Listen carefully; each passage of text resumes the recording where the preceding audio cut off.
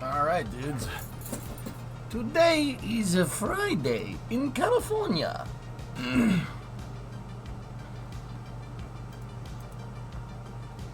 What's going on, everybody?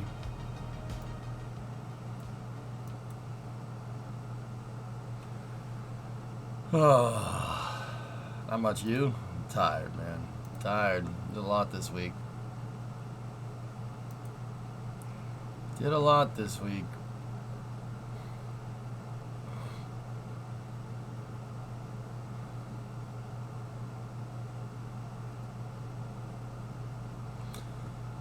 So, let's see what we got here. We got a new KSP challenge here. Let's see.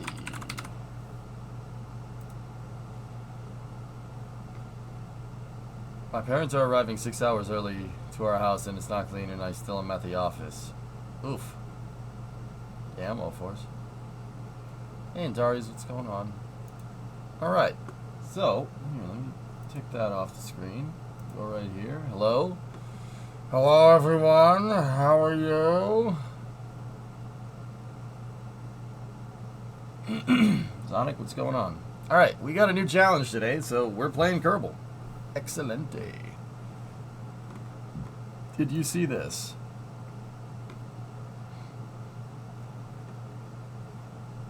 Webb has a new achievement under its belt. The image is our first infrared look at an asteroid belt outside our solar system. Webb reveals that there are actually 3 belts, including 2 never-before-seen inner belts around the star of Fomalhaut.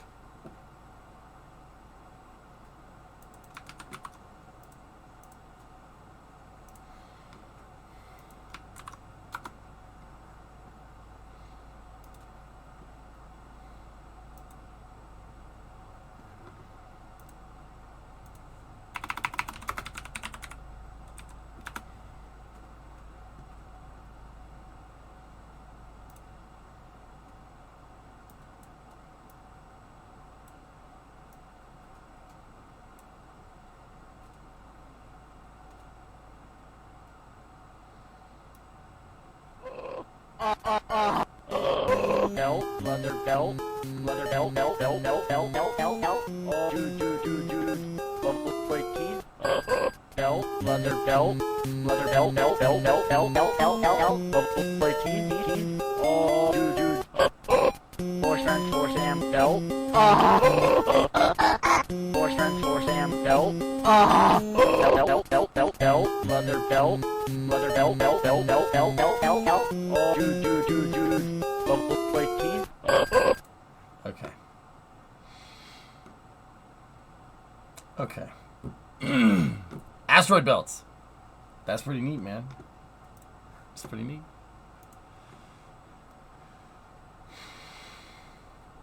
Was this a Fisher-Price toy that got hit with a cosmic ray?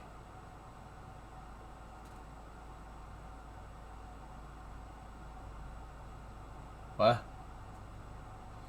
Have you seen the new teaser of Satisfactory? I have. I have.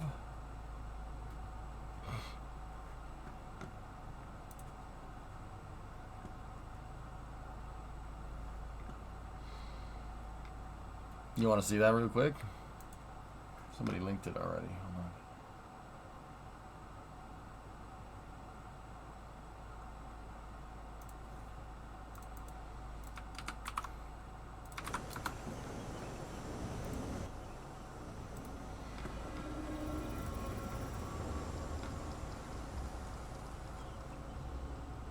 How you doing outside of being busy? Tired, man. Tired, dude. Tried to work on the truck last night and my brain wouldn't do it.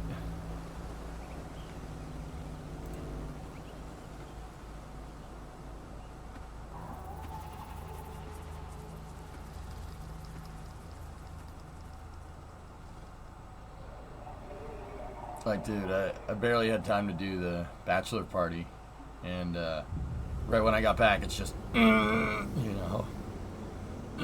I did take a couple hours on Monday by only playing cities for about 6 hours, and then, yeah, I took a couple hours to myself, but yeah, I haven't, dude, like, alright, Max, let me put it to you like this. Here, we'll check, that looks great, by the way, the Satisfactory looks great. Let me put it to you like this, dude. Okay.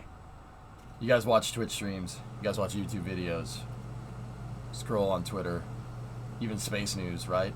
Like, I'm getting behind on, like, watching the content creators that I like to watch. You know? Like, that should tell you how far stuff's cutting into, like, things, you know?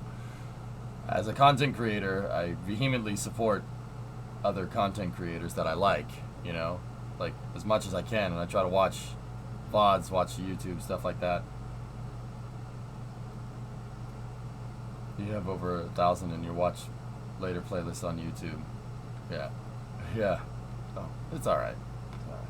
It's all good. It's all good, dudes. We'll, like, I actually wanted to ask you guys something before we jump into KSP, but I want to wait till more people get in. But yeah, no, I'm alright, man. I'm alright. I'll be okay. It's just, yeah, I had to shift my priorities because real life's getting to be a little bit too hectic right now.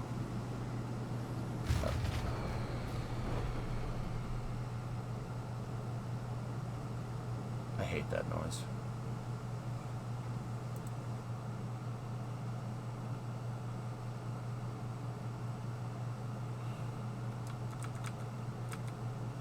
The freaking power poles are cool, man.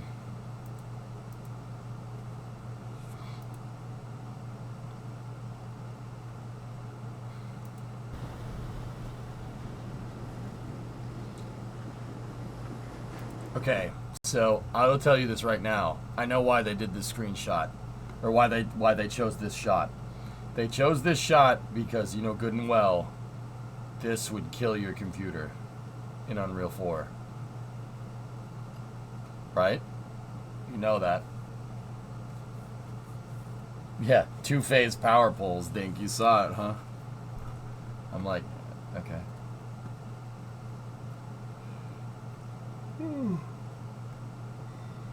I wish I was a tired.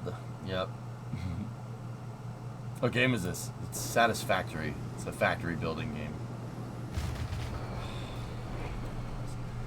Yeah, the reason why is they showed off a building that's clear. There's no walls, so you can see the entire factory moving from far away, and didn't screw the frames up at all.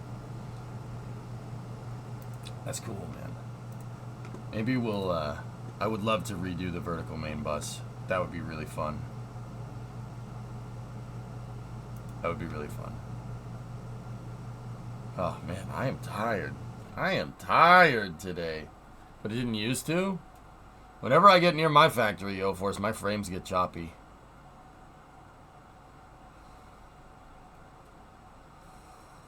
I gotta wake up.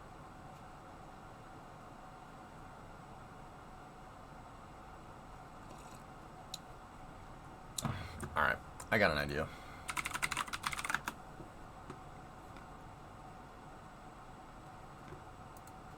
I'm planning on revisiting my save when U8 drops.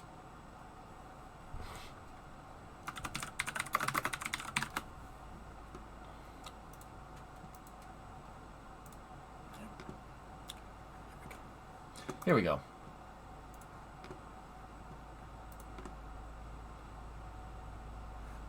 Oh no, not this one. This one. We have been given the scientific knowledge, the technical ability, and the materials to pursue the exploration of the universe. To ignore these great resources would be a corruption of a God-given ability. 10, 9, ignition sequence start.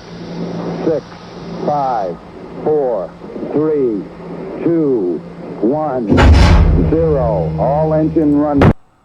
Headphone users. Headphone users. Headphone users. It's about to get loud. You have 10 seconds.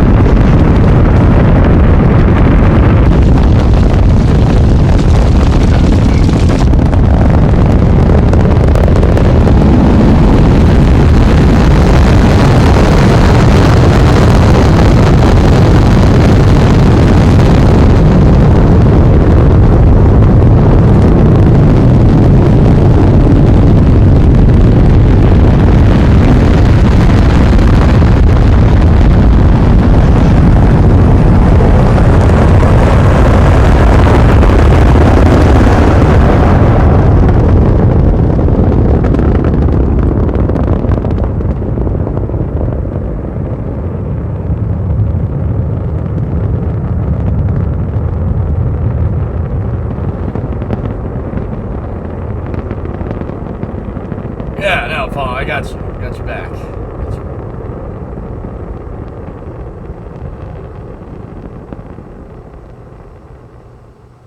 Oh, man, that's cool. Alright. Hold on. We need to, you know, the Starship flight test is on there, nice. Let's go over here. We are transferring to orbiter internal power at this time. Discovery is now running off its 3 onboard fuel cells. Coming up on a go for auto sequence start.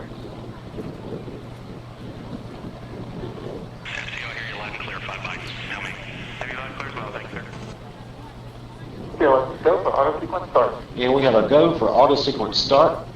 Discovery's onboard computers have primary control of all the vehicle's critical functions. T-minus 17 seconds and counting. 15, 12, 11, 10, 9, 8, 7, 6, start, 2, 1, boost ignition, and liftoff of the Space Shuttle Discovery, returning to the space station, paving the way for future missions beyond.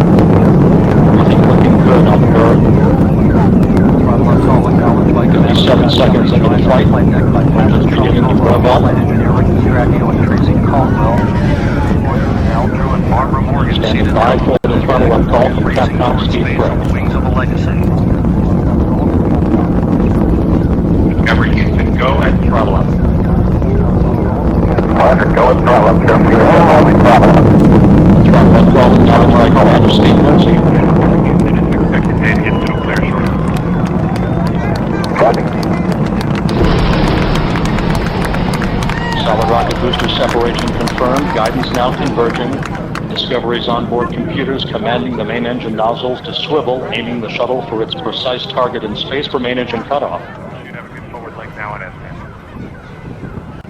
Okay, you sound good.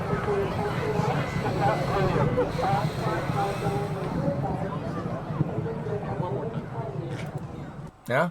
Yeah, we good? We good? You know what? We'll put the excavator in the footage. Okie dokie. We'll put the excavator in the footage. You know what I'm talking about. Ow.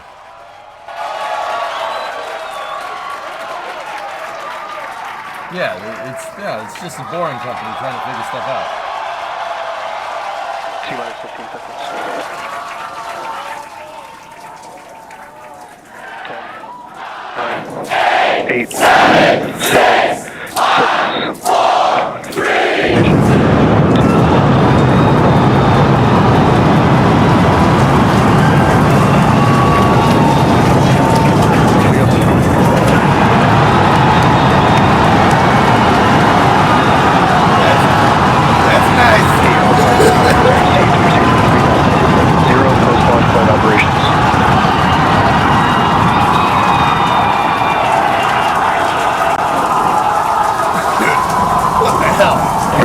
Chamber pressure is nominal. Come on. This happened 43 seconds into the test flight of the inaugural Starship vehicle. Tower cleared, we're into pitch over. Propulsion reports first stage engines nominal. What a sight from the ground cameras at Starbase. We're flying at twice the thrust of the Saturn V heading to space. Authorization of signal, surface proceed. We're throttled down and throttled back up. Going through the period of maximum aerodynamic pressure.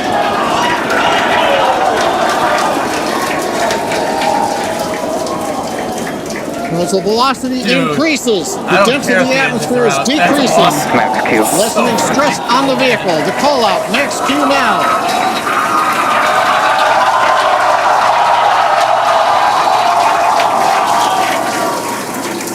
Continuing to watch the first stage as we head down range.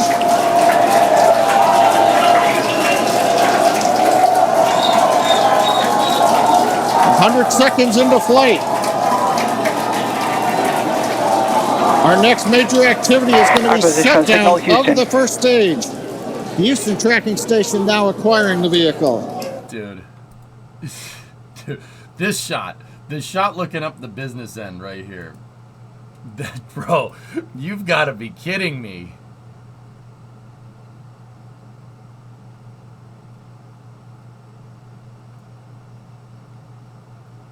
Dude, all right. I don't use this term a lot, but that looks like Star Wars. That looks like Star Wars, man. That looks like Star Wars. That looks like the blockade runner blasted its way out of Mos Eisley. The blockade runner never left Mos Eisley. It was never there. But yes, that looks like Star Wars. That looks like something like out of Rogue One or something, man. That's really freaking cool, man. That's really cool. That's really cool. Oh man, when that thing works, it's gonna be sweet. Yeah, Joko, I have seen renders of the I've seen renders of the updated pad. Where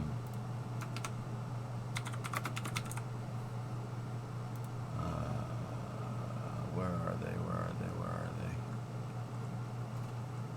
Yeah, here, Ryan Hansen is doing really good renders these days. I never met the man though. You said the guy's name was Ryan Hansen. Mom would think you got it figured. You wrong. Rogue 33. Yep. The engine out gauge needs to be a logo. Yeah. Now imagine seeing that coming back down. That will be the truly gnarliest day. So this is what Ryan is able to kind of extrapolate from looking at the parts of that SpaceX has brought in. It's very interesting because, quite honestly, the pad. See right here, they're gonna flow water through the steel plate, and the water should evap. And the water, basically like a test stand. The test stands do this, for what it's worth. No test stand that I know of, though, has been able to withstand 72 meganewtons of thrust. But whatever. So basically, they have water coming through this manifold, and the water will shoot through these holes into the pipe, and then shoot out of the pipe. It'll shoot water up into the flames, and that should quench it. It might work. Maybe.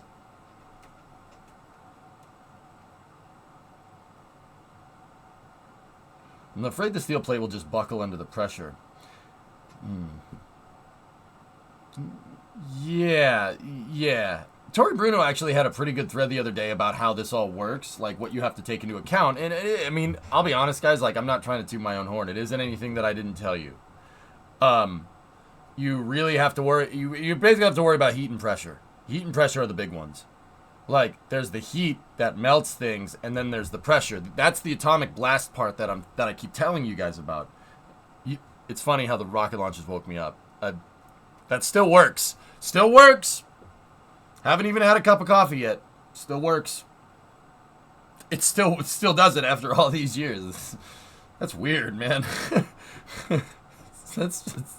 I don't question it. Am I pregnant? Max, did I tell you that on my bachelor party I got to mag dump a foul, full auto?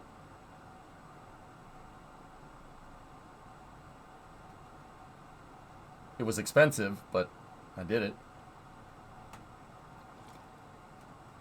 Yeah, dude, that little selector lever, you flip it all the way forward and rock and roll, baby. Rock and roll. Just freaking thing was nuts. Yeah, it was dope. Did your shoulder hurt? Oh, it's bruised. But it's nah, it's fine now. It was bruised, like all up in here. Also, white as a sheep. Okay. And how much of that mag did you keep on the paper? The grouping wasn't too bad, Kralani. The automatic one kind of went up a little ways, but when I was shooting it on like 2 to 3 shots, like grouping was about this big at about, I don't know, 20 yards. It was cool. It was fun. Yeah, I know. What am I talking about? You're Polish. You don't tan.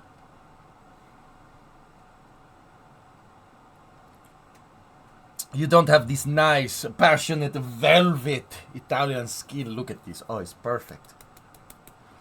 What's your preferred channel on YouTube for space updates and launch stuff like this? Everyone. But I also don't flash the camera. Okay, fair. Look at this. It's perfect. It's a perfect olive. It's perfect.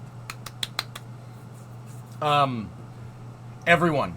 Joko is the name of that. I've been losing track of it lately. Like, dude, I watched CSI Starbase, Scott Manley. I watched Tim's videos. Obviously, the NSF stuff. The NSF stuff hits different when you're actually talking to the people that make the videos.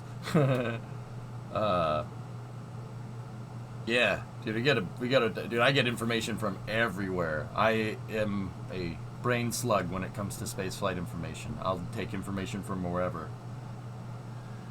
But anyway, yeah, so once again, this is from Ryan Hansen. Ryan Hansen does 3D renders, and he does a damn good job.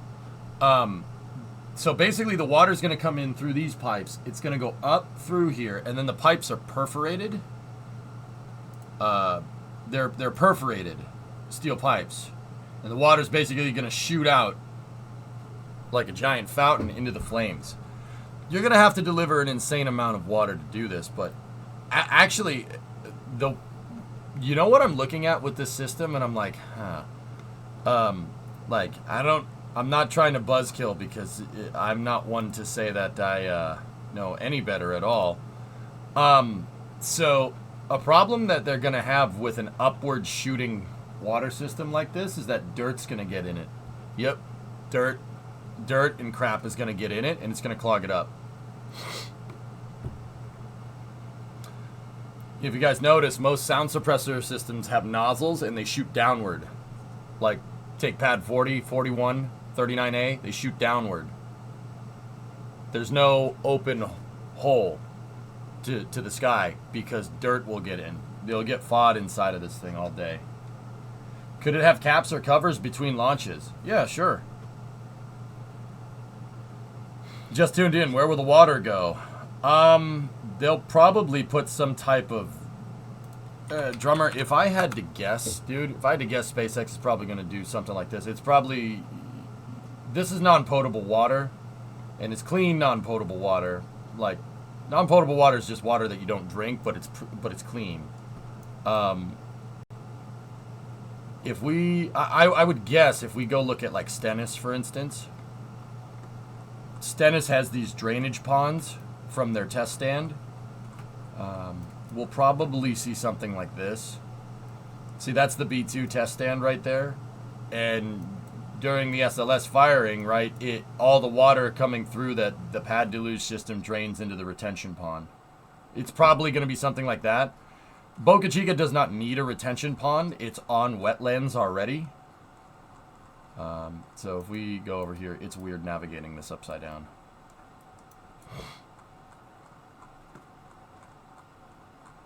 He has accounted for that here. So have you. No, I got you. If I had to guess, we'll probably see something going like this way, because this is just natural wetlands right here.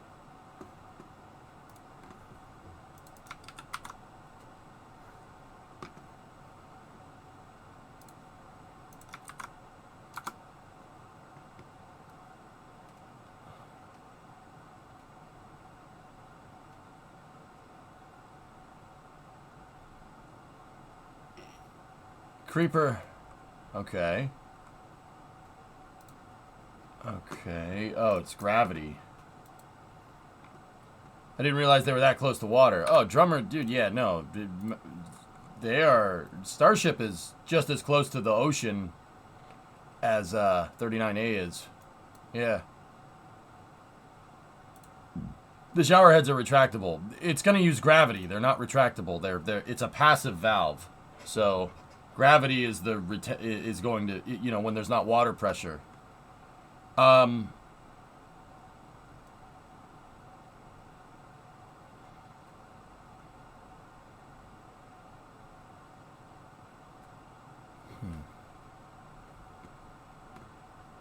I've never seen anything like this for a sound suppressor, dude, to be honest with you. Isn't that going to get blown off? Well, there's going to be an insane amount of water down in here. Kind of hypnotizing. Bow, ba, bow, ba, bow, ba, oh, bow, ba, oh, bow, ba, bow, ba, bow, ba, bow, ba. Sorry.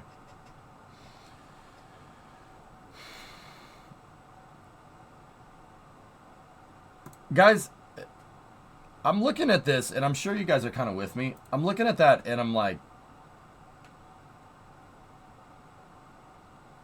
I don't know if that's going to work, but I'm not smart enough to be able to tell you why. You know, like, could it get forced back in? It depends. Well, the water pressure coming out has to be at a higher pressure than the blast pressure of the rocket. Which, I mean, if you want to calculate what the pressure would be, you need to calculate, you need to kind of take the exhaust velocity of God knows how many Raptors. So what's the exhaust velocity? And then you need to take the surface area of the head of that thing, right? And then you need to take the water pressure pushing on the head, and you need to figure out which force is pushing more. I think because they're so small, it's really not going to be that big of a deal. But yeah, I don't know, man. I think...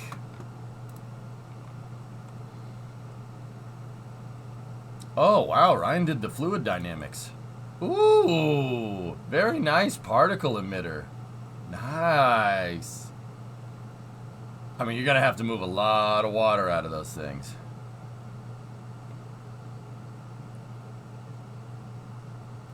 Water expands 1,600 times as it converts. Yeah, that's right, Survey. Yeah, that's a good point, dude.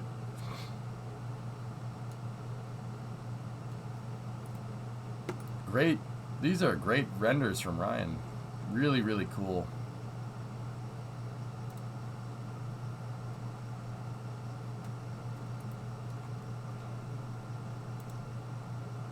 Oh, somebody did it here. Somebody did the math out. Oh, that's good stuff, man.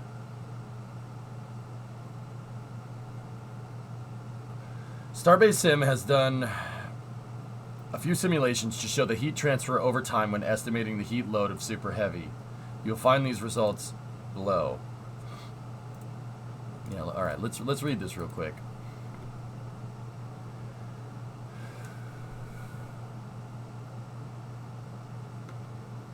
"10 megawatts per square meter, peak, front face, convection cooling, back face, radiation cooling, all faces. Temperature transient for different cooling conditions and materials. Stainless steel is 100 watts per cubic meter times Kelvin. Cool. I'm not 100% sure what I'm looking at, but I think I get it.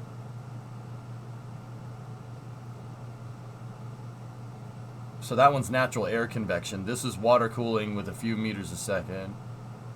Stainless steel, extreme water cooling.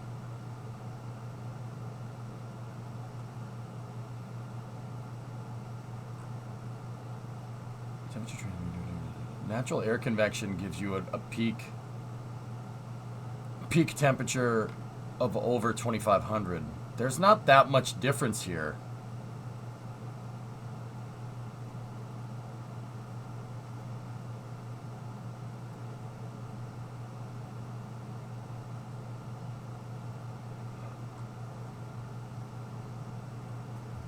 So, air convection will make it 25, the peak temperature is 2656 centigrade, not K.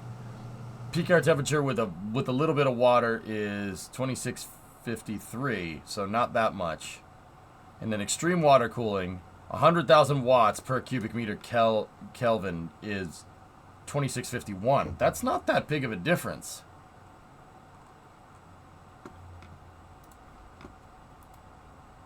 Am I looking at that right? Now I'm wondering. I'm wondering if I'm looking at that I must not be reading that right. That doesn't make any sense. That's the face of the piece of steel, Sternin, right? Am I looking at this right? So the different lines represent the different things of steel. So this is with... Wait, what did I just click on? I'm confused.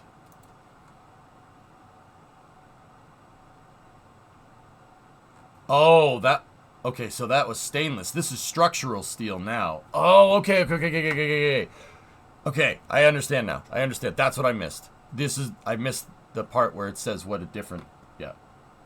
Okay, so structural steel. 10,000 watts per cubic meter K. 10 megawatts per cubic meter peak heat load. 1734. Not bad. Not bad. Structural steel is way better than stainless. And this is with copper. Copper would give you 939 C. That's not bad.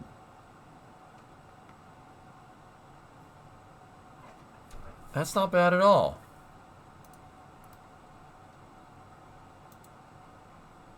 Yeah, this is with stainless. Stainless would be horrible for this. Really not good.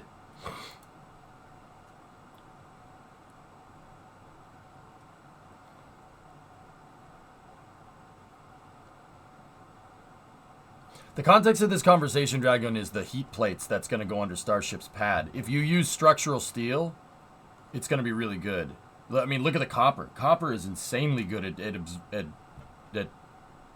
heat things. Sorry, still waking up. We'll just say heat things and call it a day. Copper melts at 1100 C, so it better not go above it.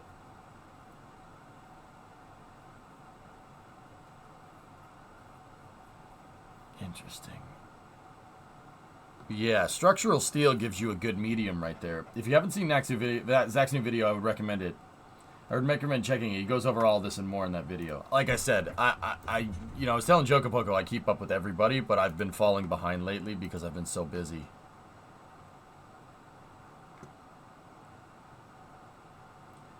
Deformation also must be considered. Yeah. How is copper structurally? Copper's soft, very soft. Soft metal. It's malleable, very malleable, like lead. Well, not necessarily lead. Tin. Tin is more what I'm getting at. I think the issue he's trying to highlight there is that the water cooling from below doesn't take enough heat away from the surface to leave it dry. I don't think the steel plates are going to work, Max. Not because I don't think that SpaceX can't think of another solution. I mean, once again, this is the mistake that people make. People look at that and they say, oh, it's not going to work. It's not going to work. SpaceX has no idea what they're doing. When the reality is that there's 1,000 different ways to solve this problem, and that's just one of 1,000 ways that SpaceX is going to either think about, implement, and or try. That's the truth. I love it when people make that mistake, man. It makes it really easy to see who has no idea what they're talking about. Yeah, really, really easy. It's nice, man. I like it. It's almost like the people will tell you, hey, I'm a moron. It's like, oh, all right, man, thanks. Appreciate that. Now, don't get me wrong. I'm not above this either.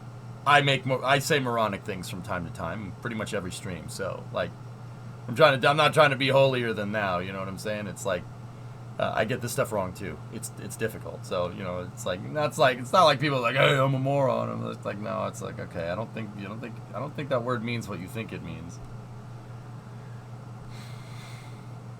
Does this take into account water, thermal mass, energy loss to phase? I think it's just a basic simulation, Aqualex, yeah.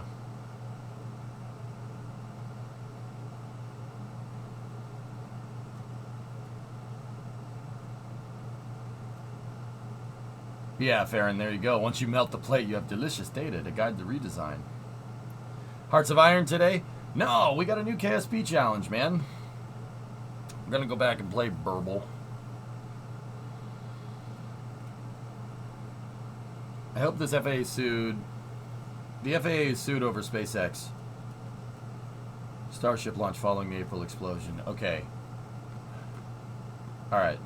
Hold on real quick, guys. hold on real quick. So, there's a difference between suing someone and someone that has been sued, okay, in legal terms. So, Joko, just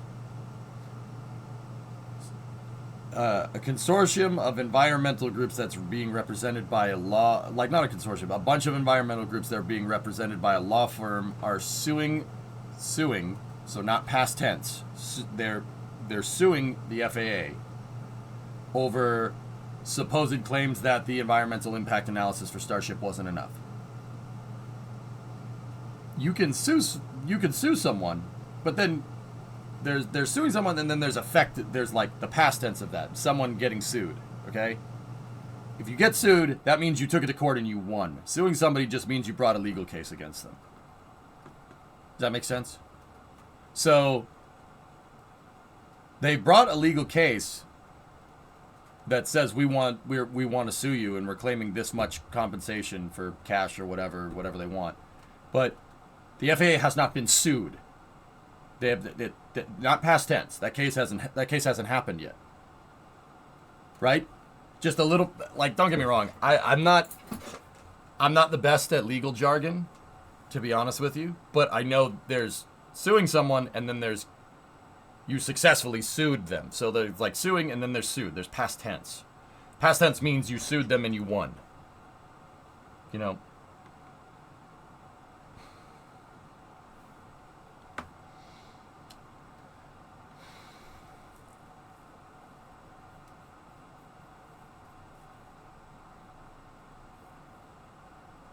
Yeah, yeah, I think you're right. Mm-hmm. In steel blast furnaces, they use copper as its thermal conductivity properties are so good that they can wick the heat away extremely quickly with water cooling. Who's Sue? I don't know. Dragon, yeah, interesting. How many bar does a blast furnace get to? Just, do you know off the top of your head?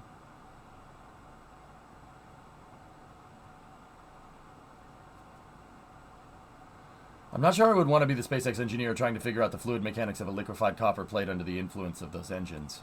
Like I said, Poison, this is an extreme... I said this before Starship launched. This is an extremely difficult math problem. Like, one that's hard to quantify. You can do analysis all day, but when it comes down to it, and this is the firm reason why I think they sent it, why they sent Starship, no one's ever tried to deflect 15 million pounds worth of thrust. No one's ever tried to do that. Not even close. Dude, and I would contend to say, like, people are going to be like, you're crazy. If they had done that in the flame trench at, say, Starship launched from 39B on a mobile launcher or something. Starship blasting 15 million pounds of thrust into 39B's flame trench would have destroyed it. Yeah, would have destroyed it completely. Like, there would be a hole. Not necessarily a hole where the flame deflector is, but the flame deflector would be damaged. It's just not designed to take that kind of thrust. Like, once again, you get, like, I'll say it again just in case anybody, like, needs to get a good idea of what's going on here. This area, and once again, this render is coming from Ryan Hansen. Really, really good. Really awesome render. Right here, picture this thing going off.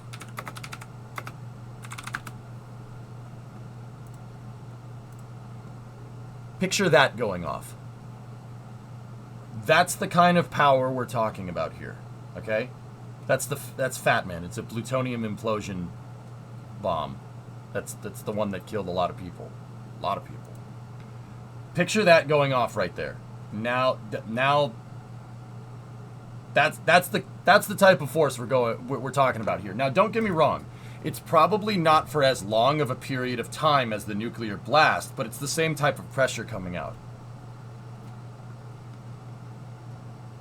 That in a shaped charge, exactly. Basically going down. It's a hard problem to solve. Now, think about this for a second. That nuclear blast going off, right?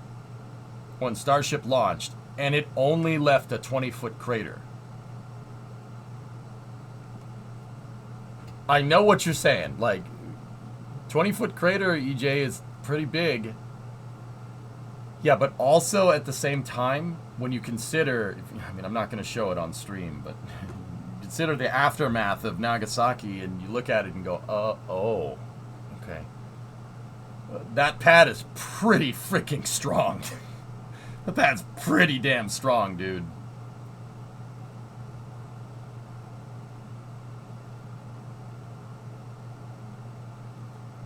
We could have just dug a 30 meter deep silo under the launch mount.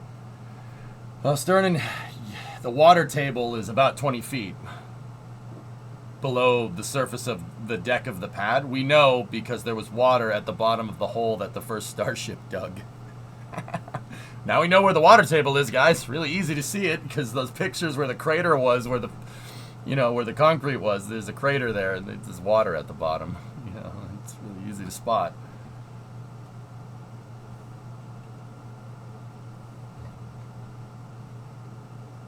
I think of it, it's only a crater. Everything else is still standing. I mean, Max, that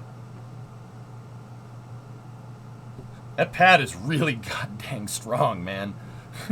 It's really strong. The fact that the concrete, the reinforced concrete was the breaking point is kind of absurd to me. Like, all right. Now, don't get me wrong. I haven't done the analysis out. I haven't really done the math out in terms of like figuring out what the pressure was. We could figure it out. You'd need to get the surface area of the concrete underneath it with the exhaust gas velocity, and then you do some quick maths basically there. Like I would know how to do it, I think, but I mean 15 million pounds of thrust, dude. Like, honestly, I bet the higher water table helped the hole not go so much further. That's an interesting point, Blue Flare. Even saying they were sued means that they're guilty isn't correct. It leaves the assumption of guilt. Yeah, that's right, Aqualex. Yeah, important to get that right. I see people not throwing that term around correctly. Oh, they got the rhyme antenna out on Juice. Very nice, Jim. Good. Like, I guess the vibrations broke it. Well, Shumway, so what SpaceX thinks happened is, and this makes sense. The concrete wasn't packed down. If you notice, here, let's just pop back over to Google Earth real quick. All right. So the concrete was fine basically around 3/4 of the pad. This part right here, and actually it was this part right here. Let me just make sure. Yeah, where the staircase is. See the staircase right there? And where the prop lines go up? This part right here is the part where it cratered pretty badly, like right here. Okay? SpaceX had a theory that soil was not packed down enough. And the pressure, the concrete could have withstood the heat, but the pressure actually compacted the soil, and it cracked the concrete, and then the concrete got blown out into oblivion, which does make sense when you think about it. What can you tell me about the other 3/4 of the pad here? Well, over here, the soil's probably really packed down because there's probably like a 10,000 ton tower right there. So I'm pretty sure that's compacting all the soil around it pretty hard. And all the equipment that you needed to make this probably was driving up around in here, right? Over here on the backside, there's that crane thing, the crane, and the ties are over here. So my point is that they had a bunch of heavy equipment here packing down the soil naturally all the time. It was already doing that. So they probably really packed down the soil here because all the heavy equipment needed to go here. They didn't so much do it on this side. And that's where it failed. It failed right here. Which is an interesting, I mean, I think that's kind of like, oh yeah, okay, that makes sense. They were literally operating all this heavy equipment and moving the Starship and everything itself around on the other 3/4 of the pad. Interesting thing.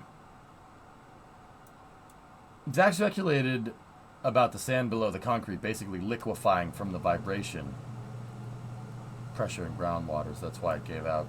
It's possible. Yeah, possible. I mean, there's a lot of different theories here. right? Like, I would trust Zach's judgment. That guy knows what he's talking about. And Zach's insanely smart. He's a really, really, really smart dude. So, yeah, I like Max. He's one of the few people that I would say, like, yeah, his theories are probably somewhere in the ballpark. Yeah, pretty close. Yeah. He knows, Zach knows what he's doing. I've talked to him off stream before. Very smart dude. Artemis 2 launch date, end of 2024, Joko. It happens with earthquakes. I'd believe that, Sarita. Yeah. That's what I mean. Zach always brings the math to the table, every time. That's why I like him. That's why I listen. Because there are other people that don't do that, and we don't listen to them. Go figure. Vibrations can make stuff behave really weird. Yeah, like rockets. True story. I mean, take the N1, for instance. The N1 rocket. 30 engines, 30 NK-15s. The vibrations were so bad, Sternin, they compounded on each other, and bolts literally just unzipped themselves. And that was the problem with the N1. The plumbing was so complicated that some bolts unzipped themselves and got ingested into the engine's turbo pumps. And instead of addressing the problem that the vibrations were undoing the bolts, they put filters in the lines instead. And then the bolts just got caught in the filter, and it clogged the fuel lines, and it shut off anyway.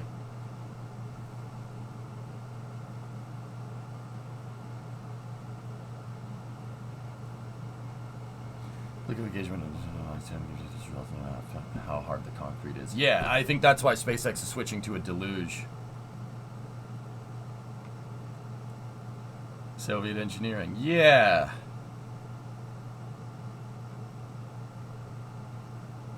Do the larger stacks flex like arrows shot from a bow?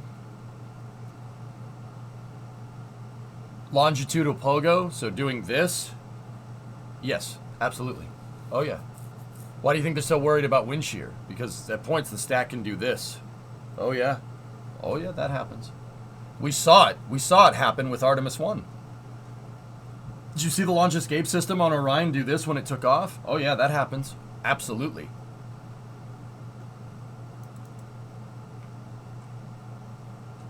What if you launched over water instead of land? I wouldn't shoot rocket engines into water unless they're designed to do that, Synonymous. Like, an oil rig would probably be the right idea. Hey, Dama. Just hopping by to say hello before I go and play. Oh, okay. Cool. How much flex do you estimate? I don't know, Ambernails. I wouldn't be able to tell you. It really depends on every rocket.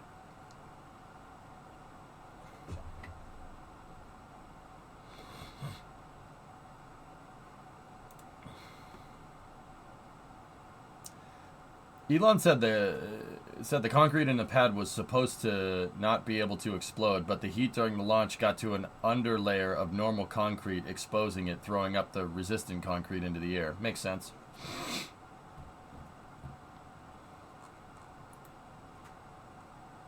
Alright, so, we got a new KSP challenge, dudes. Let's jump in. Okay. Kerbal, the weekly challenge is Drez. Ooh, alright. Primary. Land on Drez. Stretch. Land in one of Drez's canyons and return safely to Kerbin. Jeb level. Land a rover on one side of the Drez Canyon and jump the Uh-oh. You can use rockets to help cushion the impact, but use wheels to gain speed.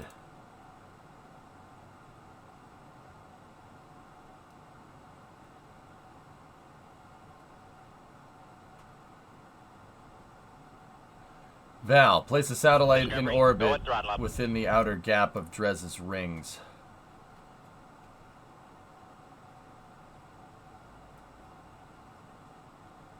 Hi, Des. 24-month resub. In your honest opinion, do you think a steel plate will hold up and do its job? Wouldn't be able to tell you, Erudite. I'd have to go do some math out. I think it'll do something. I think it'll be better than straight concrete, but I'm not sure if it's going to be able to withstand the heat or pressure. But who knows? Aqualix, the N1 filter fits in with the Russian design mentality, putting FOD screens on their engines instead of clearing FOD on the airfield.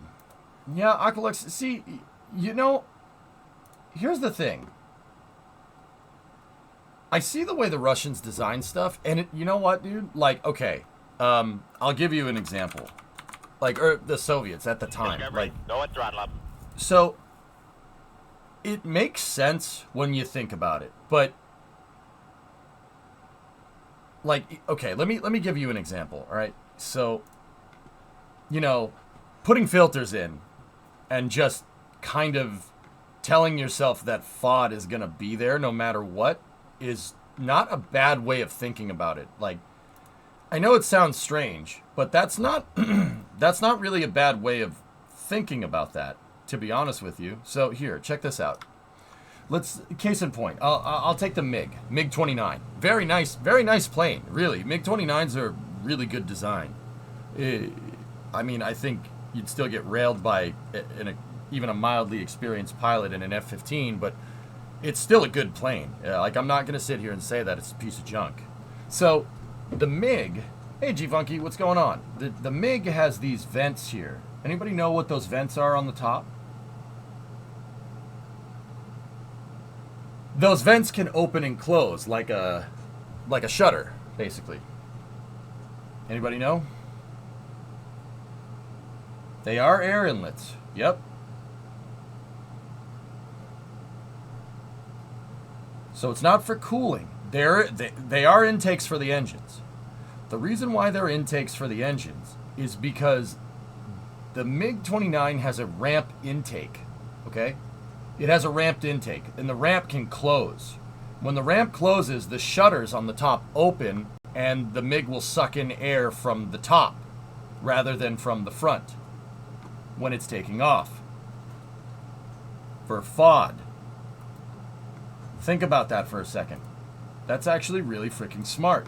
That's not a bad way to look at it. Now, why? Why is it not a bad way to look at it?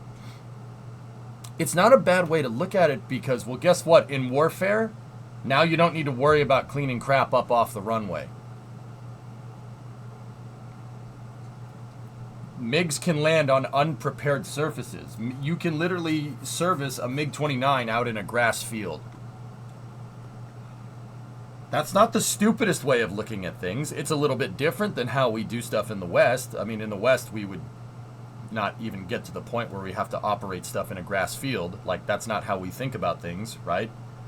But you can fix the MiG out in a field if you really want to. That's kind of smart, man, when you think about it. Like, you know, I think it's a very Russian way of thinking about things, right? There's always going to be FOD. It's unavoidable. Like, okay. I can't, that's a little bit cynical, but all right. It makes sense. Like, that's not the worst idea, you know?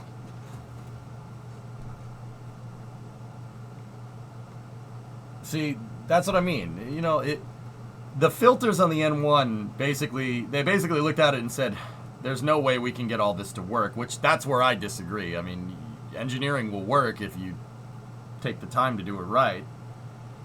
But they just basically said, well, think about it. Well, we're behind in the space race. We have to get this thing to work. It's easier to put filters in than try to solve those vibration problems. I mean, they weren't stupid.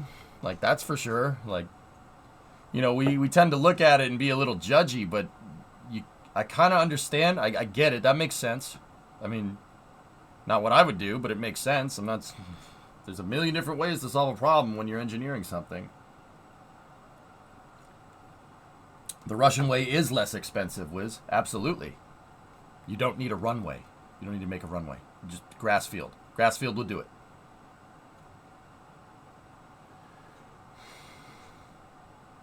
They've also got the excessive space problem America has with laying rail, but with building improved runways for airplanes. I mean, yeah, it's hard to build infrastructure. It's hard to build infrastructure in the vast majority of Russia, dude. For the same exact reason why it's hard to build infrastructure in Alaska. Same terrain. You know, we sit there and say, oh, well, why don't they have highways? All these superhighways everywhere. Okay. Is there a superhighway in Alaska? There's a highway that goes from Seattle to Anchorage. It's called the Alcan Highway. And most of it is dirt for the exact same reasons. So, like, if you think about, like, this is what I mean about context. You think about the context of the engineering, and it's like, that makes sense. That makes a lot more sense, because the type of environment that this thing is, you're going to be fighting with in this, you know, it's going to be pretty much undeveloped terrain, which does make sense. That makes sense a lot. Right? So, you know, just, I guess the point that I'm trying to make, dude, is that just because, you know, I don't think it's wise to look at some of their engineering solutions and be like, that's stupid. It's different than what we do, but understanding why they did it that way is probably a really good idea. You know, just putting it out there.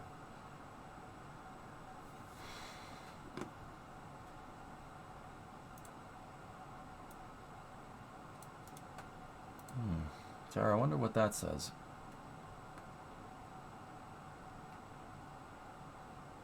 Yep, okay. That's what I thought that said.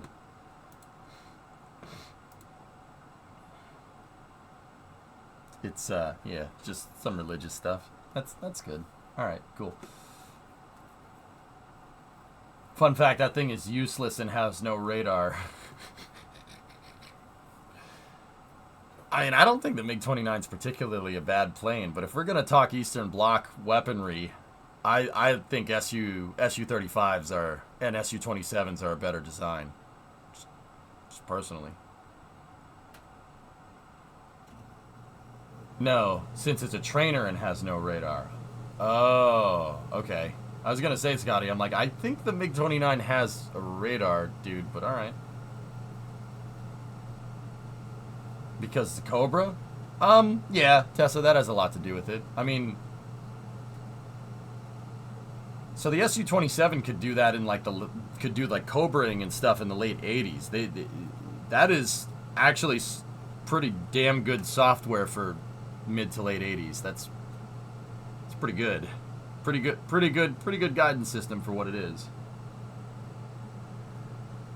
How many tons is SLS Block 2 crude going to be able to put onto TLI? 45 is the projected, RJ.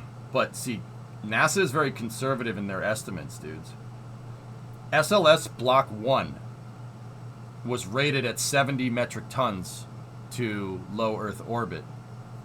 The Artemis 1 mission was rated at 100 tons LEO. So that means SLS Block 1, like if you just put a fairing instead of an ICPS and Orion on top of it, if they just put a fairing on Block 1 and launch something up there direct style with SLS, it could move 100 tons up there. No problem. That is not bad. That's not bad for like your initial bench test. Yeah, we're going to Dres, Tessa. Yeah. That's not bad. Nice Cobra Marita Fox 3. Scotty, here's what I'll say. Planes are one component of fighting. If you don't... Dude, you could have a first-time pilot in an F-22 and an experienced pilot in a MiG-29. The MiG-29 would probably win. It really comes down to who's flying it. You know what I mean? But, yeah, that's also true. I mean, the F-22 is pretty useless if the pilot has bad situational awareness. It's just a plane. You know what I mean?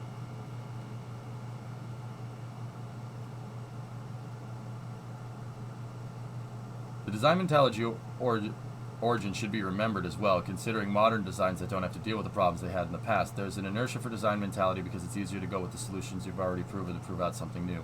Facts. I'm just curious if SLS has the margins to launch Orion and hypothetically a LEM. Block 1B might be able to do it, RJ, if they can manage boil-off and ride the EUS all the way out to the moon. If we could manage boil-off with the EUS, then yeah, absolutely.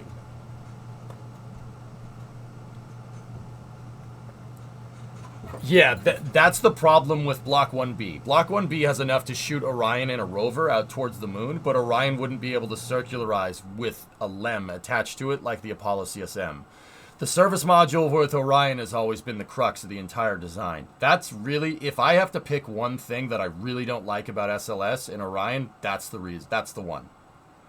I think Orion not having the Delta V to be able to get to low lunar orbit is a gross oversight. But once again, I'm just an armchair rocket scientist. NASA clearly disagrees with me on that one, and I'm not one to say that I know more than them about this stuff. You know what I mean?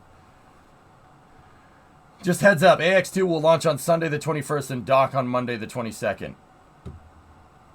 Okay, well, let's look at rockets before we jump into KSP.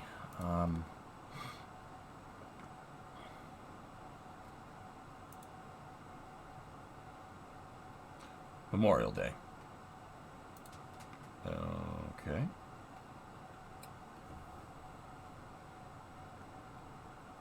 The service module makes sense for Gateway, and that's about it.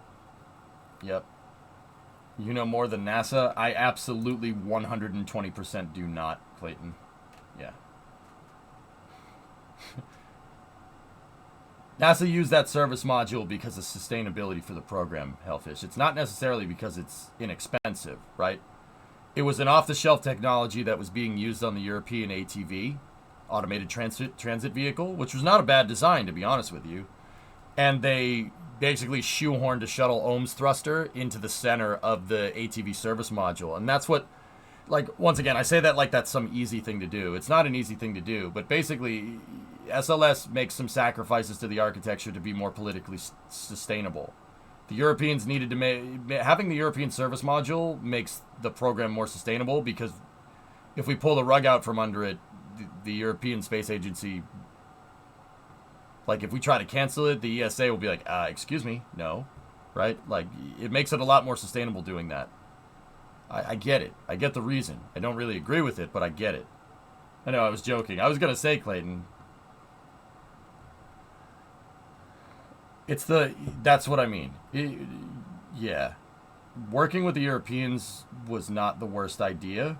One, because Europeans, I think we see eye to eye on things about how we should go about exploring space with most of the folks over there, which is fine. That's good. We need to go further into space. I think everybody can agree on that. And it's better, it's easier, it's probably more sustainable if we do it together, just saying. Wasn't Orion made for Constellation then retrofitted for Artemis? The capsule was, but they completely redesigned the capsule in 2014, Erudite, to work with the new service module.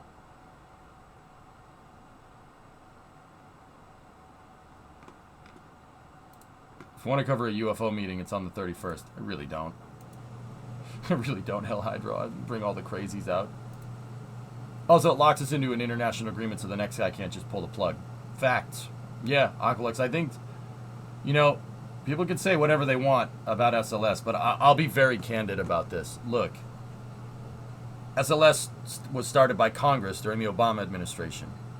And Trump took it and ran with it. You could say whatever the frick you want about it. He took it and he ran with it and expanded it even more. And Biden now expanded it even more. You can say whatever you want. But dude, if you can survive going from 1 to 2 to 3 like that, holy crap, that's a well thought out program. You can say whatever you want about cost. I don't care. Those three don't necessarily see eye to eye on things. You know what I'm saying? And it is the president that comes up with NASA's goals. You know, so 2016 rolls around, you know, the guy looks at it and says, yeah, this is fine.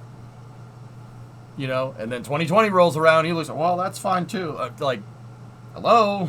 It's a pretty damn well thought out program.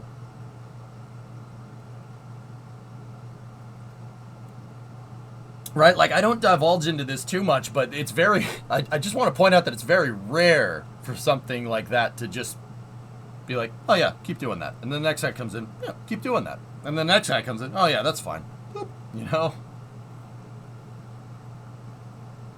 Like, that's pretty good, man. It's pretty good program. And the good thing about SLS is that it eventually will scale, you know? And this is what I mean when I was talking a second ago. SLS, if we just made a copy of the LEM from the Apollo program and put that on SLS Block 1B, if we could figure out a way to solve the EUS cryogenic problems, the European service module is irrelevant, because the exploration upper stage literally has the Delta V to put Orion and a LEM, theoretical, into low lunar orbit by itself, if we could just fix the boil-off problems. It absolutely can do it. Guys, I don't think people realize how much Delta V the EUS actually has. It has 4 RL-10s in it, guys. RL-10s, 450-second specific impulse. You figure out boil-off problems, the EUS can be its own little spaceship, space tug moving back and forth. In fact, that's what I think we should do with it, if you really want my honest opinion. I think we need to take something like the EUS, right? And take ULA's ACES technology and boil-off technology that they've pioneered under Next Step 2 and literally just make the EUS a tug that can go back and forth. Then you don't need to worry about it.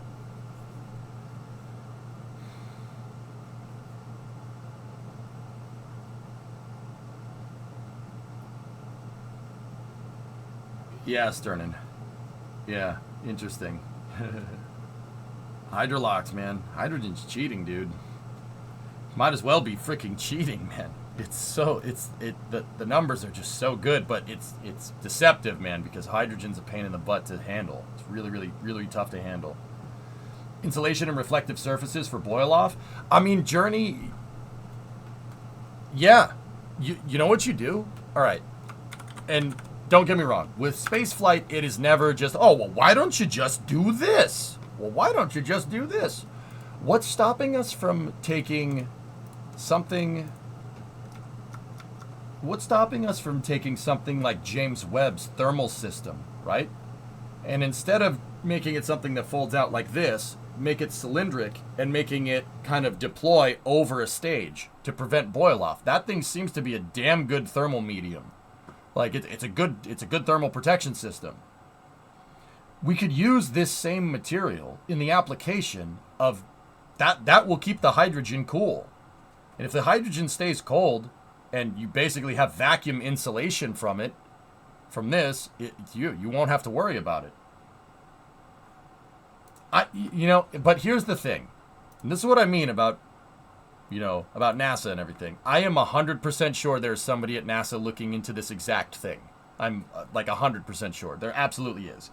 Because if it took us 30 seconds to figure that one out, somebody at NASA has like probably devoted like the last 5 years of trying to figure this one out. Right? Looks like the juice is loose. The rhyme antenna got opened. Yep, they got it, Bauxy. Really good. I wonder if the boil-off could be mitigated by using a Starship header tank. I don't think we need to do that, Aqualex. Dude, that Mila heat shield, just literally, like, okay,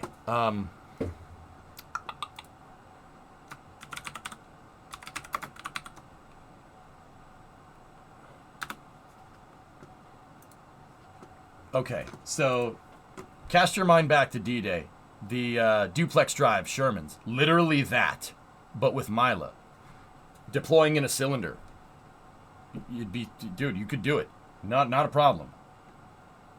Yeah, this just happened, Grab Shark. Mm-hmm. Maybe they could give the LEM enough fuel to circularize. Well, that was the idea with Altair, RJ, and Constellation. Altair would do your circularization, and it would literally circularize Orion instead of vice versa, like in the Apollo program. Unfortunately, the sunshade material wouldn't survive the environment around a transfer vehicle. The material's so thin they'd tear. Put it inside of the payload fairing, dude, and have it deploy in a conic way. Yeah. Thermally insulate your payload attachment fitting, and then have a collar around the payload attachment fitting that makes it deploy outward, and you make a cone around the EUS, and then just point the payload attachment fitting at the sun all the time. That should be enough. It should do it. How was your Starfighter stream? It was good, man. Yeah.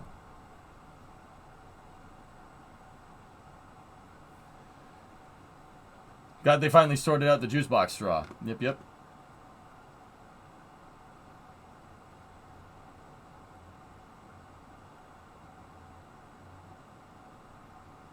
Yeah, Sternin, right? Use one of those. Is that an IKEA lamp, Josh? I mean, look, if we can make such a complicated mechanism like on James Webb deploy and work like that one does, I think we can do it for a stage.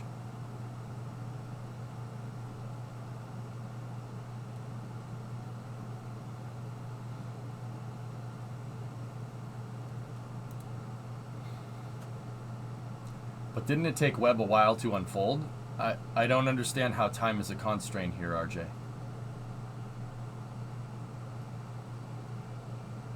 If we're talking about the coast out to the moon, yeah, sure. I mean,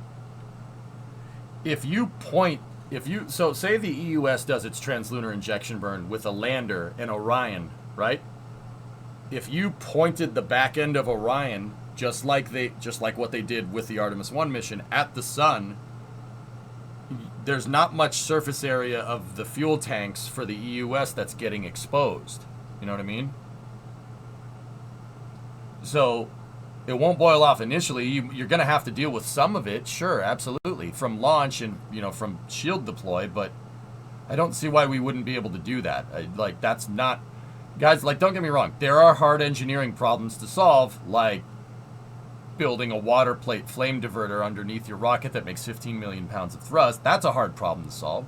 I'd say, the interesting thing is that all of these problems are kind of difficult to solve, but I don't think that one is it's insurmountable. There are not off-the-shelf systems. There are applications that could make it work.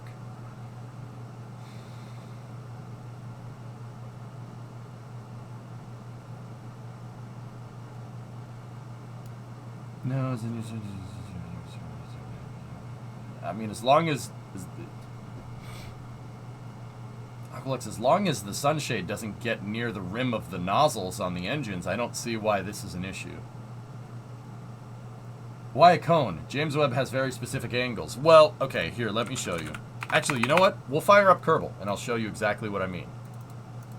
I have an EUS that we can mess around with. We built one, it just doesn't work.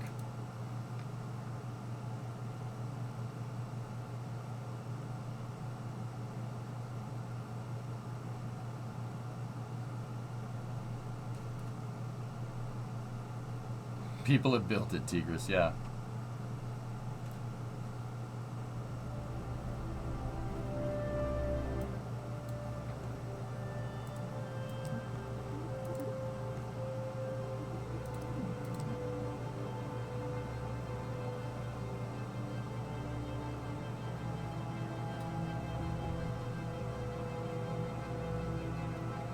I think it's going to load up the F-104 if you guys want to see it.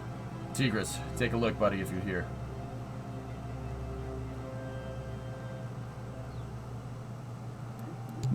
Yep, there it is.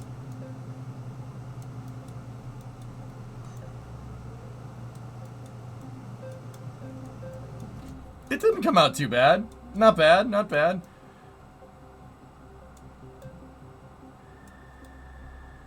Nice Starfighter, thanks. So after we did that Wings Wednesday, I'm convinced that the F-104 is not a piece of junk, but this plane is hard to fly. Let me put it that way. How's the game stack up to the original thus far? Sobin, in order to do that, I need to, because KSP is early access. Right now, I'll be 100% honest. KSP 1 is an infinitely better game right now. But KSP 2 has the potential to be way better than KSP 1. And what do I mean by that? Is that just how I feel about it? Well, yeah, a little bit. But KSP 1 is early access. So there's it's very bare bones right now. So there's no auto strutting in the game. It's a little bit glitchy. Docking things together doesn't really work. We have no robotics. We have no 1.8 meter parts. There's not really that big of an engine selection comparatively to KSP 1, right? There's not a lot, right? So, and that's not a bad thing. It's early access. That's fine. I get it. It's early access, right? So, in order to really get a good bearing on that, you'd have to compare it to KSP 0.25 or KSP 0.19 or 0.18. And I think in that regard, if we're comparing where KSP 1 was at this point in early access versus where KSP 2 is in early access now, KSP 2 is an infinitely better game. Yeah. That's what I mean about having the potential. Dude, I'll be 100% honest with you. If they literally just implemented every single feature from KSP1 here on out, from now until 1.0, didn't even do multiplayer, even though they worked on it in the background, yeah, KSP2 would be righteously better. Like, way better. The foundations for KSP2 are insanely better than KSP1. Like, insanely better. Like, if we're, like I said, yeah, Sylvan, if we compare, like, you know, Kerbal 1 at this point in the timeline versus Kerbal 2 at this point in the timeline, it's like night and day, dude. KSP2 has way more potential. Launching KSP2 when it doesn't have feature parity with KSP1 was a mistake. I assume they were pushed to do it.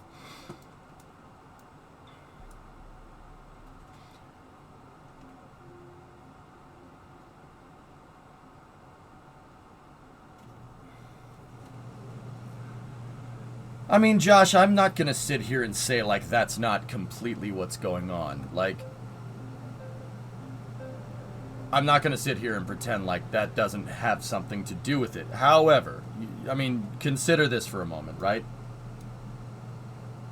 Nate in the last dev update, and they've said this a couple of times, but they haven't, like, mentioned it, like, super directly, but they've been pretty much hinting at it. Now, what are they hinting at? They're hinting at the fact that because Intercept, you know, is being published by Private Division, and that's under the, you know, Take-Two, the Take-Two umbrella. Well, guys, Take-Two has a lot of capital behind it. And I think Nate and the marketing people at Private Division, when they went and proposed this idea for KSP2 in the first place to Take-Two, they sold it in a way that it would be, that's basically a long-term investment in your video game. And I'll bet you they used KSP1 as a blueprint. Because think about it, dude. How do you pitch a game? How do you pitch a game like Kerbal to an investor? How the hell do you do that without them going, no, that's going to take too long? Nope, that's going to take too long. So we have this Kerbal 1 game that was worked on for 10 years. And one could make the argument that it took 5 years for them to get to a stable product. And even then, we could still break KSP1 in ways that, you know, Felipe never even thought of, right? Think about this for a second. Like, and once again, Josh, I think the context here is that I'm not saying that this is right, but how do you pitch that idea? Well, basically, I'm pretty damn sure that people, the marketing folks at Private Division, and probably with Nate, they probably went to Take-Two in some way and said, look, this game has been wildly successful for over a decade. To make KSP2 and to raise the bar, we're going to need more seed money, but, you know, profit is pretty much guaranteed. Well, not pretty much guaranteed. I wouldn't say that in an investor meeting. No, you never, because nothing is guaranteed, and any investor knows that. But if you give us literally the runway to stay on this project for the long term, you know, you will be profitable. And I'll bet you there's marketing and profitability projections, et cetera, et cetera, et cetera. But the point that I'm trying to get at is how do you propose this idea to an investor? How do you propose this idea to your parent company for financing without, like, what are you going to do? Sit there and say you're going to develop a game for 10 years and then at 10 years we'll be ready to go? And then you release the game? How do you do that? Early access is the only formula that really kind of makes sense with a game like Kerbal. Like, I kind of agree with you about the KSP1 parody stuff, to be honest with you. I really wish they had done that. I would have liked robotics from the start. I would have liked 1.8 meter parts from the start. Basically all the parts that we have in KSP minus the wings, because we got nice procedural wings now. But long story short, what I'm getting at and what the devs have been hinting at is this is a very long-term project. They have enough financing for a very long time. And if you look at it like that, if they, like, say you go and you say this is a 10-year project and over 10 years I'm going to need $100 million, right? An investor or, you know, a shareholder or somebody would want to say, well, I would want to make a return on investment sooner rather than later, right? Because you don't want to sack like $100 million over 10 years, right? And then not see your return on investment until 15 years later, right? That doesn't make any sense from an investment point of view. That's not really a good way of spending your money, right? So early access is the formula that gives, what I'm trying to tell you is that early access is the formula that gives KSP2 the financing for a long-term investment. You know shareholders, you know how investors work, you know how venture capitalists work. They want to see a return on investment sooner rather than later. Putting the game into early access and showing some early profitability with a minimum viable product is how you sell long-term investment. Sorry, there's no really other way of looking at it. Like, how else is Kerbal 2 going to work? How else are you going to do it? How else are you going to make something that's such a good product that was developed over 10 years, right? And do that not like in 5, you know what I mean? It's going to require a long-term investment. It's going to require a lot of money. Kerbal 2 has the potential to be insane. And honestly, I don't think there's really any other way to pitch it, so it's kind of inevitable, you know what I mean? Is there a way to save the colors you want to paint a vehicle in KSP2? Not right now, right? That makes sense. I meant it when I said thus far. Yeah, gotcha, Sylvan. Yeah, you know. Yeah, I mean, cooking. If you're new to KSP, it probably would be better to play KSP 1. But also, I'm not going to sit here and pretend like it wouldn't be a good idea to get on the ground floor with KSP 2. You know, it's a good game, dude. Kerbal 2 is a good game. It's just where it's really hard to sit here and say this is a good game when Kerbal 1, being developed over 10 years, is so solid and so fun to play, right? It kind of sucks, you know, not having all the stuff that we have in KSP 1, because I'll bet you, like, think about it. Well, how do you come to that? Like, don't get me wrong, I'm not a mind reader, right? Like, how do you come to that conclusion? You know, you said, oh, I want KSP 1's features in KSP 2. It would have been better to release it that way, right? Is the reason why you say that, Josh, I don't know about you, but when I see KSP 2 and say, oh man, I really wish the KSP 1 features were in this, it's not because I'm like, I want the features. I had the features before, I have them now.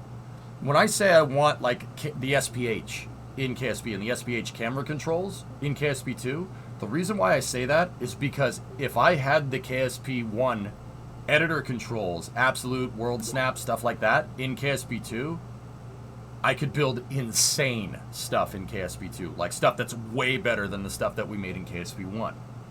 That's why I say I want the KSP 1 features, not because like, oh, I'm just used to the KSP 1 features. No, I see the potential with KSP 2. That's why I want the KSP 1 features. You know what I mean? Does that make sense? I don't know about you, but that's why I think that. Like, I don't know. Everybody's different. Do you agree that KSP 2 is nowhere near V1 version 1.0?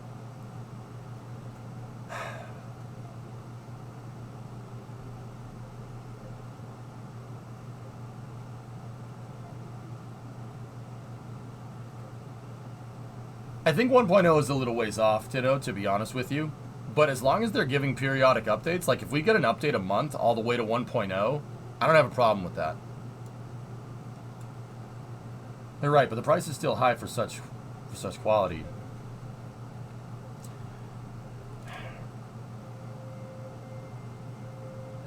Leo, I understand the $50 price is a pain point, but dude, consider this, dude. People pay $60 every year for a new Call of Duty or a new Madden. You know? I'd say $50 to get in on the ground floor for an early access game that's going to be updated over a decade. Like, at least a decade. I'm pulling the decade number out of my tail. I know it's a long-term investment because that's what they're saying in the dev notes. I think $50 for a game that you can play for multiple years is not the worst price. Like, yeah, it's hard to justify it right now because the game is very bare bones. But it is a long-term investment. You know, the other thing is that, dude, I think it's important for us not to get like the old timers. Like, you ever heard an older person being like, back in my day, milk was 20 cents. let's not be like that with video games. Inflation happens. Prices go up. It does happen. That's the way things are. Like, don't get me wrong. I'm pretty sure we could be better at doing that, but you know, it happens, dude. Back in my day, milk was 20 cents. I bought eggs for 1 penny. It's like, okay. You know, I think it's important not to get like that, not to get into that kind of cynical mentality, you know? Guys, games have been $50 a pop for literally 20 years.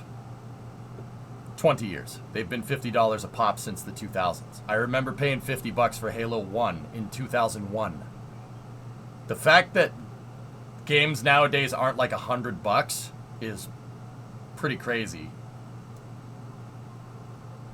Like, think about it. That's not...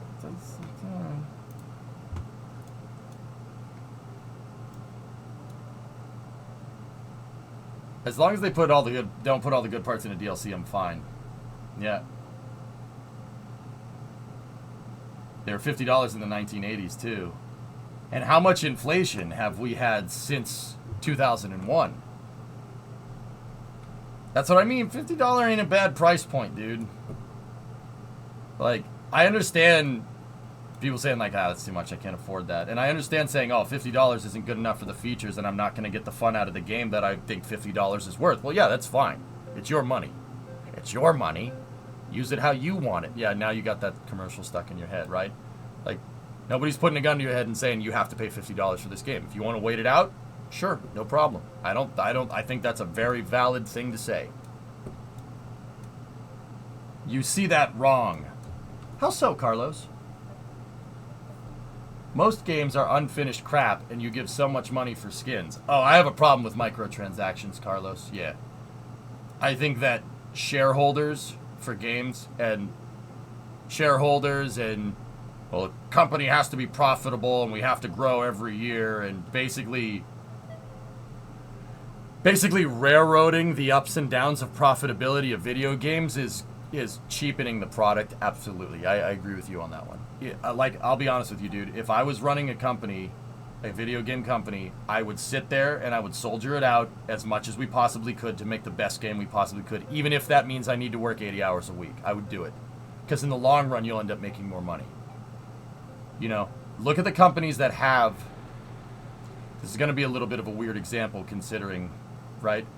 But look at GTA 5. Not nowadays. GTA Online has literally shaken the money tree until there's no tree left. I understand that. But if you look at how GTA 5 was developed, right? GTA 5 took 5 years to make. It had a $200 million budget. That's on par with most movies.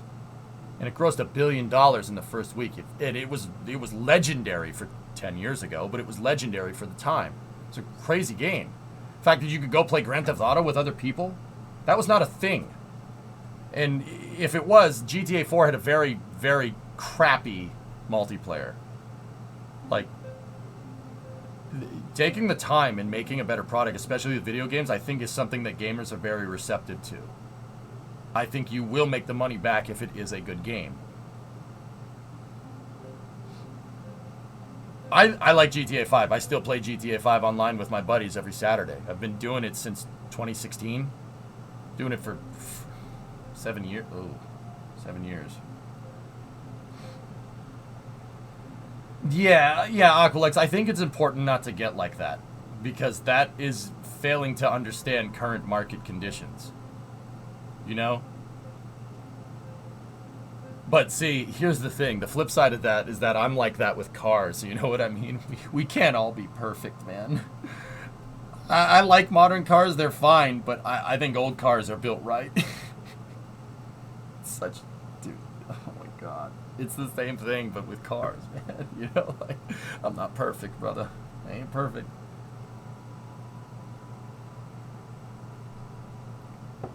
Ironic. The reality of the situation, Wiz, is that I don't have enough money to finance buying a new truck. Because if I did, I would.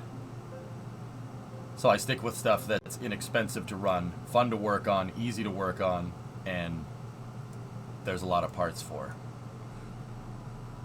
Am I poor? I don't think so. Maybe? I definitely can't afford a new truck right now. That's not happening. Maybe I could finance it, maybe. Credit score is good enough, I suppose, but I don't think I could afford a $500 a month payment. I mean, maybe. I don't know. I really do like those new Super Duties. Those are nice trucks.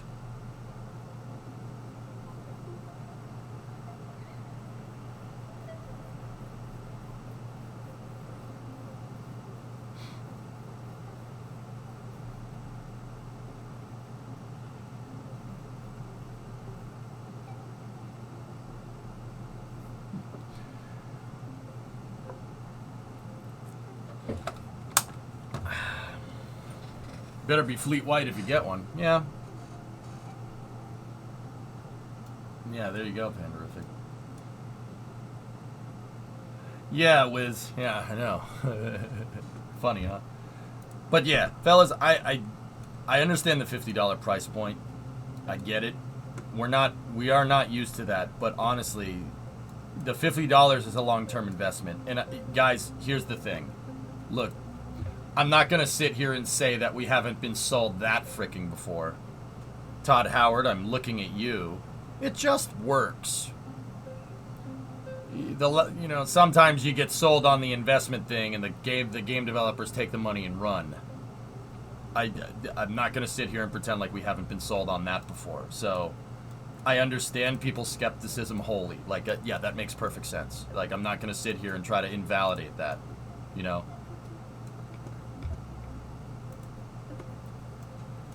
Can't wait until we do the ECM swap in the 97. Yep. Yeah, that's going to be fun. But ask yourself, what else would you be doing with that $500 a month? Agwix, to be 100% honest with you, what would I be doing with that extra $500 a month? I would be either blowing it on stuff to upgrade my house or stuff to upgrade my already existing trucks, which once again, you see, here's the thing. My trucks, they're old, but they're bottom dollar, they're easy to fix, and they're not expensive to fix. Literally, we've redone the entire suspension on the 59, front and back, and it literally cost me about $1,500 and a little bit of my time.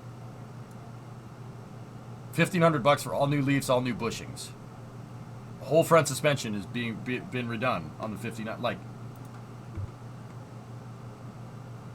pretty sure like one rim on a new truck costs that much money. Like, just go figure.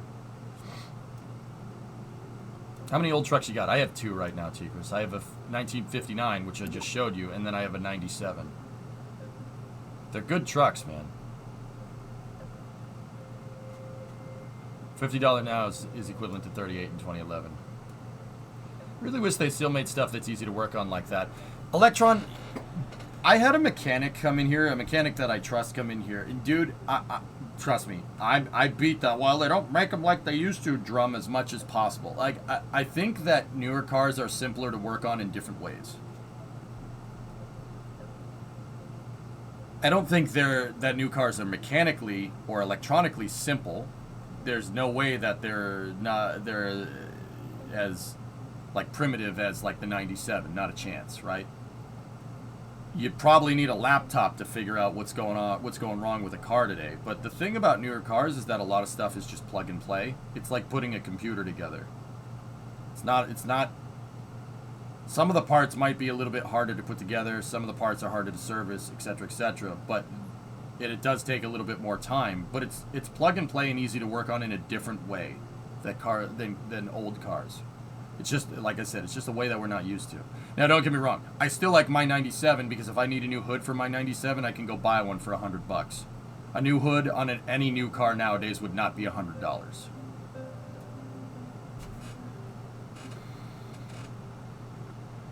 Do you agree that with the advancement of electric and battery technology for cars, that it'll bring a new age of cool-looking cars, since the torque of electric makes aerodynamics much less important? Hungry Hulk, I think there's some merit to that. Dude, I would like nothing more. I literally would like nothing more. And once again, let's get into Kerbal here, but... hold on.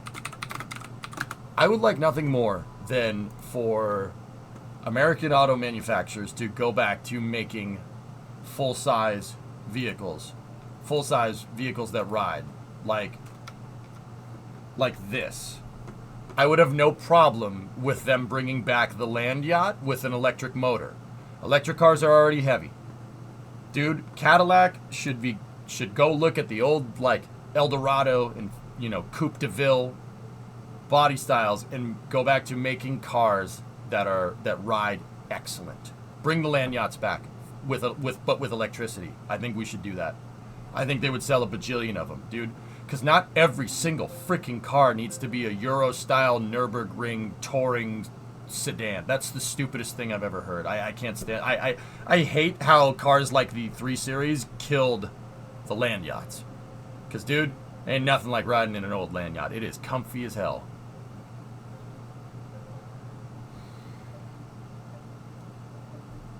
Buy a 75 Eldorado, put 120 horsepower on each wheel. Can you imagine an old land yacht, but with like a plaid drivetrain in it? Can you imagine seeing like a 20-foot long car go 0 to 60 in like 2 seconds? That would be cool, man. Dude, I'm in. I think we should bring back land yachts. There, I said it. Where? I need a new hood for my OBS. LMC. LMC. The hoods are not inexpensive, or they're inexpensive. So, heck, you can get new quarter panels for $100 on LMC. Yeah. Yeah, race base, the 72 Mercury. You were telling me about that the other day. I used to have an 06 Crown Vic. That tuna boat was the bomb, dude. I'm telling you, body on chassis electric vehicles. Literally like what the Ford Lightning is. Body on chassis land yachts, electric vehicles. Bring them back, dude. I don't need Euro touring spec capability. All right.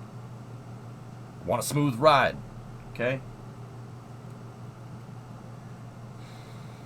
Euro style low riding SUV minivan that can off road badly. Park itself and has electric everything. You mean? Yeah.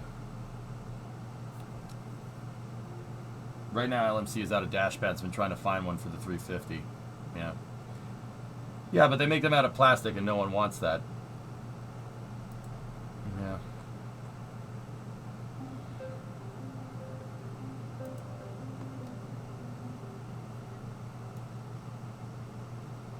But we need to cut down on petroleum usage by making more stuff out of plastic.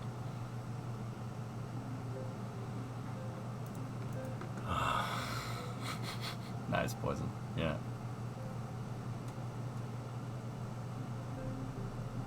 Oh, Toyota Crown. Nice, Noswolf. Yeah, Toyota Crown is a freaking Japanese land yacht. The last land yacht I had was a 92 Caprice that was a former VA state police car. Most fun. Oh, a 9C1 Vulcan. Very, very cool. 9C1s have a good time, man. 9C1 is the RPO code for Chevy police cars.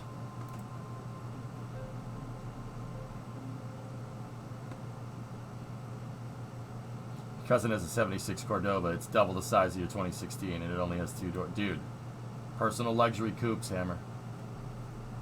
It's a good time. I don't know why lighter metals like aluminum haven't been used more. Expensive. Panderific. It's expensive. Cybertruck uses stainless steel erudite, but from what I can tell, it's high-strength steel on the frame of the truck. It's stainless steel. The body of the vehicle is stainless. Cybertruck is body on chassis from what I can tell, or at least body on subframe. You own the 62 Olds 98 with a 400 rocket engine in it. Nice.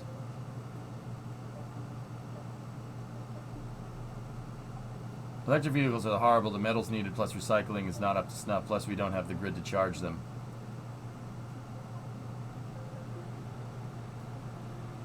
Yeah, Fitz, I've seen people say that. The grid is going to need an upgrade. I'm not going to sit here and pretend like it doesn't. It's one thing that I always say about electric cars. Like, you're shifting. You're not using less energy. And I think that's important for people to understand. You're not using less energy. You're using the same amount of energy, if not more, because you need to move those batteries around. And that's heavy. Electric cars are heavier than than gasoline cars. I'm sorry. The energy density of a battery is not nearly as high as a tank of gas. But That's not the reason why we want electric cars, right? The reason why we want electric cars is for carbon emissions, or right? That's the whole idea.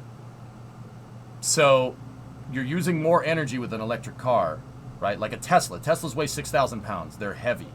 They're heavy cars. And yeah, you don't pay for gas, right? But the electricity's got to come from somewhere, right? It's got to come from somewhere. Now, don't get me wrong.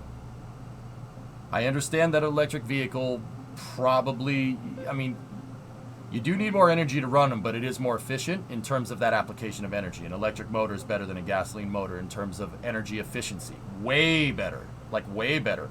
But you do need more energy to move those things around. Because they're heavy. They're heavy. Like, I don't know what to tell you. You can't get around physics. But the idea with an electric car is that you shift it over to the grid, right? In that regard, the grid is going to need a substantial power increase, right? Decentralized power can help with that. Solar panels. If everyone has solar panels on their house, that will help offset the load. But not everybody who has solar panels on their house, and every government is going to be a little bit different, right? The grid is going to need to be upgraded. But I mean, okay. Basically, what I'm getting at is that I agree with you. We need nuclear power plants. Nuclear power plants would easily offset that, like no problem, with minimal upgrades to the grid. Like, I talked to a lot of linesmen. There's a lot of linesmen that watch this stream, ironically, and that's coming right from them.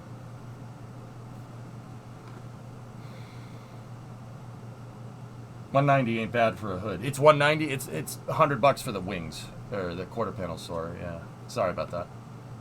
Never been a land yacht fan. I always preferred lighter sports cars over them. Land yachts do have a nice smooth ride, though. Yep. UK police cars don't get MOTs until after they've been sold at auction, and there are no official records from before. So they go on the block with 200,000 to 300,000 miles, get sold to a dealer. Dealer pays a dude to clock the thing with a laptop, and they MOT it at about 56K. Oh, rules for thee, but not for me, Tessa. That's great. Lovely.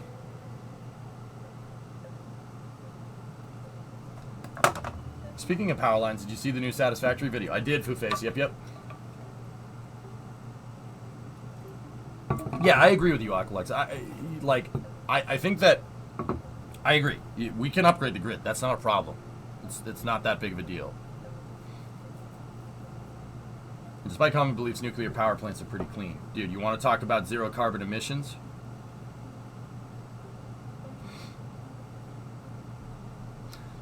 Did you see that Norway is dealing with quicker road deterioration due to the additional weight of EVs? Something also to consider, Rojo. I did not know that. That's very interesting, though. EVs are heavy, guys. They're heavy. You're shifting, like, guys, the thing is that you can't get around physics. You can't get around physics. I'm sorry, you just can't. Like, yeah, switching to an EV is going to save you money at the pump because you don't use it, right? But that energy is getting used one way or another. And now, I think that the amount of carbon emissions to make said EV, I'm not sure if it exactly offsets. But, see, the flip side of that is that, you know, and this is what Aqualux was kind of saying, like, the flip side of that is that are we, anytime, like, somebody comes up with a new progressive idea, are we just going to shoot it down? Like, having an electric car is not the worst idea. It's not like, is that where we're going to draw the line for, like, nope, we can't do that? You know what I mean? Like, I mean, personally, I think it comes down to application. I think the most efficient use of our energy and time is coming up with the most effective application for every type of job. Literally trying to shoehorn everybody into an electric car doesn't make a lot of sense. I don't think that's smart. But that's me. And that's my opinion. That's my opinion, and I'm speaking for myself. Like, that's, you know, like, I'm going to probably get flack for that, but that's fine.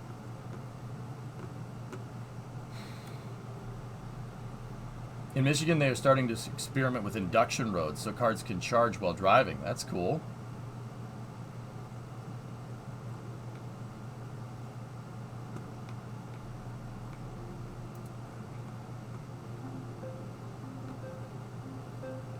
Also, on upgrading the power, the UK has over 1,000 new wind solar farms ready to go, but they can't hook them up because National Grid is only equipped to handle hooking up 5 to 6 plants a year. That's what I mean. I think it's foolish to think that we couldn't adapt and scale like that. We're humans. We can absolutely figure that out, you know? But I think it's also foolish to say that everybody should use an electric car. I don't know, guys. I guess I'm kind of middle of the road on this. You know what I mean? Like, I'm kind of middle of the road on it.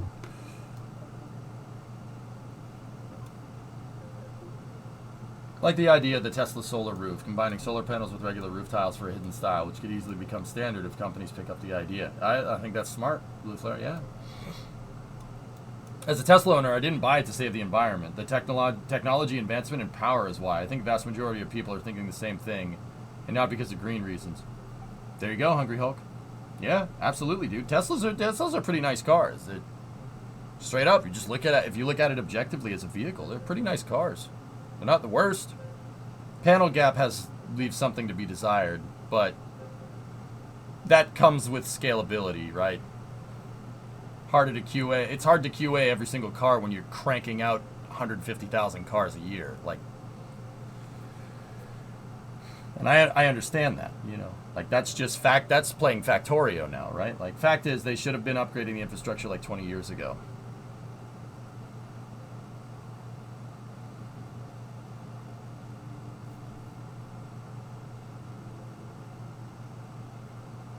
Fit and finish is a big problem with Tesla, but they're getting better. As they iterate more, Zarby, the car becomes better and better over time. I mean, look at the panel gap on a new F-150. It is immaculate. It is like down to the micron perfect panel gap. Because Ford's been doing it for a little while, you know? It takes time, man. It's always funny to me that people say, oh, Tesla's panel gap is terrible. It's a terribly made car. I'm like, what? That's your deal breaker. Panel gap is your deal breaker? All right. People that say that everyone needs to drive EVs are looking at everything to their own driving profile. Yeah, Vulcan Rider. I mean, yeah, you gotta speak for yourself, right? Absolutely. Could you explain panel gap for a noob? Yeah, sure, self-synthesis. Look at my truck. Literally the gap between the quarter panel and the door. The gaps, the seams where the door closes. The mark of the mark of an automotive company that really knows what they're doing, really makes a good product like that, you can usually tell from panel gap. Seriously.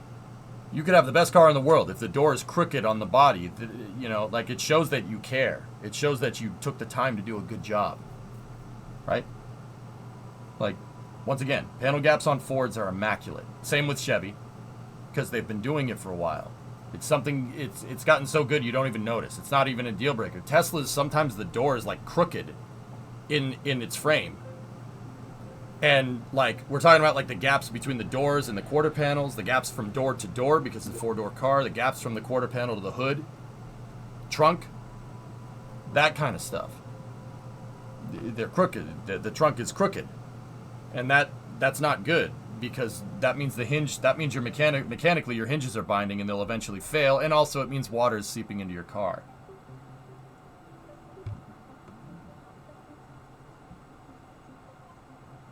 But you guys got to remember, Tesla's still pretty new to mass production. It's going to take some time.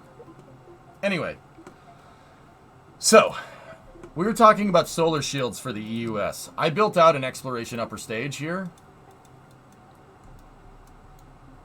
We were talking about, like, boil off. Here, I'll show you what I'm talking about.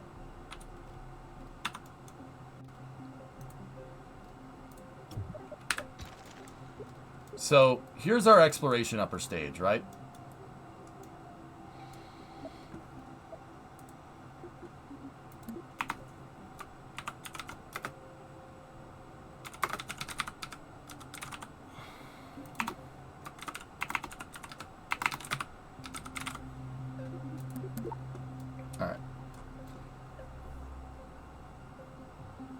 Yeah, there you go, Blue Flare. Even if all your power comes from fossil fuels on the grid, there's less energy wasted utilizing them that way than burning it locally, but more and more of our power is coming from the solar, so the equation gets better and better. Yeah. One last derail. Will the truck make the big day? Oh, before we get into how I think a sun shield on the EUS would work, and now that there's a good amount of you guys here, Rob, I'm not sure. That's the answer. Guys, I need to take Monday off next week. I wanted to play golf with my dad. I haven't played golf with my dad in like 5 years, and I want to play golf with my dad. There's no other reason.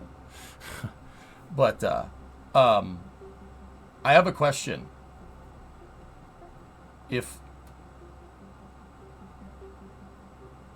live stream it? No, I'm not going to do that. It'll probably be raining. Yeah, this is the greatest game of my life. So next week, I need Friday off because Bree and I need to go to church next week. Because church.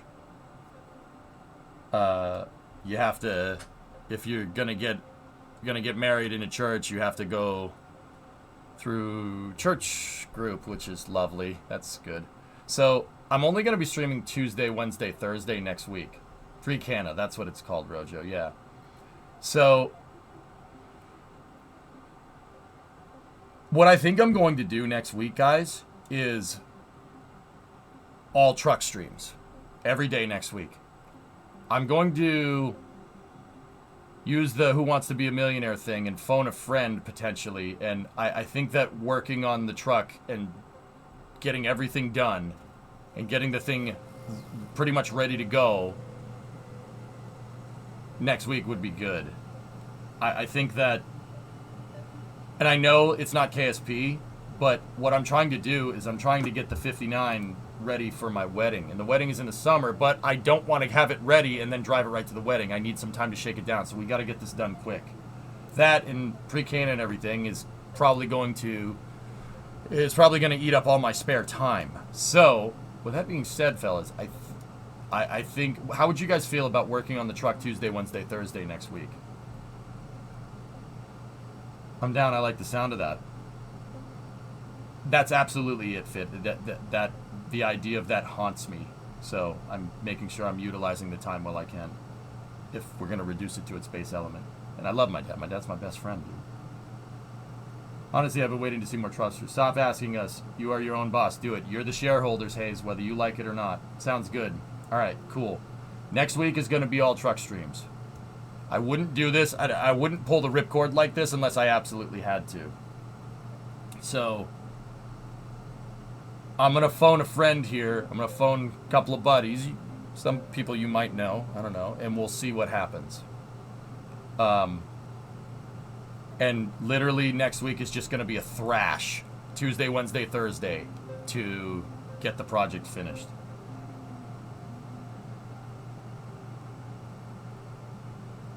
What are your thoughts on the theory of oil companies paying off Toyota back in the day to make the Prius to ruin the public's opinion of electric cars? Hulk, I don't think that's what's going on. GM did enough to do that with the EV1 in the 90s. You should have a vice grip handy. What's the list to do? I have the list in the bed of the truck, Rob.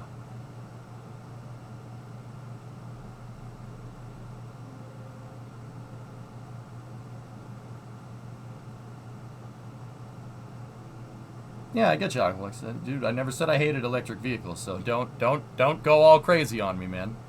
I never said I hated EVs. I think there are applications, especially in urban environments, where electric vehicles are way better than a gasoline car.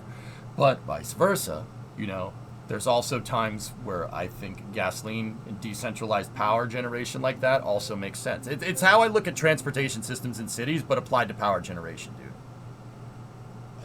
dude. Because oftentimes, you know, one solution, I mean, you know good and well in engineering, one solution isn't the best solution. There's no way. There's always multiple ways to solve the problem, and there's always different ways to make sense. So, like, for instance, I'll just use an example that has to do with rockets. Why do a lot of rockets have a fully cryogenic second stage? Because that's what makes the most sense, right? From an engineering standpoint, having a Centaur upper stage is way better than Falcon 9's second stage.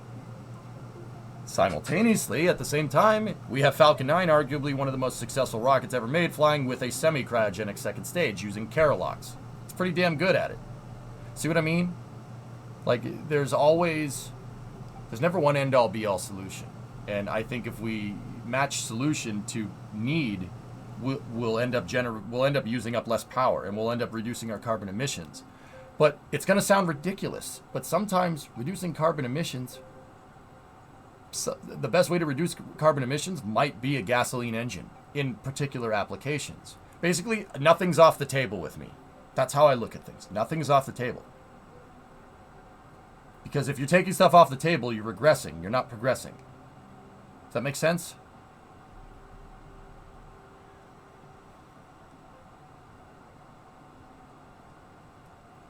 Just because he likes waffles doesn't mean he hates pancakes. I like breakfast. Also, I'm greedy. I think more technological progress on all fronts is probably the right way to do things. Fusion reactor when? Oh, it's just 20 years out. Anyway, Rob, what's on the list to do? Honestly, at this point, dude, I have the front axle out and I'm redoing the front suspension. Honestly, at this point, it's once-overing everything and just cleaning a lot of stuff up. Rob, you know good and well, like switching back to the truck here for a second, you know good and well that the final 10% usually takes the longest amount of time. Everything is implemented on the truck. I could, barring the front axle being out of the truck, I could literally, if we put the axle back in, we could drive it around. It's just, some of the wiring is a little ratty. I got to fix that. There are holes in the floors. Some body work needs to be done. And that's what I mean, dude. I'm going to see if I can call some friends in next week, Tuesday, Wednesday, Thursday. And some of my friends are better welders than me. I'm not going to say who. I'll let it be a surprise. But they're better welders than me and can fix a lot of the stuff that I've been kind of just like, ugh, about.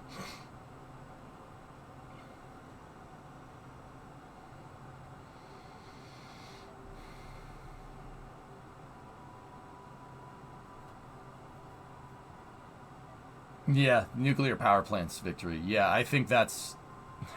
I mean, dude, we are stupid to not use nukes. Like, that's one thing where I'm like...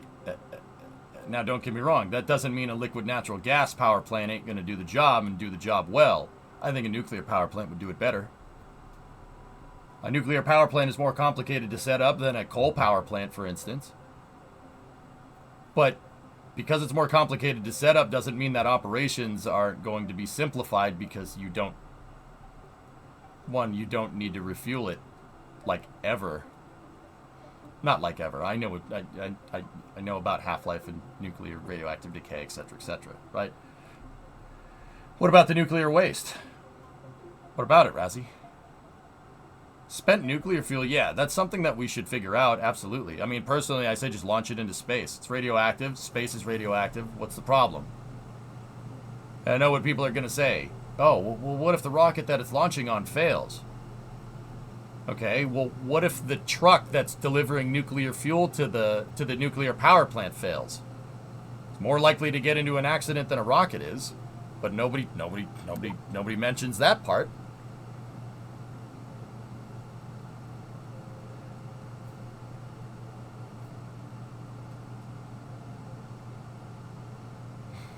Right, Victory? There you go. By the way, I was watching the VOD, and the lock wire is overkill for anything on your 59. That and leaving your torque wrench tight isn't going to throw off the calibration enough to matter. Yeah, I just don't like doing it. It's bad habits to get into, Sawyer, but thank you. Gen 4 plants don't produce any waste. There you go. Yeah, Aqualux, did you already say that, or I think I'm double reading it. Car sits there for doing nothing for 8 hours. I can read faster than I can talk. How much is solar availability? Of course, there's great access to handle it. Aqualux, how about this, dude? Parking lots are big, wide open spaces. How about, like, if employees are going to commute to work in an electric vehicle, what if each one of those electric vehicles has like a solar panel built into the roof? Now, don't get me wrong, that's useless for an electric car. The solar panel's never going to generate enough electricity for the electric car to work, to like just use solar to charge it. But what if what if you go to plug in your car, right? You can offset the power costs for, the company that you work at by generating power for them and also charging your car at the same time. You could literally offset the charging cost of charging your car at work. That's a good idea, man. It can work both ways. That's the beauty of electricity. There's a reason why we have electrical power plants, man, right? Like, better to install solar awnings. Or, yeah, there you go. Use the solar awnings to charge the cars in the parking lot. Dude, that's all over the place in Massachusetts, to be honest with you. That's everywhere. There are parking lots that have solar, that are just, they have an awning of solar panels on them.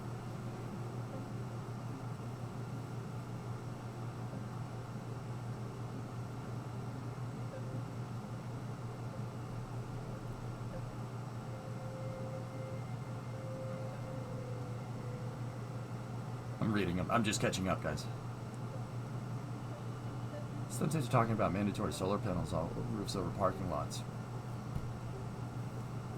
Yeah, interesting. All right, so, yeah, fellas. Okay, so here's what I'm going to do, and I'll be saying this a couple of times. Next week is going to be all truck streams. I want to get the truck running. I want to get the truck running basically by the end of May. Like, I need to get it running 100% good to go. Like, once again, just because we got it running and it's 100% built doesn't mean I mean, the thing hasn't been out on the road in 10 years. I want to take it out and I want to do shakedowns and stuff and drive it around and endurance test. And maybe, you know what? Maybe we'll get the Route 154 equipment back up and running and we'll stream driving the thing around. That would be kind of cool. But, yeah, you know, maybe we'll do that. That would be actually kind of neat. If I have time to do it, I'll do that. But yeah, next week, it's just going to be a thrash to get the truck finished. Kind of like a wet dress rehearsal. Bingo, Krylox. Oh, yeah, absolutely. Yeah, same idea. It's a long KSP stream. Today, Black, yeah. Oh yeah, we're in for Kerbal for the long haul, dude, because if I'm going to stream all truck stuff next week, the weekly challenge, well, that means we got to get on dress today. Got the server set up? Let me know and I'll try to help out with that. I'll be honest with you, drummer, that was kind of a spur of the moment idea that I just had like 30 seconds ago. I'll look into it, dude. Yeah, like I'm gonna be 100% honest with you.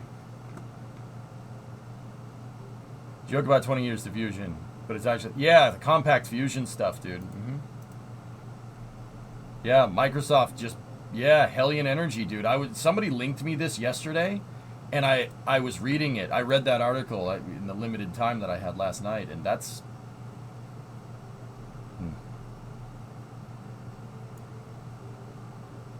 Is Dres a difficult place to get to? No, the Joule missions that we did very recently are probably more difficult.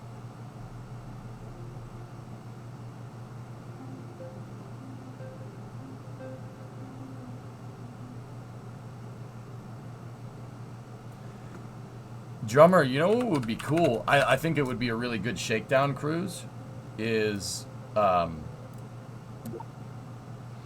like, you know, obviously with shakedown cruises, you start going by small trips and you go further and further and further. I think a good shakedown cruise would be driving over the bridges, over the canal right there, and driving all the way to the end and going to the National Seashore, and then driving back. That would be a good shakedown cruise. And these roads aren't like big highways. They're glorified boulevards going all the way up there because nobody goes out to the end of the peninsula except if you live in Provincetown or Truro or something. So, yeah, Aldezert, not highways at all. I mean, Route 3 is a highway until you get to the roundabout. And then it's basically boulevard all the way to Provincetown, or just basically, like, literally a glorified back road because nobody goes out there, right? I think that would be a good thing to do. Actually, Aldezert, you know what would be a good idea? Route 3, down here, go through Bourne, go down Falmouth, and then take 6, right? And then just drive the slow roads with the truck. That would probably be a good idea. And then stream it, yeah. That would be pretty sweet. Drive all the way up, and then all the way back. Not a bad idea. Is it 28? Let me turn on the row ads. Yeah, 28. Yeah, 6 is over there. Sorry. Yeah, so taking 3 to 6, going across the Bourne Bridge, going down 28. You know, stopping in Woods Hole. There's a NASA facility over here. Well, not NASA. It's Woods Hole Oceanographic. A lot of astronauts work here. And and then just zipping up this way, driving by you, going to Chatham, and then just going north to the roundabout, and then go up 6.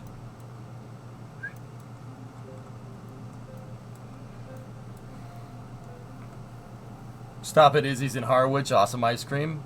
Yeah, absolutely.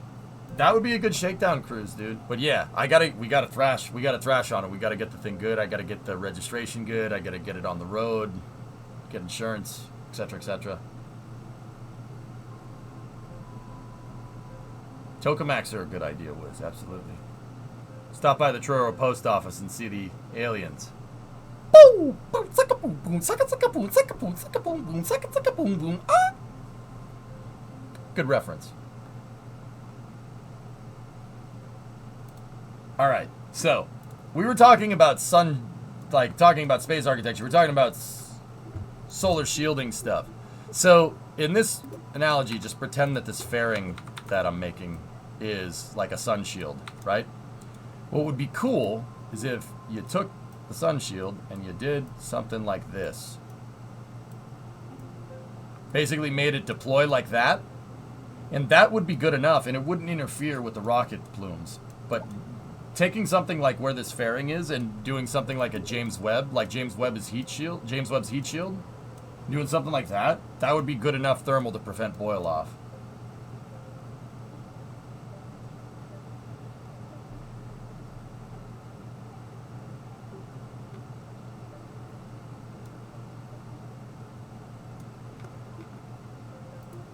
Would it even need to be that big?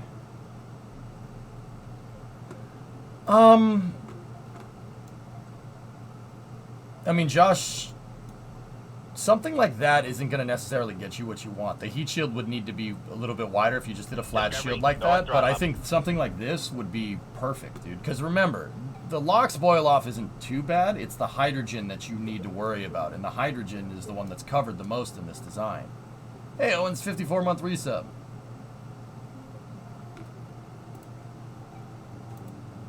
The real engineering video. All right, cool. Yeah, I'll check it out, dude. Yeah, something like that would be a really good idea.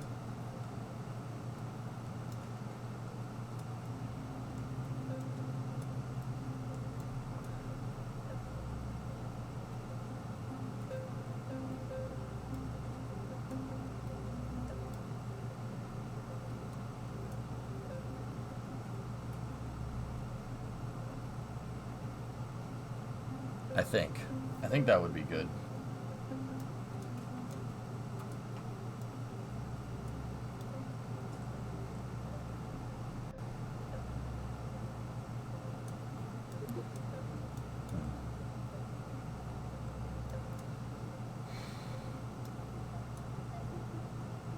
Yeah, that would be a good thing. Anyway, that's what I wanted to show you guys. Just inside of the payload fairing on the EUS, right? So the reason why we brought this up, let me bring everybody up to speed. Why did you put that cone over that upper stage?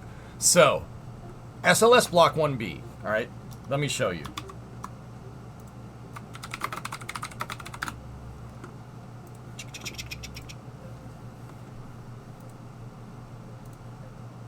The Block 1B variant, it's this guy right here.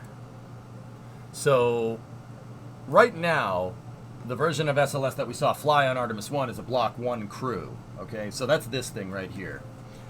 You have your core stage, you have your SRBs, you have 4 RS-25 shuttle-derived motors there.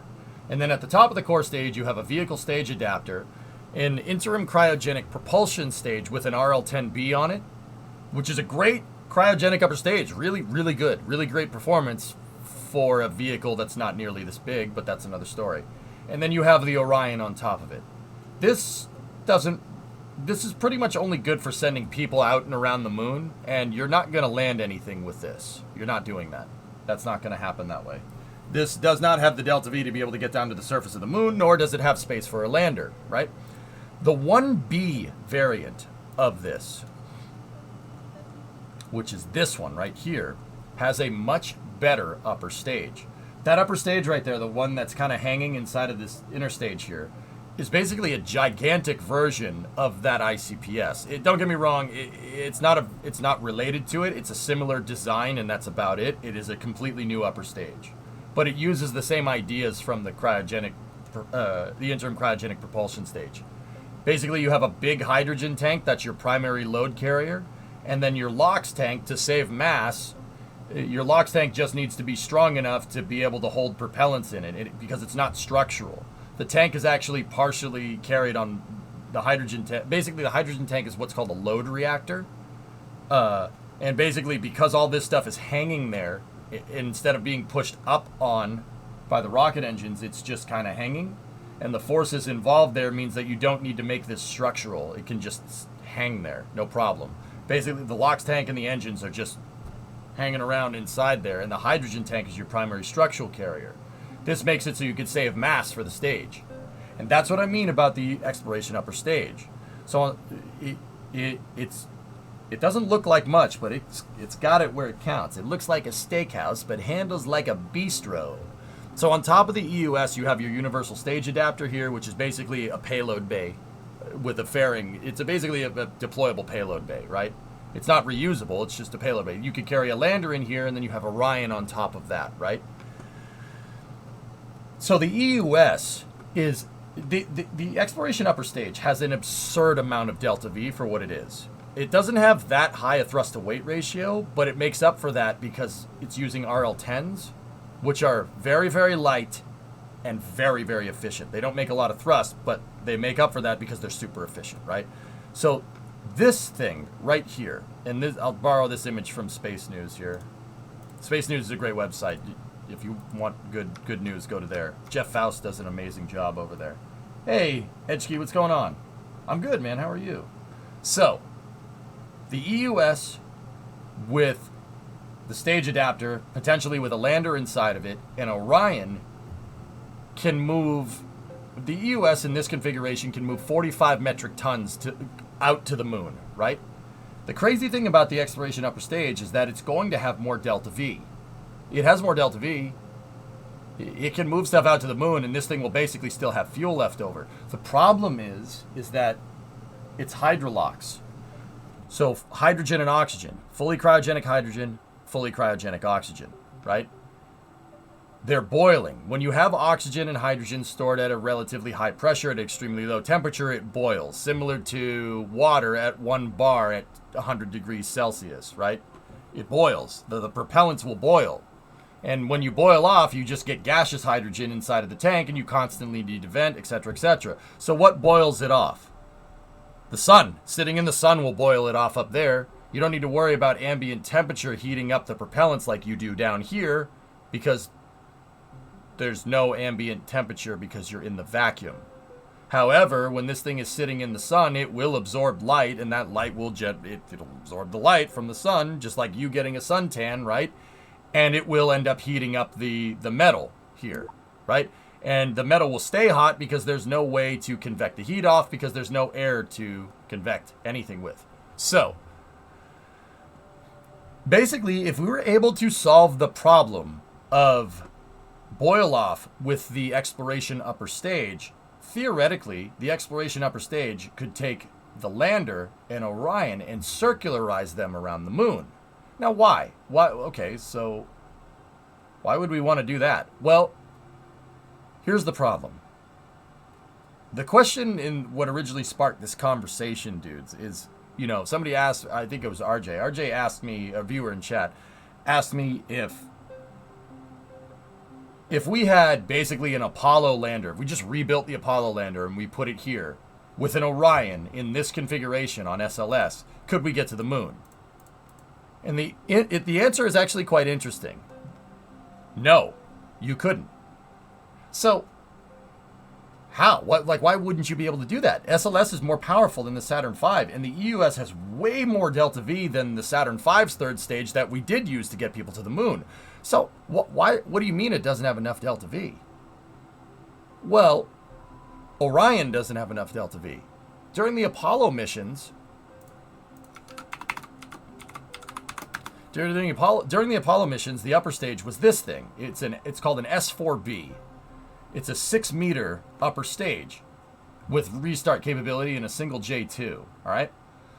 So the lunar lander was carried on top of the S4B, and the Apollo capsule separated from the S4B with basically a similar idea to SLS, a payload fairing, a deployable payload fairing payload bay thing.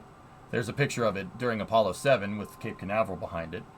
It basically deployed, and the CSM turned around and basically plucked the lander off of the stage after the stage shot people out to the moon. So from there, what would happen is the Apollo capsule would use its own engines to circularize around the moon. Where's that picture? The service module for the Apollo capsule, for the Apollo CSM, has way more delta V. This has way more fuel in it than Orion does with its service module, right? And that's what I mean about this thing not having enough delta V to get to the moon. The upper stage absolutely has enough delta V on paper. But the thing is, if you take the EUS and you shoot the EUS with the lander and Orion out at the moon, you'd have to separate the EUS because the propellants will boil off. So if you tried to go and fire this thing after a 3-day coast out to the moon, it wouldn't do anything. It would most likely explode because the propellants in there aren't liquids and they're gases, and it ended up overpressurizing it. I don't know about you guys. I don't need a stage exploding when people are right next to it. Probably a bad idea. So, why did I put that shield over it? Well, if we put an adapter here with some type of heat shield similar to something that they put on James Webb, right? Use almost the same exact materials, and instead of the heat shield forming like a tennis court style thing to shield the antenna from heat, right? We could have a heat shield that deploys from the top of the payload fairing downwards like this. I mean, just ignore the fact that it's going through the inner stage. That's my design, not the EUS's design, right? If we did something like this, right, and had a sun shield around the EUS has the delta V. As long as the propellants don't boil off, it has the delta V to be able to circularize a lander and Orion around the moon, which is pretty nuts. But the reason why we can't do that is because we haven't figured out a way to shield it correctly. The context of the conversation was potential solutions for that. So a sun shield that deploys like this, similar to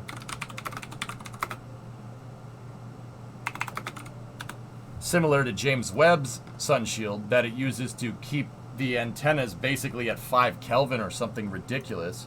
This type of sun shield could really work on keeping the tanks, basically keeping the tanks out of sunlight. And if you keep the tanks out of sunlight, then you don't need to worry about the propellants boiling off because they're literally vacuum insulated at that point. They'll stay nice and cold automatically.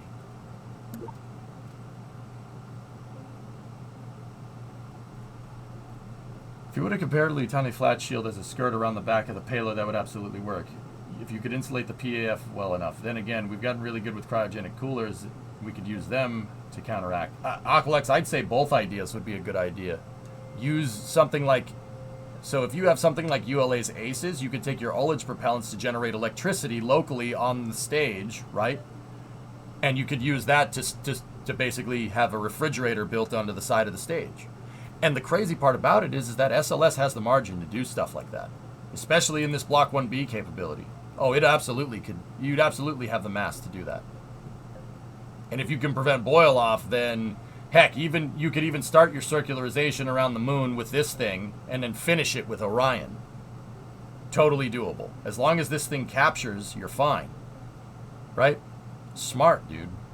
I think that's a good idea. I think SLS should do something like that. But once again, the thing is that, look, if we were able to come up with this solution, right, really, really quickly here on the stream in a couple of minutes, there's no way somebody at NASA has not thought of this.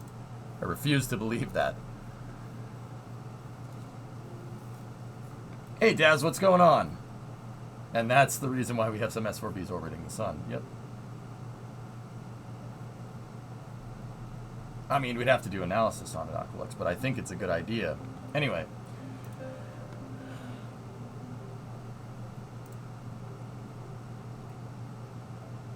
Okay. What the frick? Alright, whatever. Anyway. So, we got a new challenge today, dudes. Hey, Moo, what's going on? The new challenge is Drez. You have to go to basically the series analog in KSP. Let's, or the game's analog. So let's go to the Space Center, and then we'll go over to the tracking station.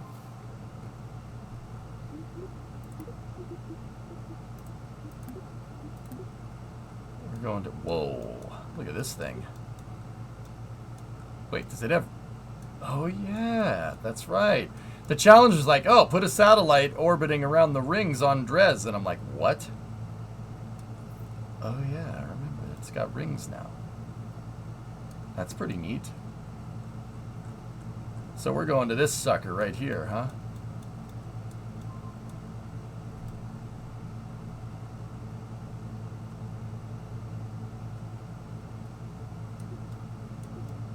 Yeah, look at that, dude. I love that in the map view we can see the dang terrain. That's really freaking cool.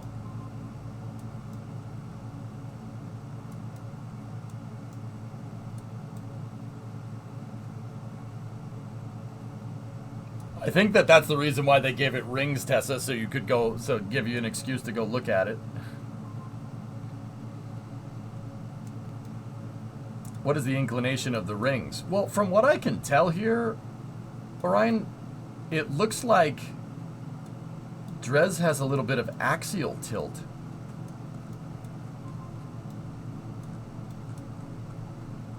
Because it looks like the rings follow kind of a mountain range around it, and I wonder if that mountain range is on the equator. I mean, like looking at the ice caps and stuff, dude, it looks like the planet's tilted this way.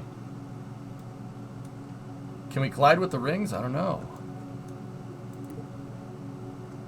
Yeah, 13.6 degree axial tilt. Huh.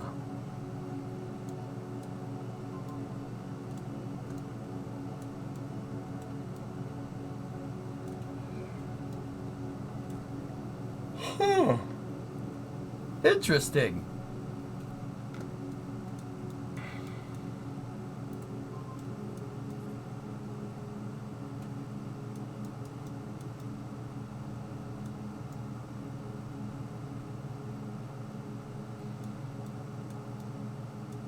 The mountain range looks to be depositing ring material. I agree, Farron. Like Enceladus. I think it's Enceladus. That's pretty much the idea, Poison. So we're gonna go here, huh? Alright.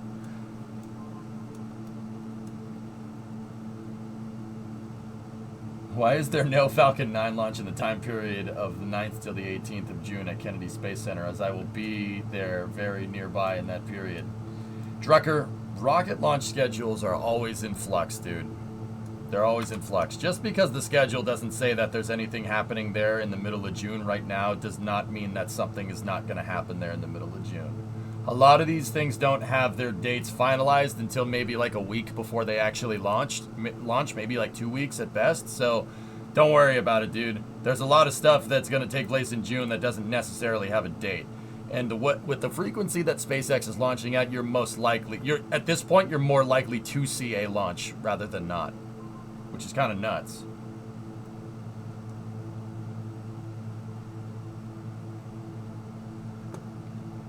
This is what Drez looks like it's modeled after. Whoa.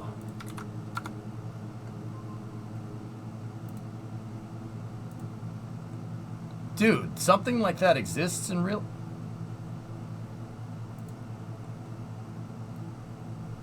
Is this, what planet is this, Jim? I didn't read. Is this Ceres?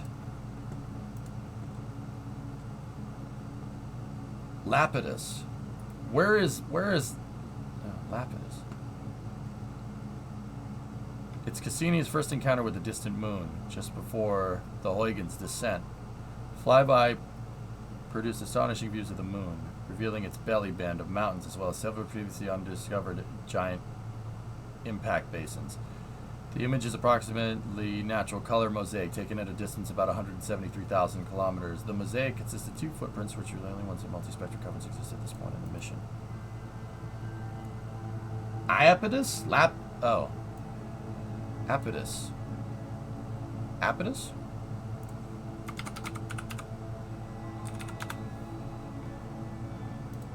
Why have I never heard of this place?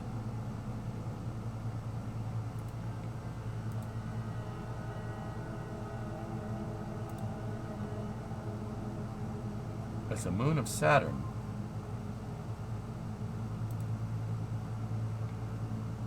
Oh yeah. Oh, yeah.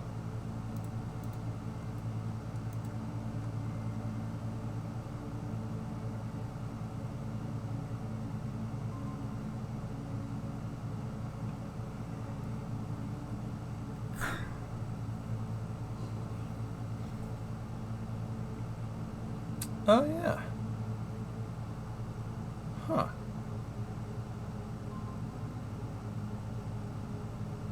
Yeah, it's an impact basin, Cryolox. Yeah. The fact that it has a freaking seam going around it is, that's definitely where they took inspiration from. Absolutely. Apidus. Cool.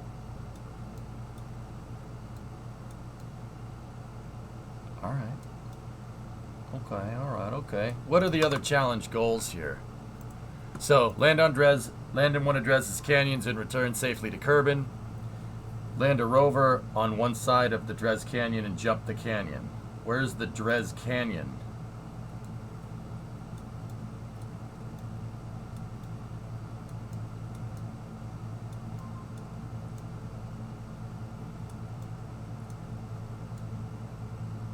The seam, I believe, is from ring debris. Interesting.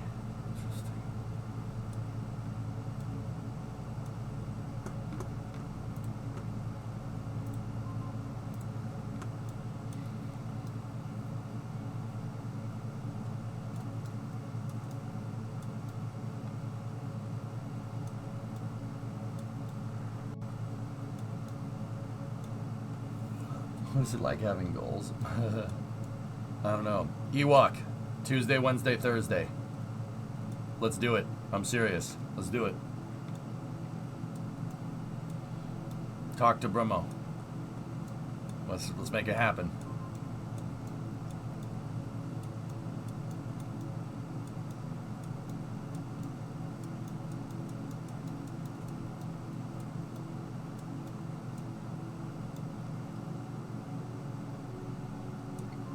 I'm trying to figure out where that canyon is. It might be in the dark here.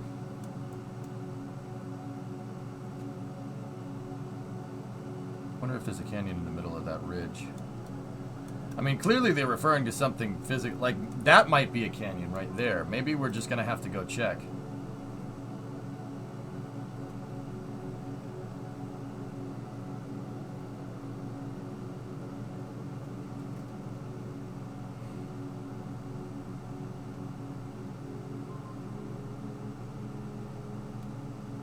What level are you doing? All of them. Yeah, we'll just do all of them. Land in one of Dres's canyons and return safely. Land a rover on one side of the Dres Canyon and jump the canyon. Okay.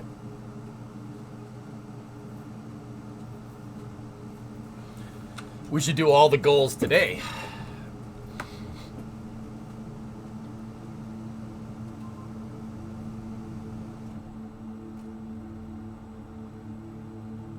Place a satellite in orbit within the outer gap of Dres's rings. Okay.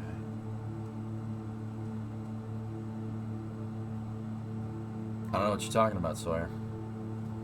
You want to come too? You can get here Tuesday, Wednesday, Thursday, man.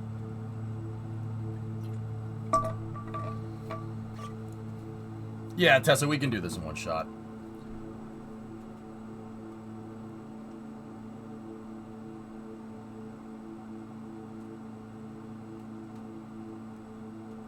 I don't know, Zarby. I don't know.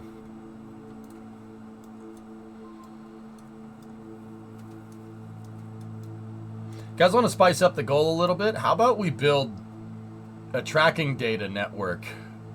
How about we build Tidris? build the Tidris inside of the rings.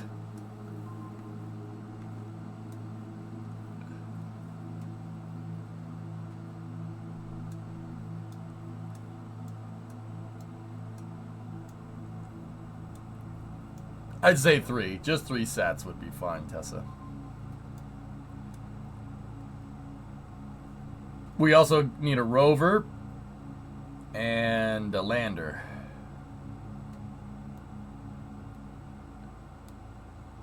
You sure you're going to do that in one day? Yes. Talk with the Bremen tonight on your break. All right, you walk.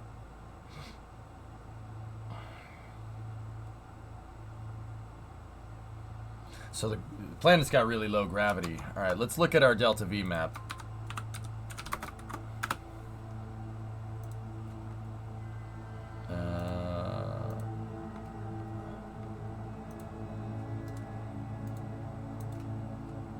All right, where's Drez? 1,300, only 430 to land. Okay, no problem.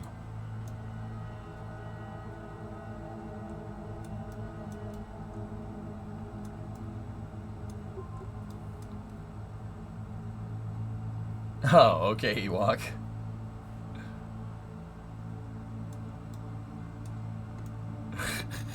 Maybe we should tell him? No? All right.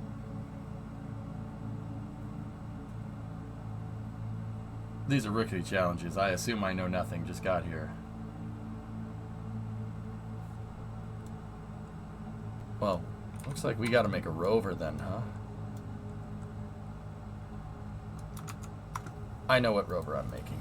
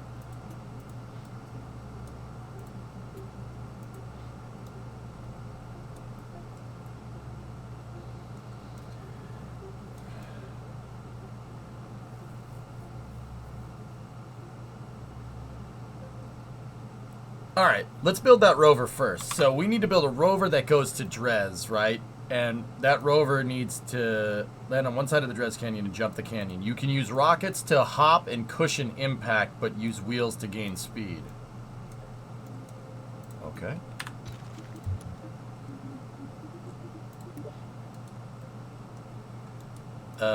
Okay.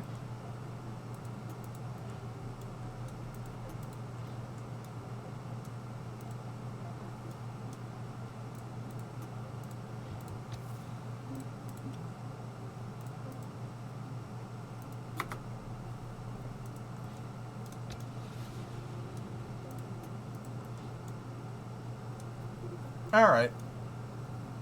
You ever see Evil Knievel? That's right.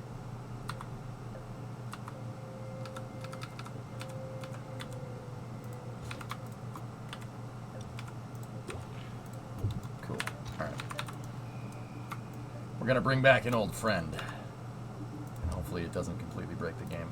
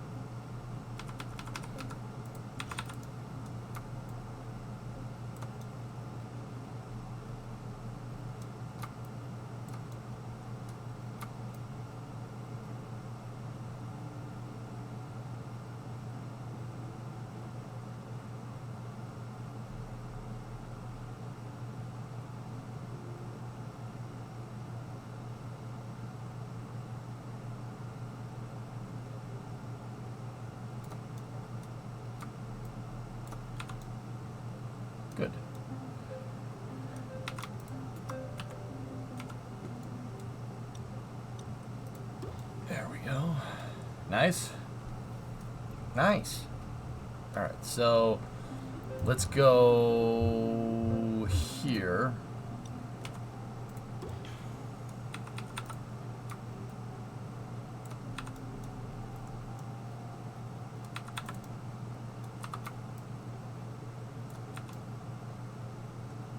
Let's go here like that, and then I want these guys in symmetry.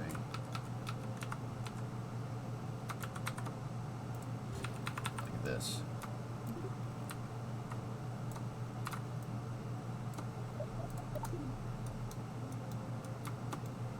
So, I got a good idea for a rover. It's an old rover design, and we've made it in KSP2 before, but this is something that's pretty simple to make. It's pretty simple to make and it works. Except when the craft file corrupts itself, but you know, that's why I'm scratch building it. It's my old K200 design. K200 is basically a truck. And since Dress has really low delta V requirements, it wouldn't be too hard to make this thing work. Isn't it kind of big? I have Triton, dude. Of course it's big. What, you think we're gonna roll in some little Perseverance wimpy rover? Hell no.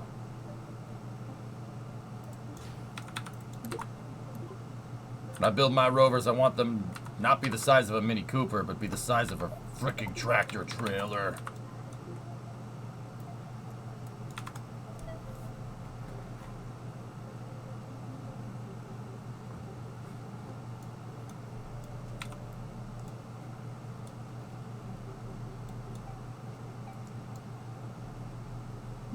Rover, more like Rover.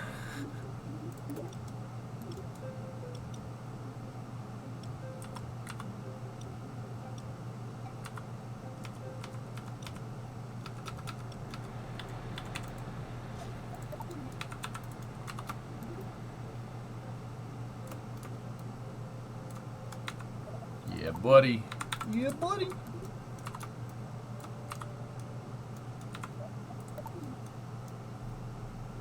Money is no object. What keyboard do you buy? I've been using a keyboard called a DOS Keyboard Professional for better part of a decade. Literally my entire streaming career has been with the keyboard that I'm using now. It has never failed me. Ever. So, I mean, I would probably use that one. Dude, I'm not that much of a keyboard snob, to be honest with you.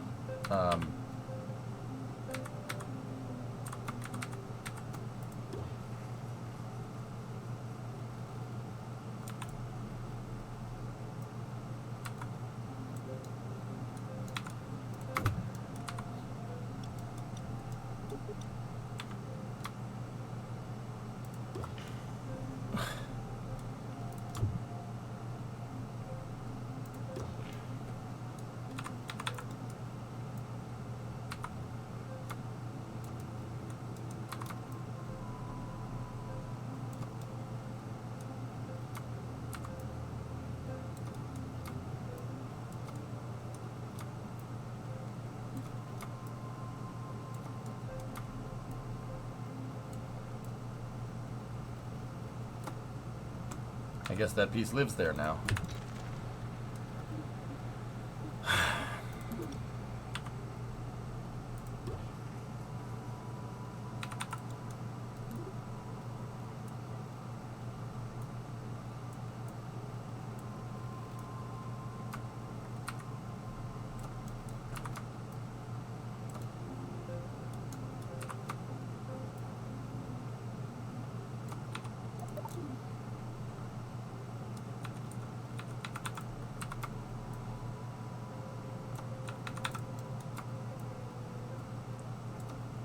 What? Why are you doing that? I don't understand.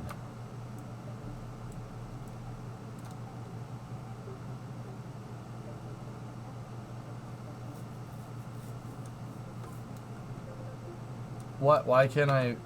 Oh, I see. Alright, flip those around. we go. Yeah, okay, I see. I saw what was wrong here. Alright, so now we take that one, move it down just a smidge. And then we might be able to get away with doing that, and then doing that. Perfect. Alright, cool. Now grab the strut. You know the old saying, Kerbal struts drive me nuts. Wait, maybe not.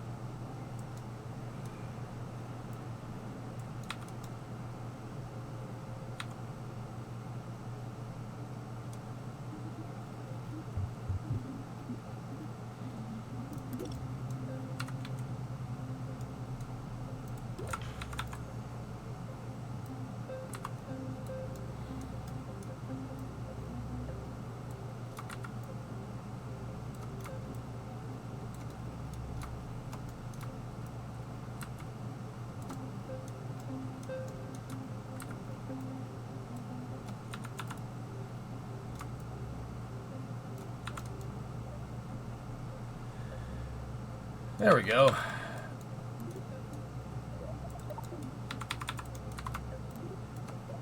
I don't want that menu open. If I wanted that menu open, I'd open it.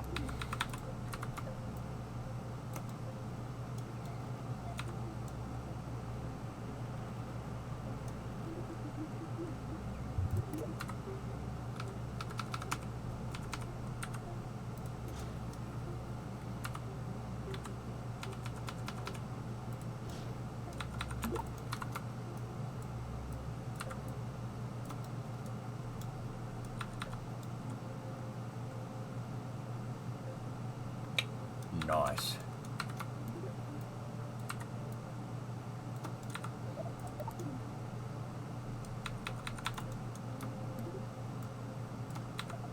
All right, give me some lights.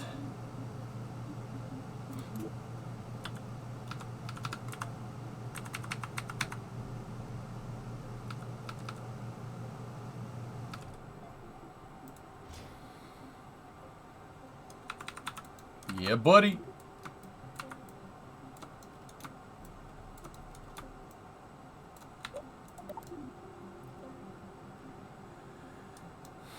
Cool. Some cab lights. Actually, those look stupid. You don't want those cab lights.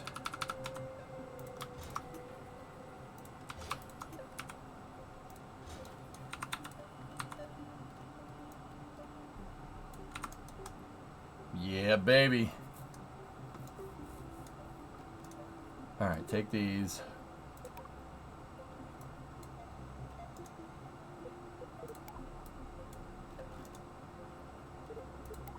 We're gonna do, I mean, if this, you know, we've been saying that if we want to play KSP 2 right now and have fun with it, you got to play it like KSP 0.25. Well, you know what I did in KSP 0.25? I would just send pickup trucks everywhere because I thought it was funny. So, you know what? That's what we're doing.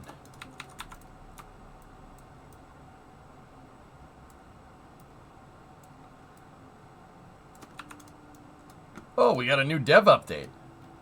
All right.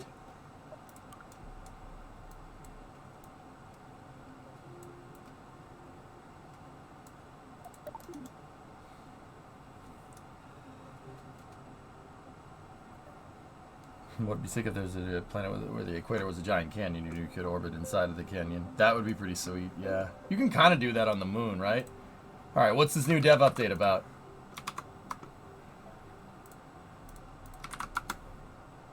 That's Apidus.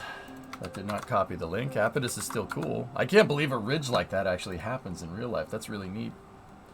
Okay, we got an update from Nate, posted 12 minutes ago. Let's see what we got. Good afternoon, Kerbal Knots. I wanted to start off by saying thank you to all of you who've been so patient and supportive as we've progressed through early access. We play at KSP a lot, and we understand both the big and little frustrations around playing the game in its current state. Okay, cool, good to hear. It's easy enough for me to say in my corporate way that we are aware of these bugs and we're working on them, but I don't think that gets close to the urgency that we feel. This is a project to which we've devoted all our energy and passion. For many of us, the 1.0 version of KSP will be a crowning, career-defining achievement. We're not just aware of these bugs.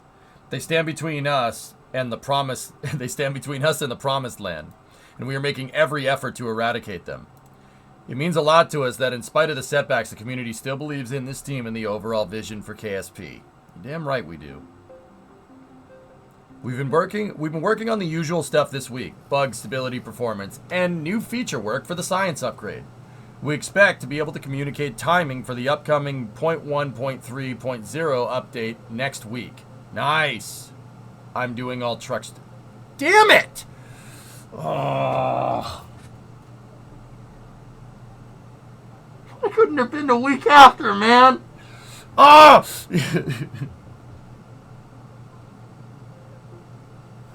Frick!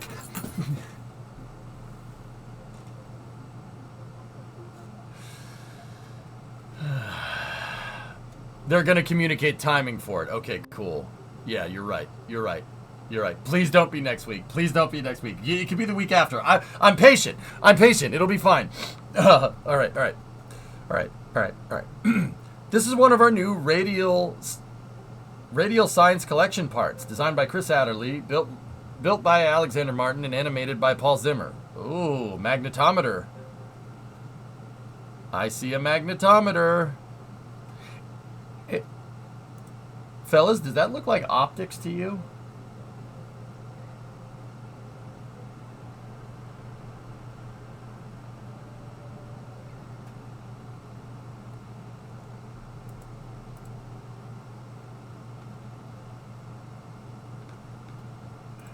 You know what the interesting thing is, guys? I've told you guys this before. There are aerospace engineers and people that have worked in the industry that are technical advisors that work for Intercept. And they're advising them on this stuff. I ain't saying who. They're there, though. So, optics. Maybe we're reading a little too much into it, but those look like cameras to me.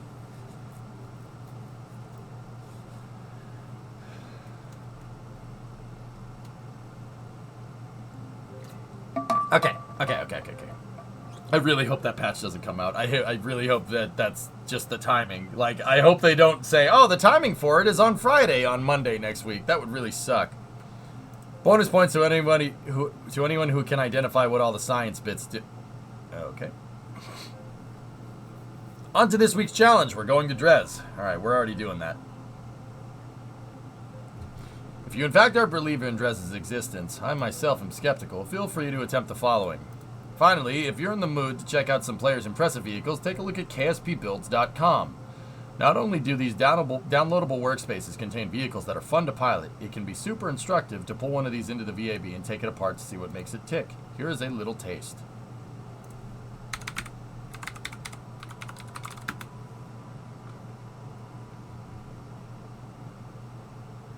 Whoa.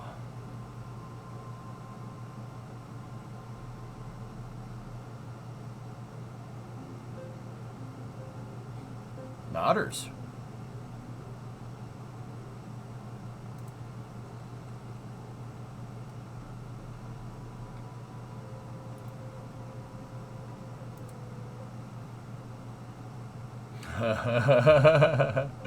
Cool.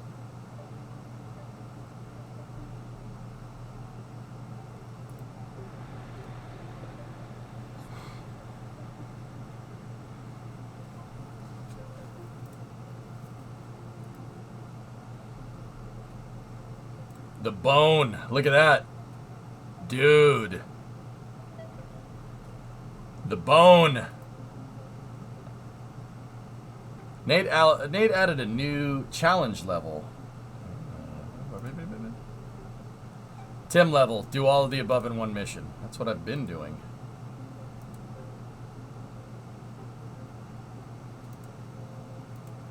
Is that a shuttle cockpit? It is. B2. Neat. What else we got here? People making Falcon 9. Look at that. Neat. That's cool.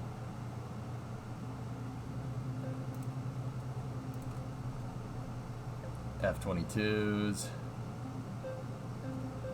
People making F-16s. There's another SR-71.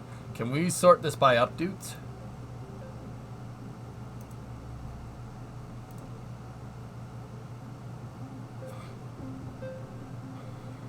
Yeah, this is the most popular stuff. Actually, maybe we could sort by... okay, alright, we could do by loads.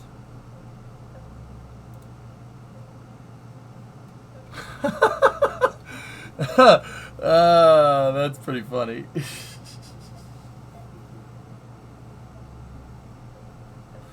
There's no way to do swings just yet, dude, but you can make something that works like once, maybe. Whoa, somebody built a Nighthawk already? That's pretty impressive, dude. Why does hello... okay. Oh, dude, yeah. Okay, we should start... Maybe we'll start putting equipment on here. The Festus launch vehicle. Oh, okay. Nice. People will be making the Saturn V, though. Neat.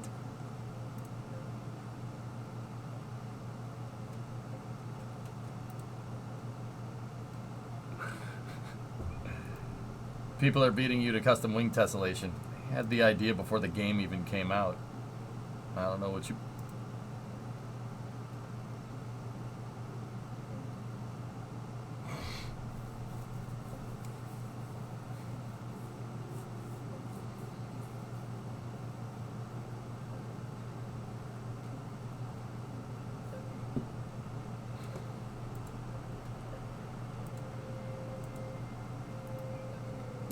Okay. Okay.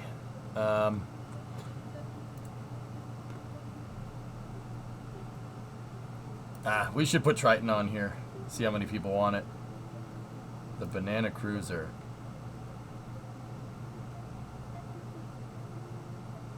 Okay.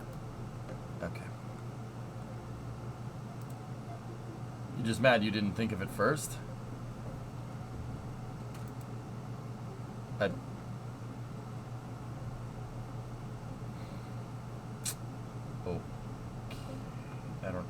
I don't know what to do with this information. Hey Leo, is there an XP70? I'm looking, Tessa. I see what you see on the screen right now. If you don't see an XP70 in here, I haven't found it yet. But I want to look around.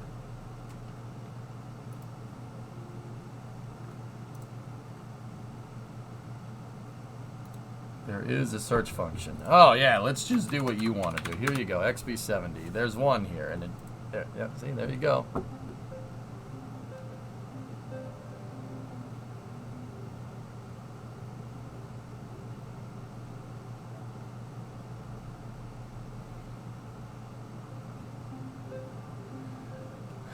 Is this what you wanted? You like what you see? You like what you see? Seriously?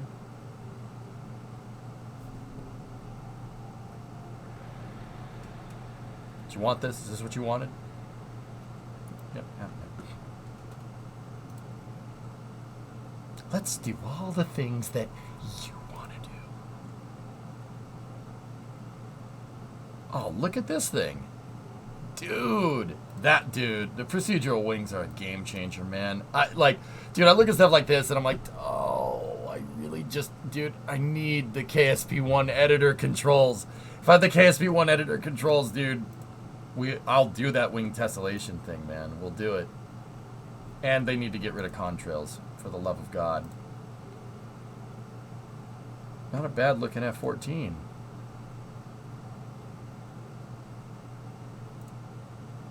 Not bad. Not bad.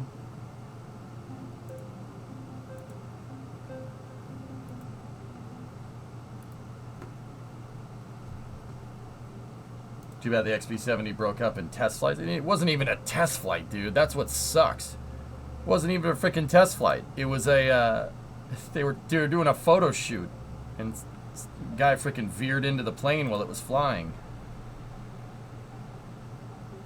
This is cool, man. This is pretty neat. What's Blue Shark? Let's see what that is.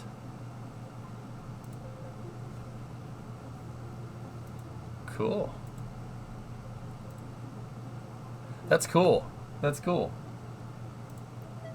There's still one survivor in Ohio. Yeah. Dink, the thing about that one survivor is that thing is junk. That's the thing. It's junk. So why is it junk? Well, so the one that's the survivor is serial number 1. That's the first XB-70 ever built. The one that crashed was serial number 2. Serial number 2 was a way better plane than serial number 1. But that's because they flew serial number 1 and they figured out a lot of problems that they had to solve. So they iterated on it. North American iterated on it, and serial number 2 was a much better plane. Yeah, much better. Like, think like Falcon 9 1.0 versus Falcon 9 Block 5. That level of crazy. And that's why it sucks that we lost that one. Because with it went down all the institutional knowledge for what made that plane so freaking cool.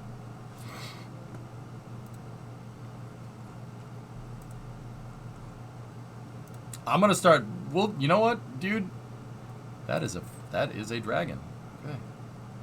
You know what we should do? I should upload my Wings Wednesday builds to this.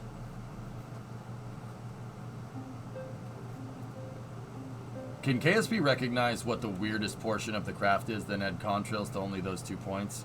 I think they should just get rid of contrails completely, O-Force. I think they should just get rid of them.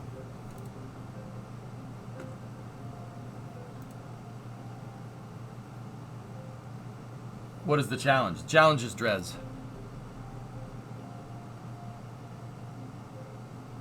Spy Cat, that's yours?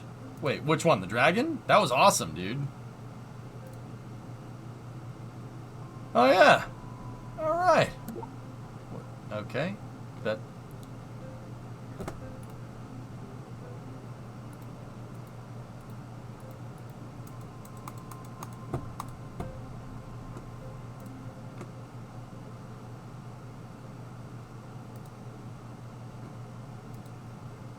Dude, nice build. Yeah. Really cool.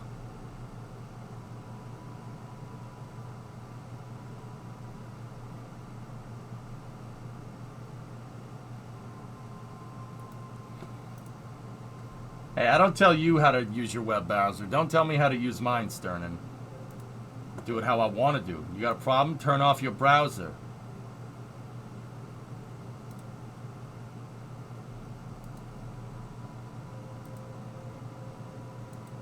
I'm talking to you the way I want to talk to you. You got a problem? Turn off your station.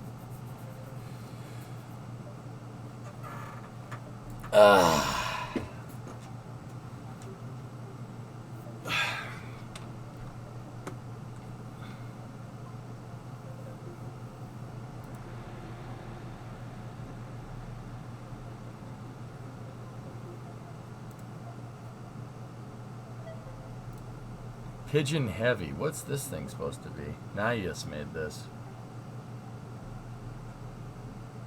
Cool.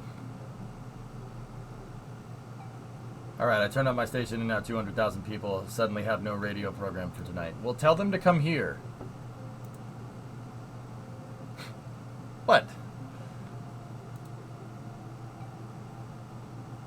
Ah, yeah, that Raptor though. That's nice, dude. Really nice build. Who made this one? Corriente, and yep, okay.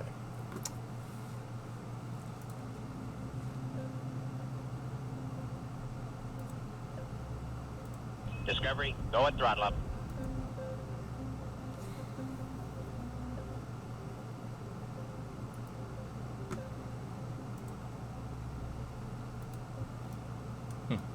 Cool. You would not know how to handle 200 people. No, Hellfish, you're looking at that the wrong way. I would know exactly how to handle it. You know why? Because that would just give me an excuse to be able to ignore you all.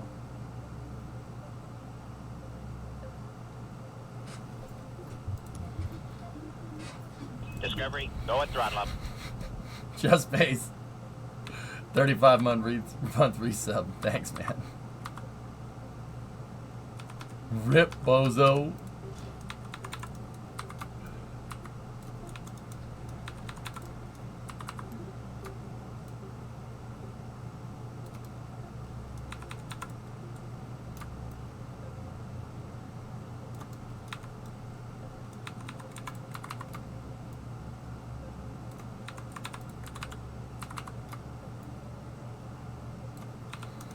go. Sweet.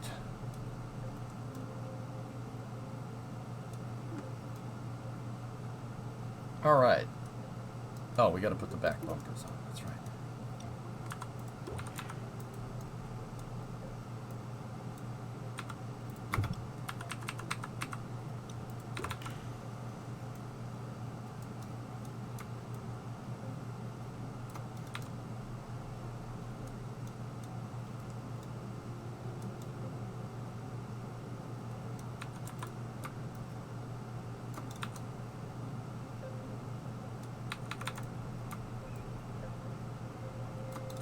There we go. And now we need some lights for the back.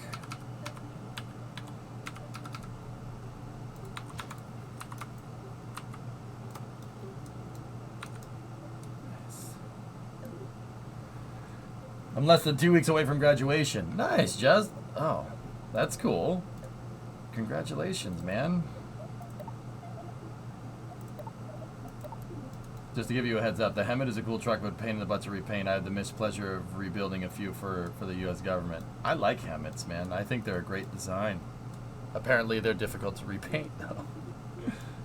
Vulcan tanking is go. Excellent. One question about the science bits in the nade node. In your opinion, one part there or a collection of multiple parts? I would certainly hope that it's a collection of multiple parts, dude. Having one science probe would be weird. Poll reports all ready for Vulcan rocket cryo-tanking. Nice. Oh, yeah.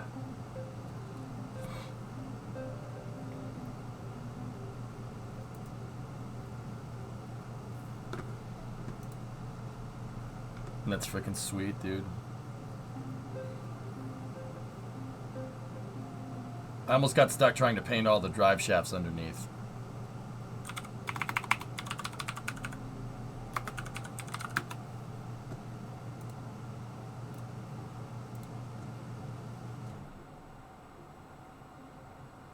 Oh.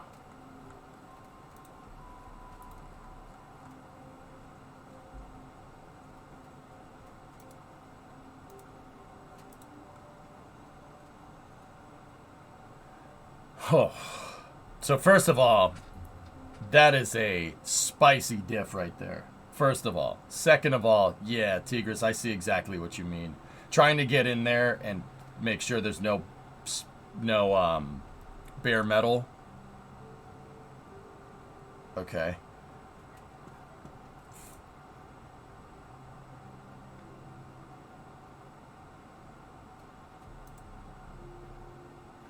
Oh, very nice. That's Darlington, right?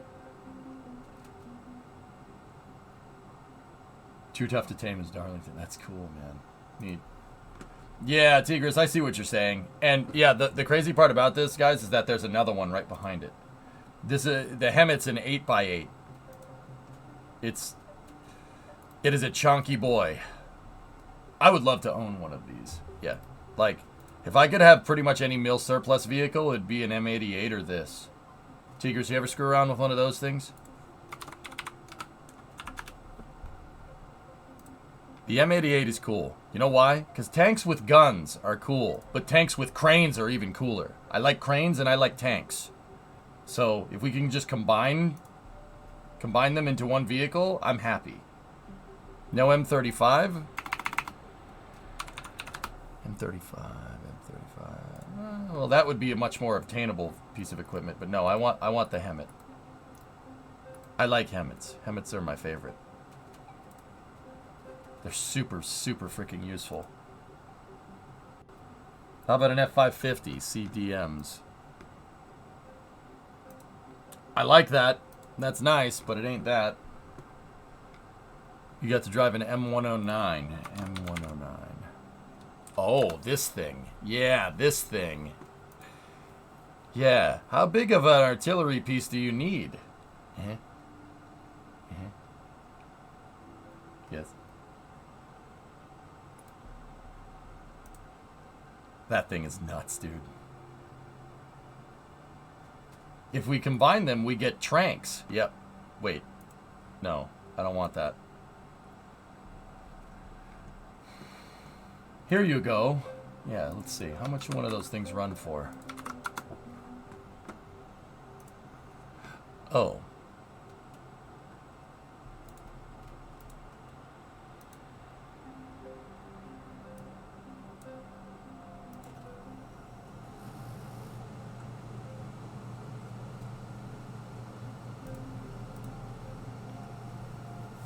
It's not bad considering what you're getting, dude. Yeah, that's for sure.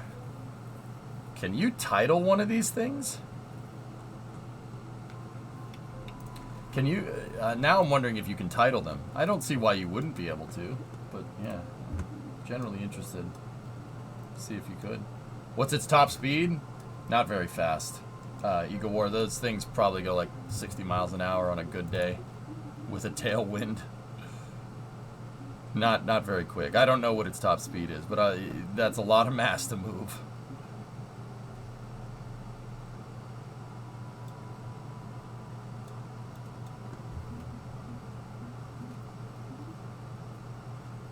Top speed is no.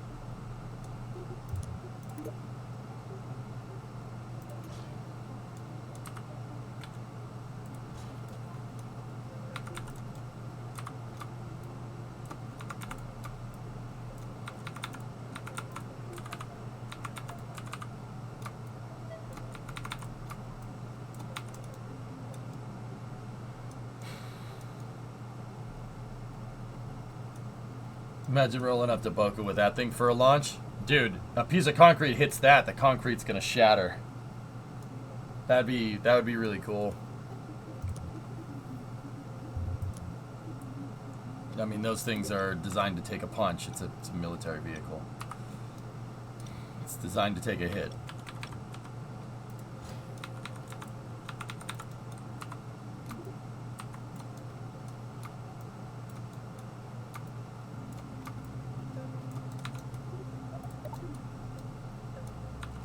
Put those under the pad. Unless you want to see one of those flying as far as the bits of concrete flew, I don't think that's a good idea, man. I don't think we should do that.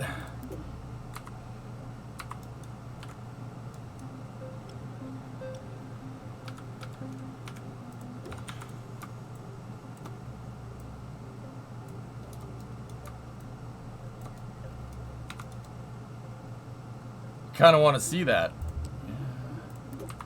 Yeah, I know what you mean.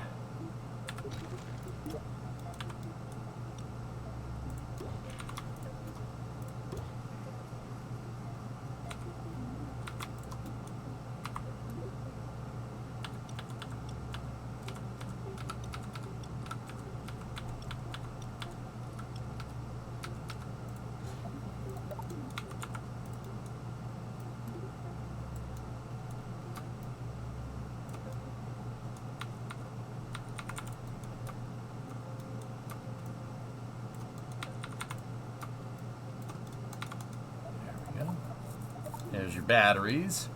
And now we need a couple of fuel cells here.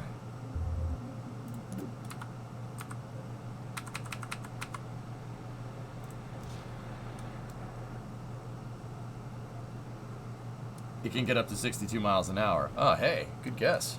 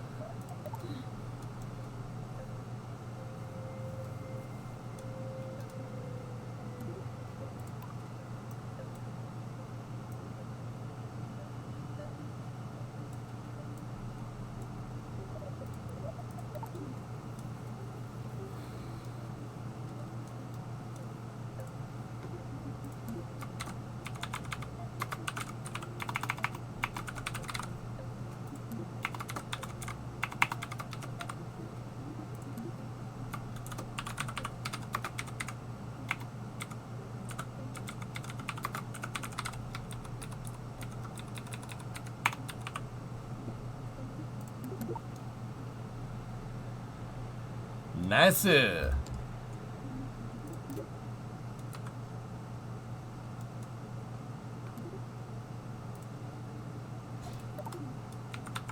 right. You want to jump this thing on, Drez, chat? I think that'd be kind of fun.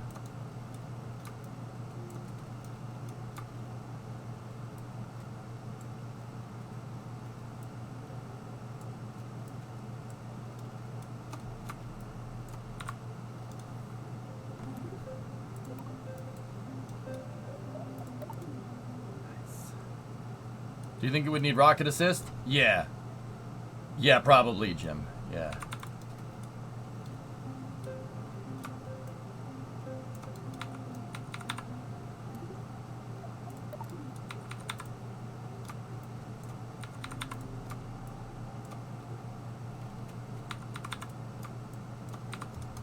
All right. There we go.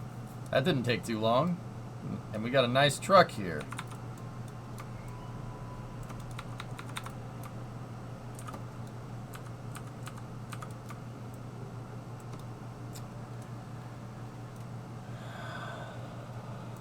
That's not how I had this.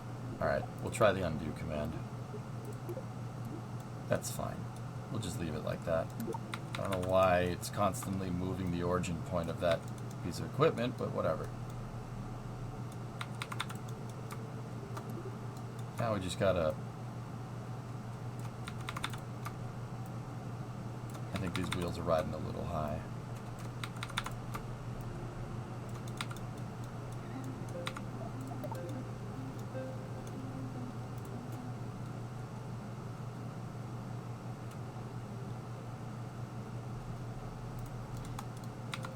Alright, sweet.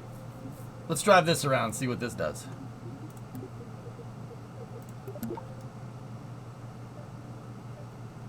Bit off topic, but assuming the Panthers close out the series against the Leafs, who is your pick in the Eastern Conference Finals? Canes or Panthers? Panthers.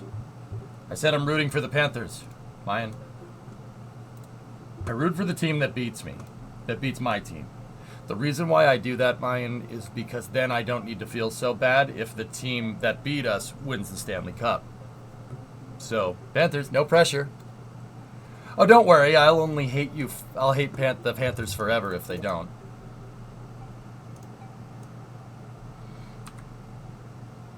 You know. Yeah, that's how I. It's kind of how I roll. It's kind of how I look at it.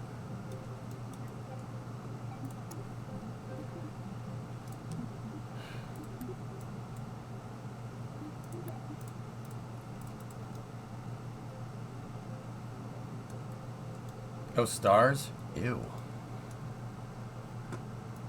Ew.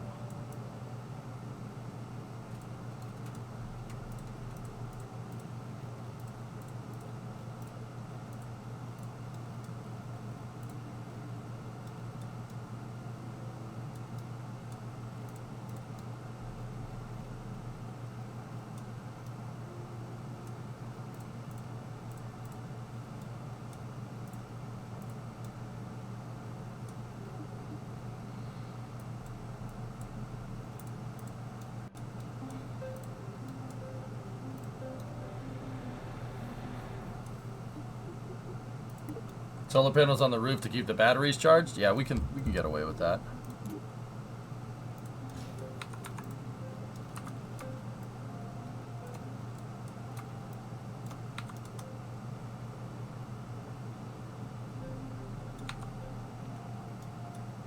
You already hate them. They're a warm weather climate hockey team. Yeah, but I'll hate them more if they lose. You know? Yeah.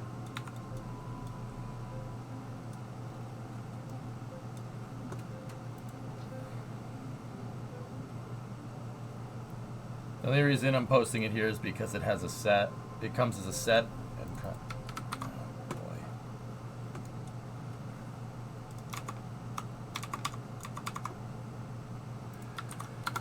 What do you got there?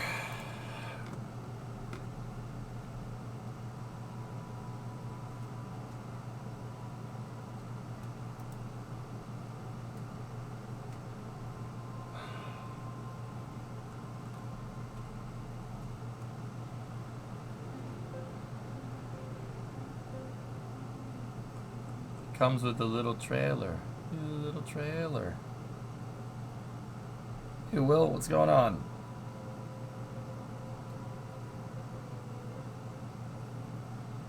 That's cool.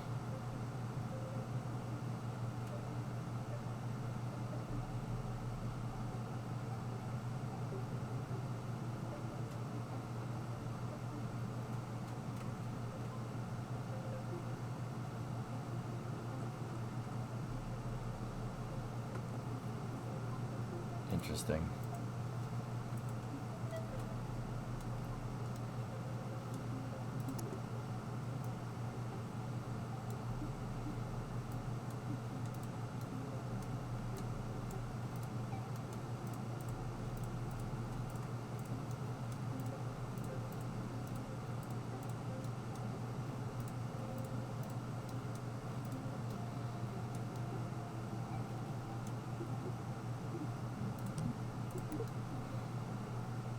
All right, let's take it for a spin. See how well this rover works. Dakota on Discord answered correct to a question on being just a single part on Nate's notes. That's a single part? Oh.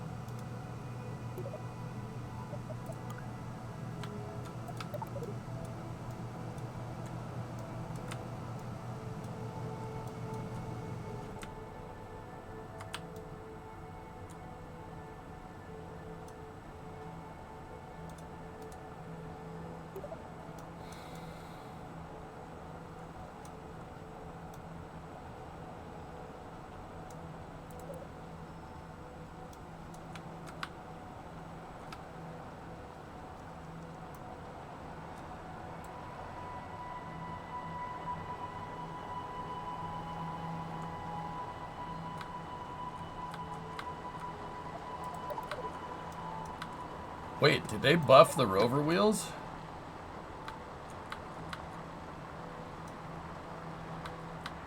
Because these go a lot faster than they did before. Cool. Excellent. That's not the only science part. Okay. Oh, okay, that's not the only science part. Yeah, okay, I got you.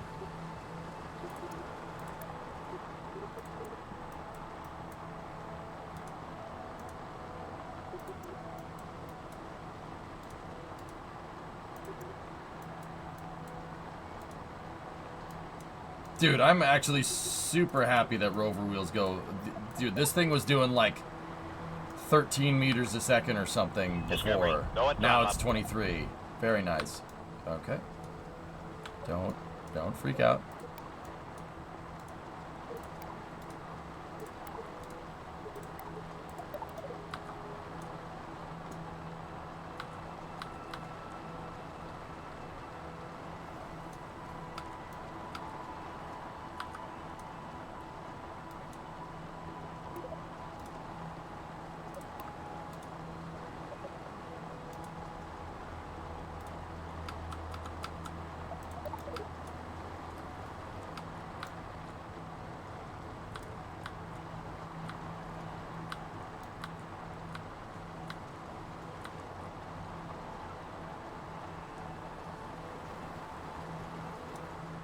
$51 miles an hour, still short of the real thing? Oh.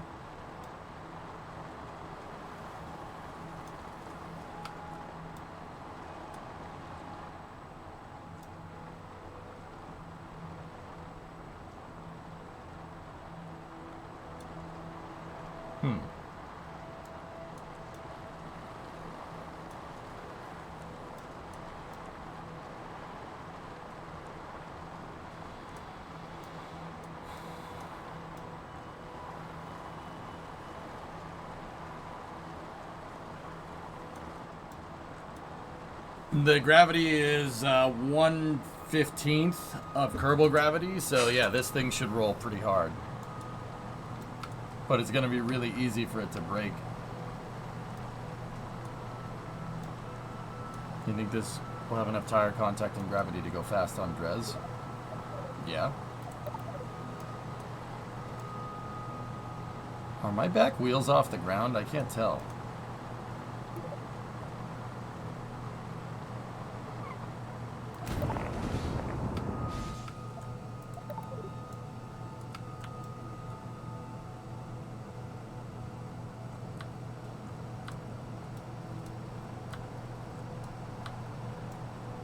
Yeah, they were now.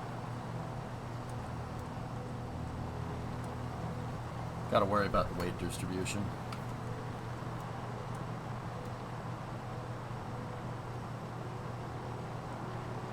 Looks like we lost a brake light. Hope we don't get pulled over. I was gonna say, here, let's revert to the VAB. I was gonna say, because if my back wheels are off the ground, we should, yeah, we might, hang on, like I could, we might not be getting all the traction that we needed because our back wheels are up in the air. This thing has a little bit of a forward weight bias. Yeah, okay.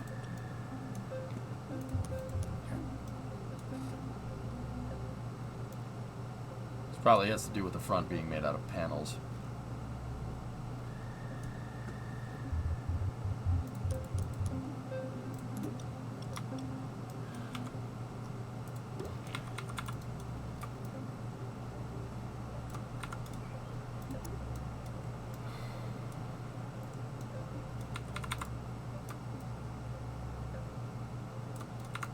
Just add a little weight on the back end. Yep, that's what I'm trying to do, man.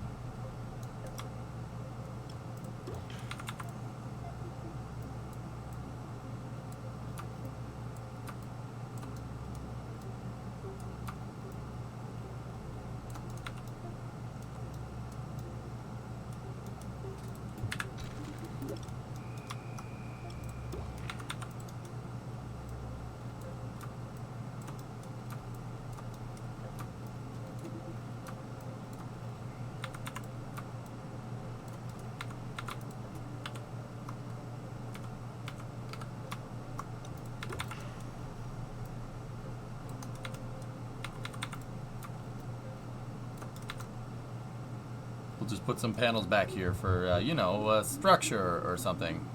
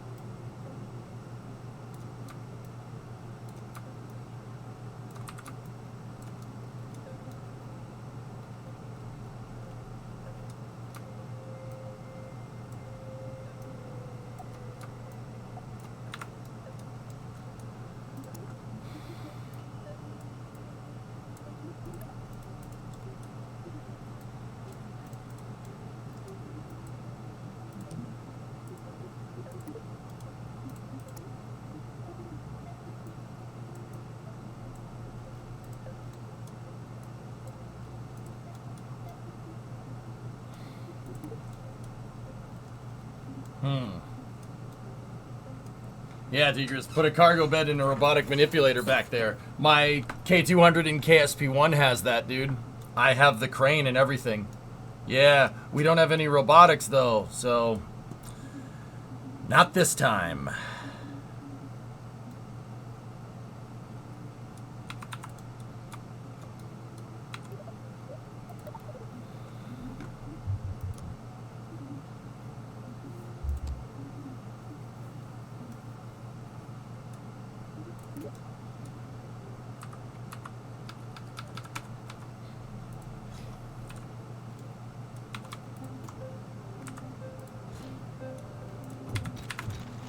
What's the objective? I'm building a rover for Drez, and I have no idea why I decided to make a desert camo for Drez, but it seemed appropriate.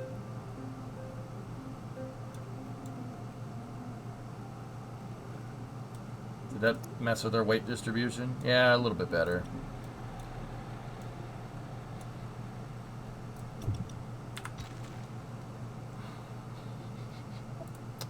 Fellas, I smell fire.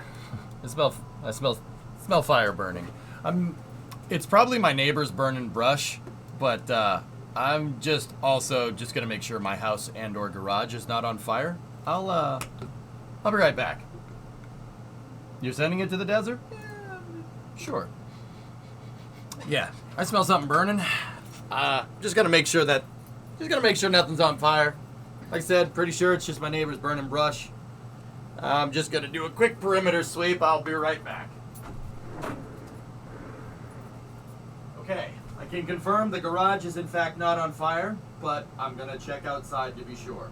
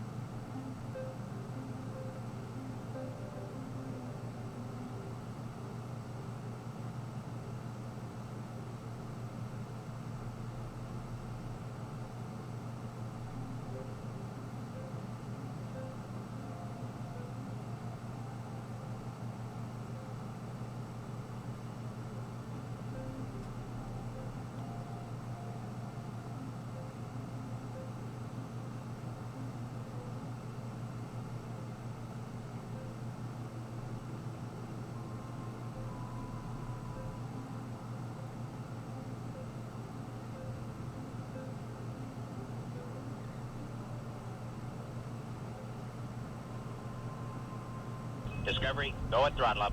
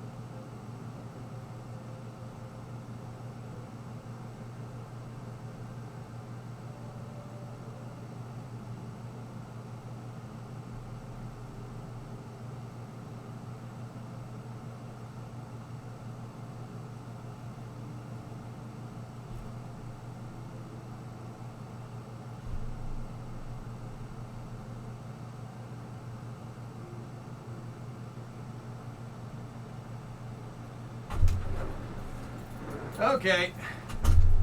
Sorry about that, boys. I'm back. It is, yeah, my neighbor's burning off brush.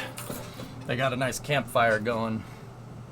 And they were cracking the beer. And I was like, no, I gotta get back to work. You have the combination for the air shield. 1, 2, 3, 4, 5. No burn bans. So you brought a beer to work? No, I didn't drink.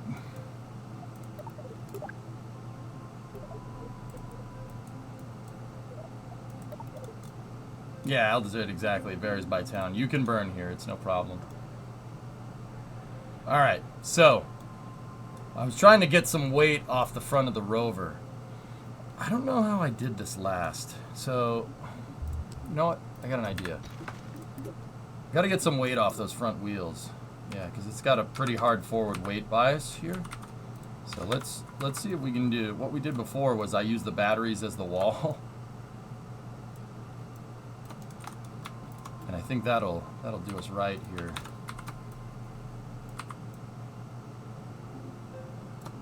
So instead of 2 parts, it's now 4, but that's okay. Is streaming, so early launch, okay. Is streaming the hardest easy job or the easiest hard job? Hardest easy job is what I would say. Targeting Sunday, May 14th at 1:03 a.m. Okay. Looks like we're going to have to start GTA racing early tomorrow. Cool. I still do GTA racing on Saturday nights, guys. So camo color, desert, not desert, eh? Launching on 1067.11. Oh, all right. Cool. All right. We got the weight bias a little bit behind those wheels. That's good. I'm thinking, you know, maybe we can take the B pillars and use another part for them. How about we can use the light strip. It's a little bit lighter strip. Now that just looks strange.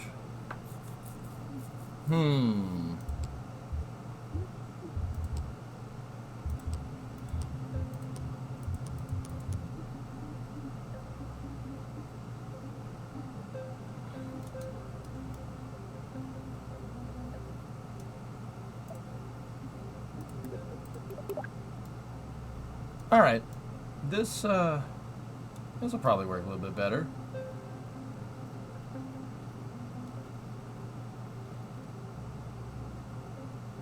Might be able to get more out of this if we take that one off and replace it with one of these. What's the mass of one of these? It's 22 kilos versus 2. Oh, okay.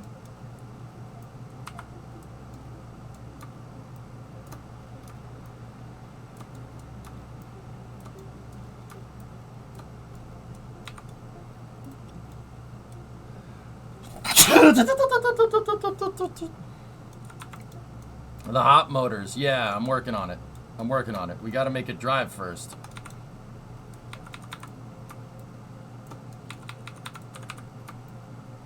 There we go.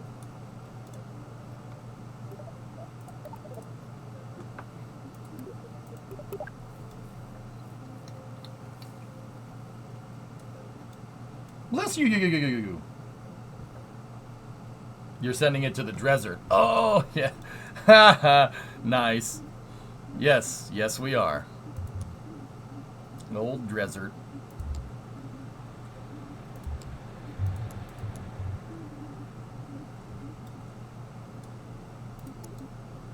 Really hoping we could get a center of mass right around here, but that doesn't seem to be the case.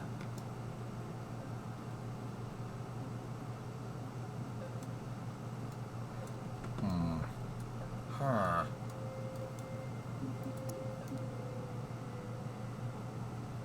Huh. Huh?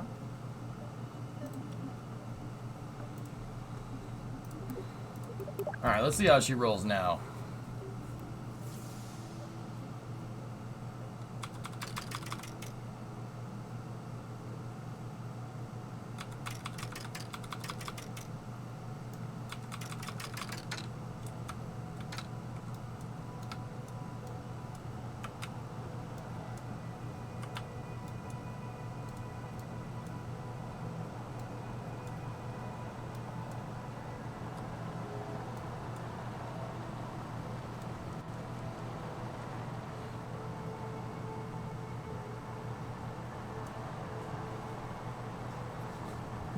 putting a nuke on the back is pretty much what I'm going to end up doing.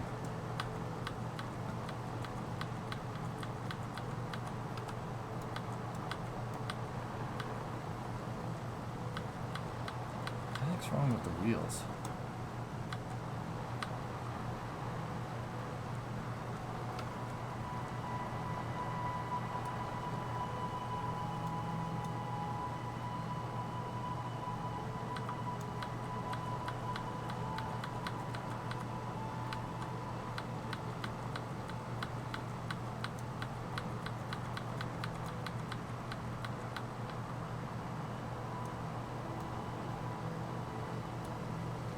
Why does this thing look like it's teetering on a balance beam?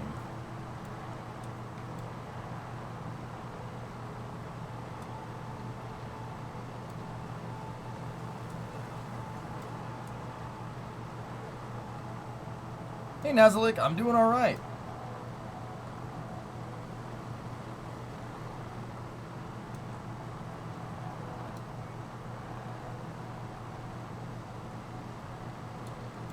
It's the curve of the planet.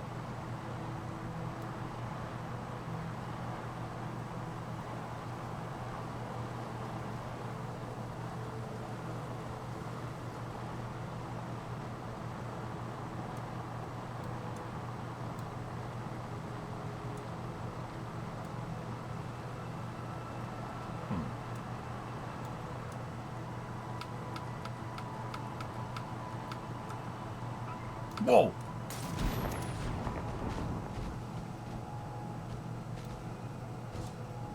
The tires are still attached.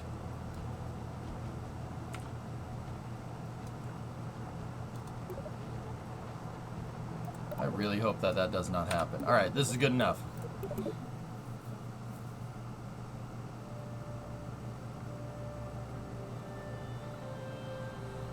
So, now we need something to get up off the ground.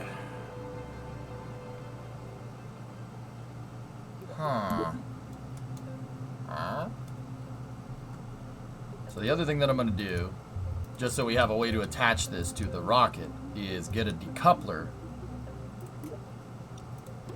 I'm going to make sure that decoupler is attached. So restore agency colors part, boom.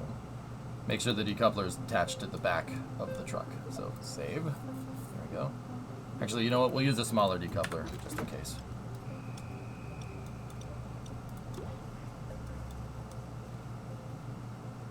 I do not want it attached to the panels.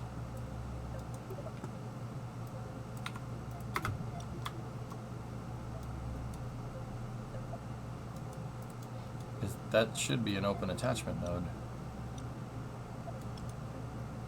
I guess the panels make it not an open attachment node. There we go. What the?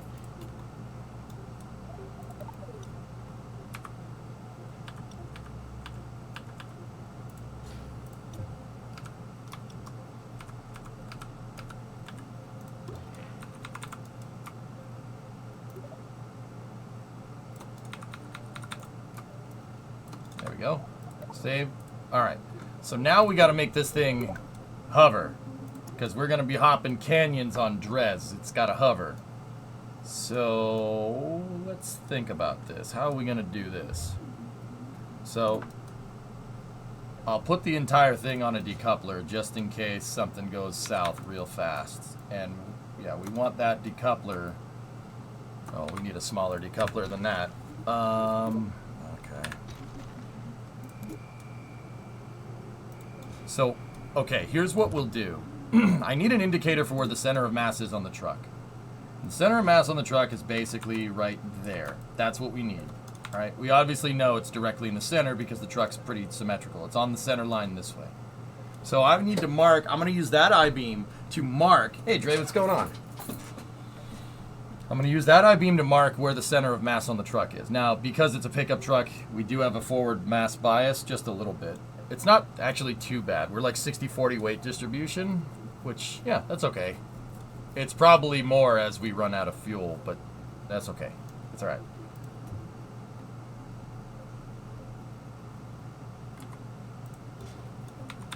So now, what I'm going to do is I'm going to give myself a little bit of a chassis here. We need...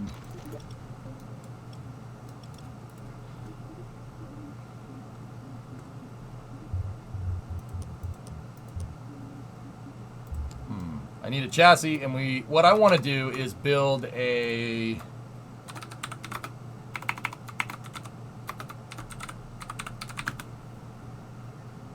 I'm going to build the sky crane for it. We're not going to drop the thing down Perseverance style, but we'll build a sky crane for it. And that sky crane, once again, will land us down on the surface, and then we can use it to jump across Drez, across the canyons.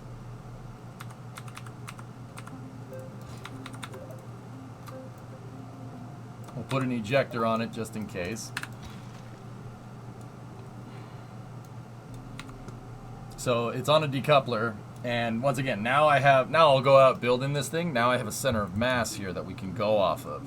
So to land on Drez, it doesn't take too much. 430? That's no problem. We'll use the nuclear stage to get it there. Easy peasy. Easy peasy lemon squeezy. Yeah. And also, the truck is probably going to need a probe core. Because I don't want to send people on this, so we'll just give her...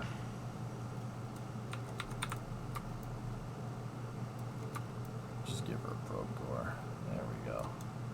Excellent. That also means that it's going to need antennas too, so...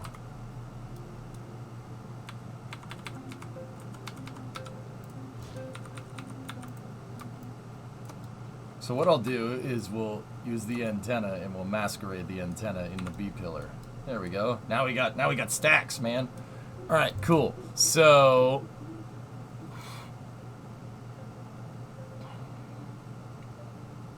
let's think here. How are we gonna do this?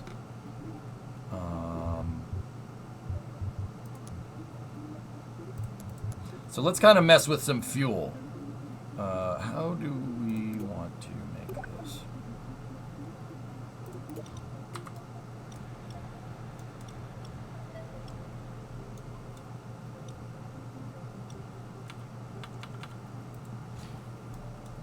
Nope.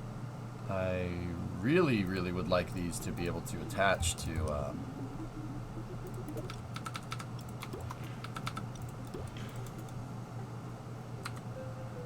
the I-beam here. There we go. Sometimes putting nose cones on these things will make it so you can attach them correctly. So let's make these go up here, and then we'll put them basically in a position. Okay. All right. So let's move the fuel cells for the truck forward a little bit, which will give us the clearance, right?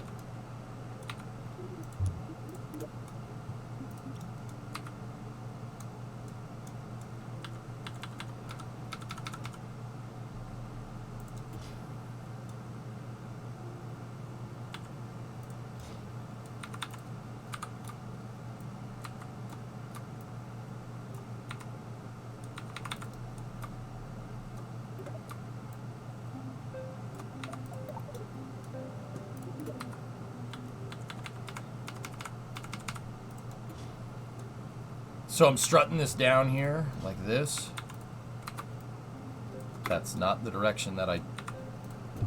Damn it, Kerbal.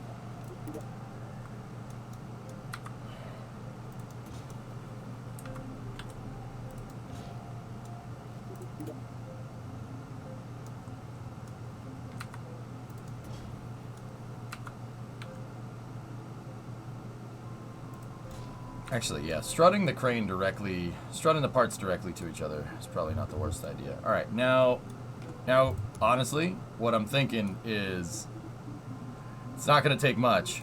So give me...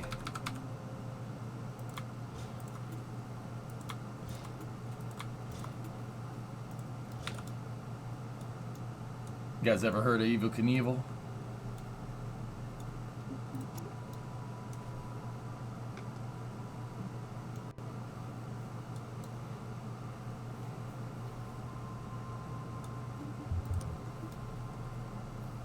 No, I never watched Star Wars.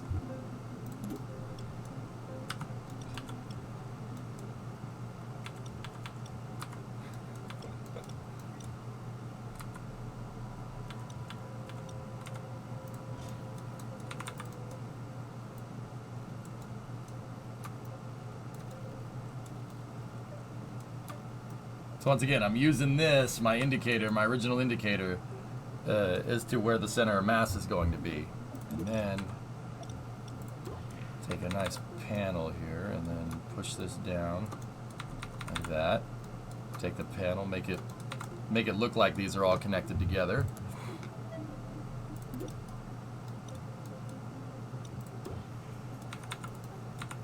Actually, we don't even need the panel there. We can use the Rove mate. Sweet.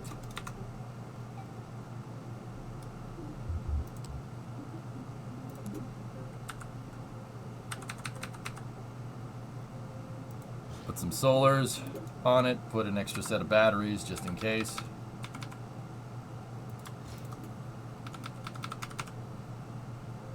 Okay, what is the TWR of our truck?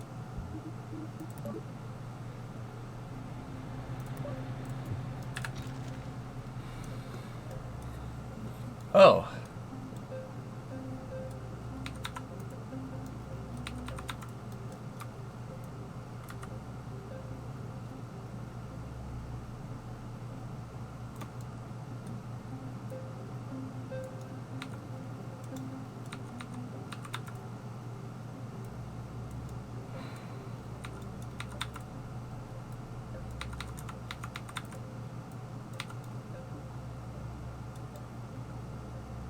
All right.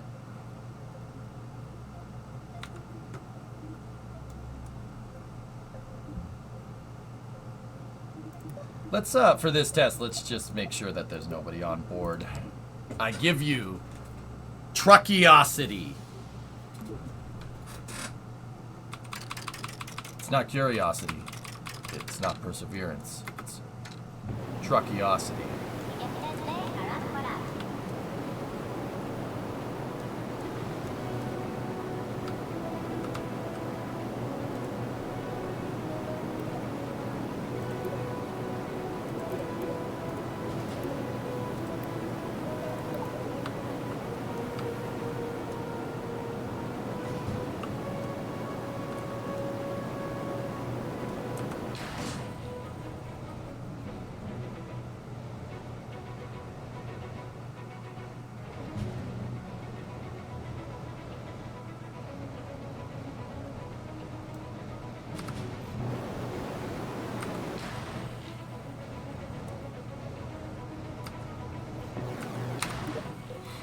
Okay, the first test did not go as planned. We've had an anomaly.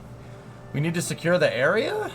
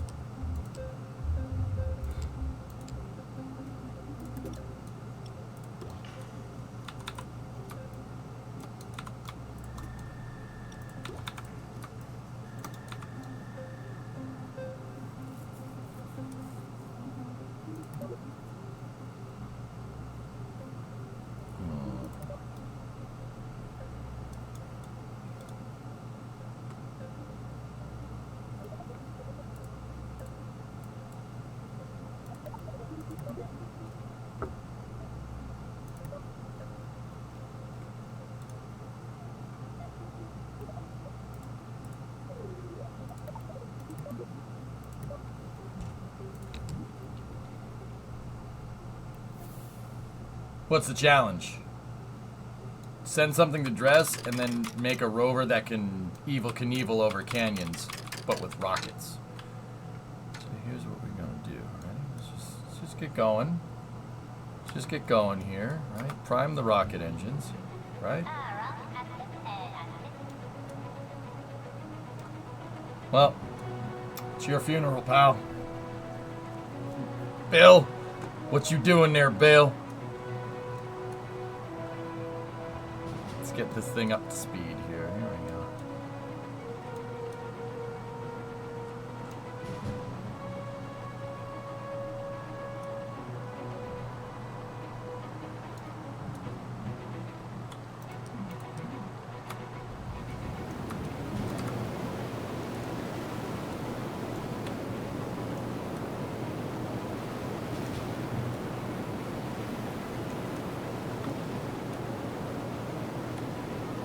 This is fine.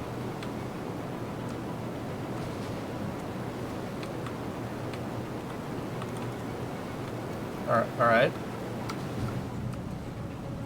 Okay.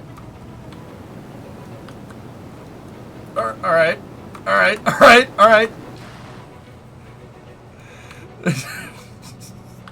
Talk about skipping the traffic.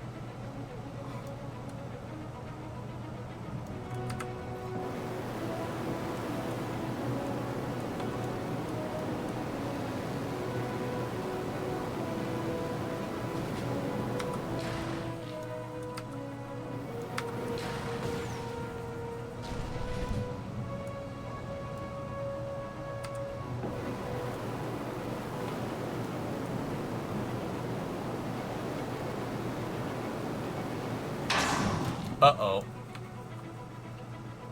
Hey, it's fine.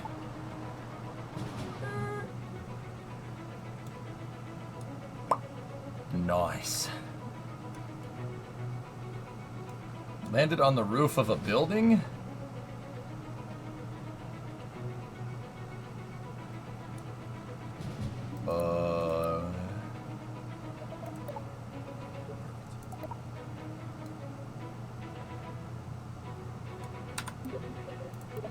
It looks like our center of lift, or center of mass, center of thrust is a little bit off. Just a teeny weeny bit. That was good. That was good. That was good. Much better.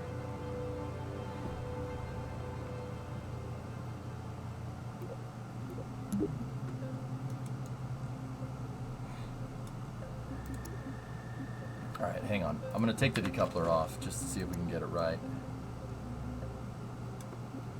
Isometric. Isometric. Yeah, it is a little bit biased towards the front, just a smidge.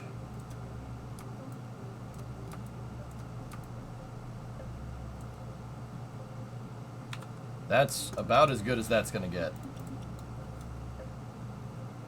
All right.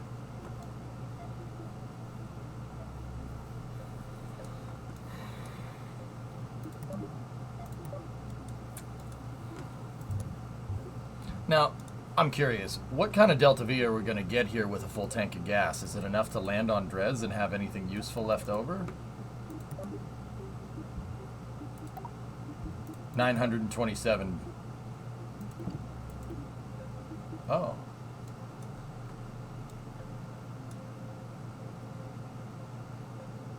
Verniers? We got SAS, dude.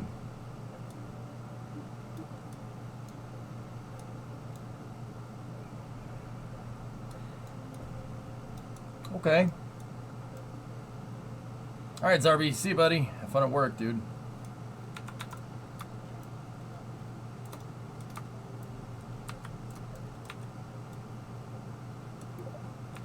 Now, moving the strut around shouldn't screw with the center of mass too much.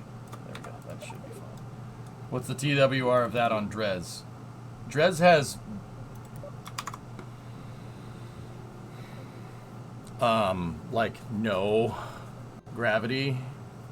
The gravitational acceleration, it's like Minmus, almost.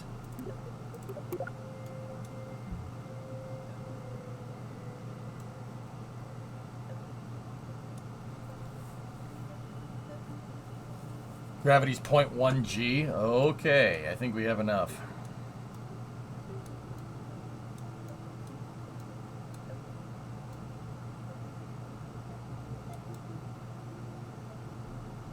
This is fine.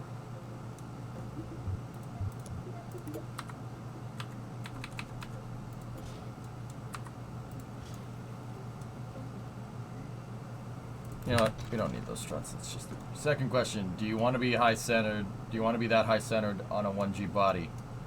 SAS should be able to flip us over. It's got a roll cage in it. It'll be alright.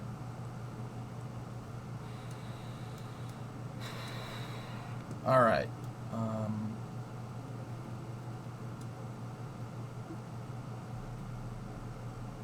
Yeah.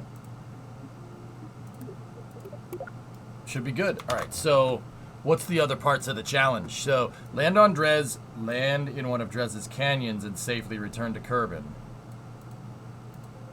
Land a rover on one side of Dres Canyon, and then jump the canyon. Okay. 430.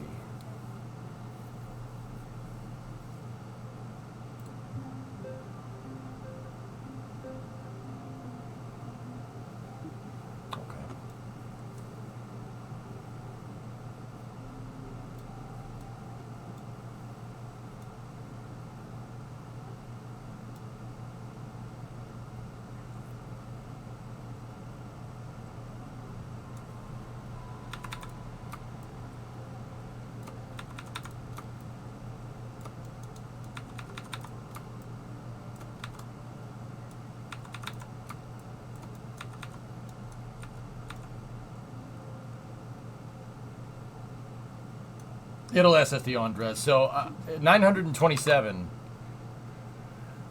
Let's figure... I'd say figure 500 for landing on Dres. Yeah,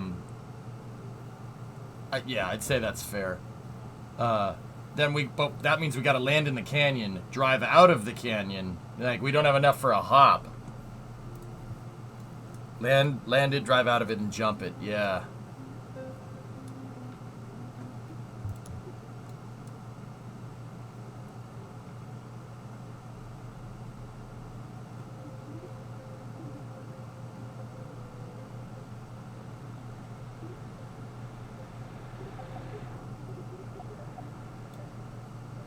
We might not need 8 engines, dudes. I don't think we need 8 engines. What does taking these things away do?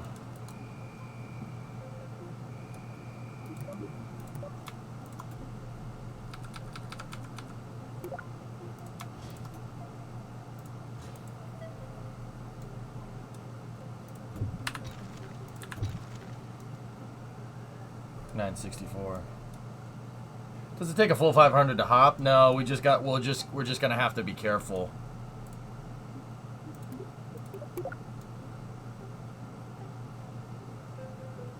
Yeah, cool. All right, now the last thing that I want to do is get a decoupler and attach that decoupler back where we wanted it to be. There we go. And now the decoupler should line up with the center of mass, which should make this thing super easy to attach to a rocket.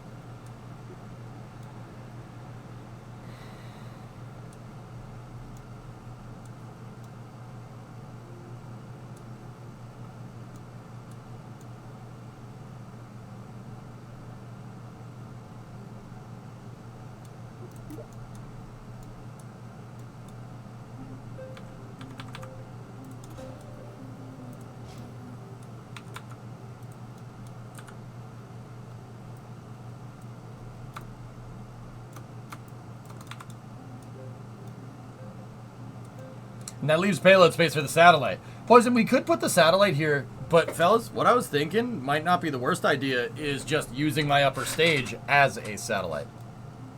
Does that count? I mean, it counted with the Joule challenge.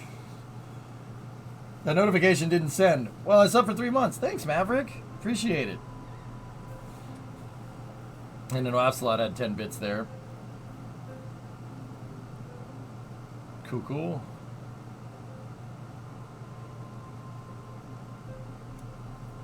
It's 0.1 of 9.8 meters a second per second, Eric. So it's about 1 meter a second gravitational acceleration, give or take.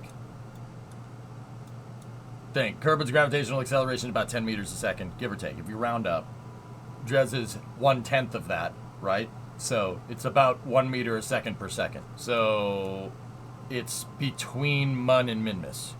Should be fine.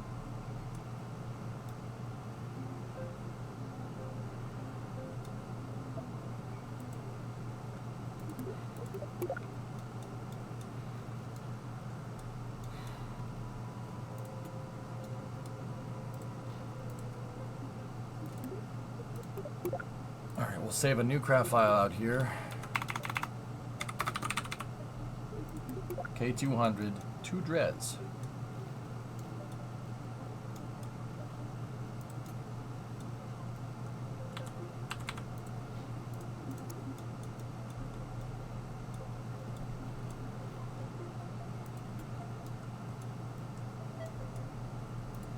Now let's build a rocket for this sucker. Okay, so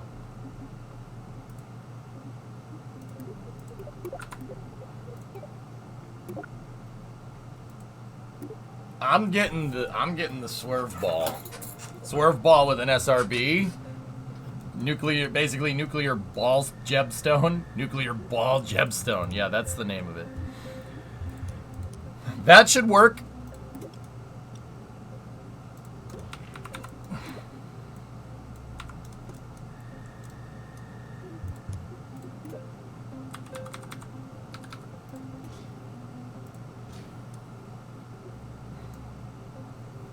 How's the combination of craft files been working lately? Oh, absolutely horrible, which is why I don't really do it. Every time I've tried to combine craft files, it's failed miserably.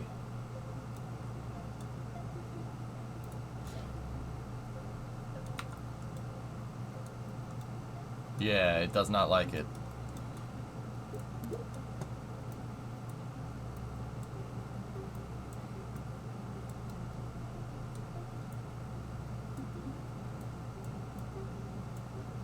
Like I said, this favors a KSP 0.25 playstyle. Combining craft files from that version of Kerbal, yeah, wasn't the smartest thing to do.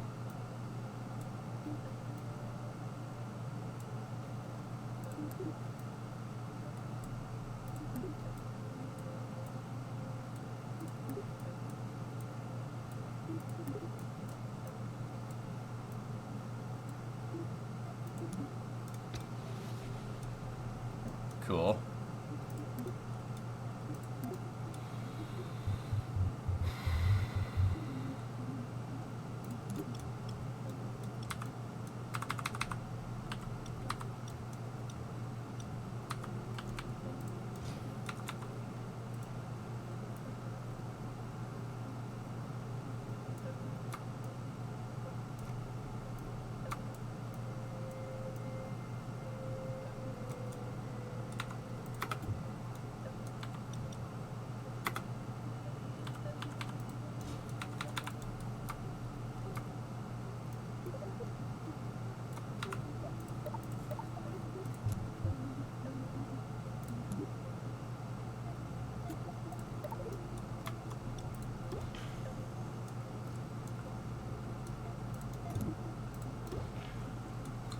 Okay, we need a probe core. Gotta get some batteries. There we go. That's what I went to school for, damn it, but yeah. Hot balls, yeah, we can go with that, that's fine. That's fair. Guys, just always remember, fuel is stored in the balls. That's a really important life lesson to learn. Okay.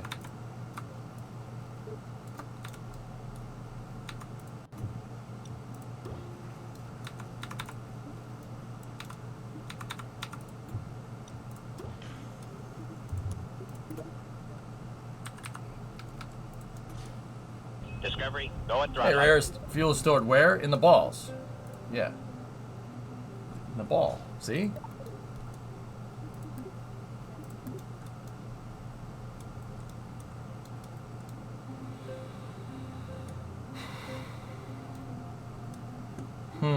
Yeah, I know. Indeed.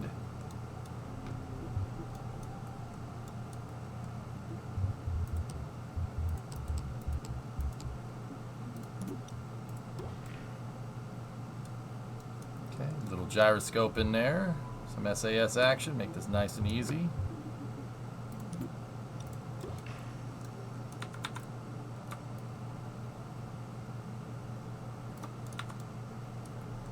Very nice.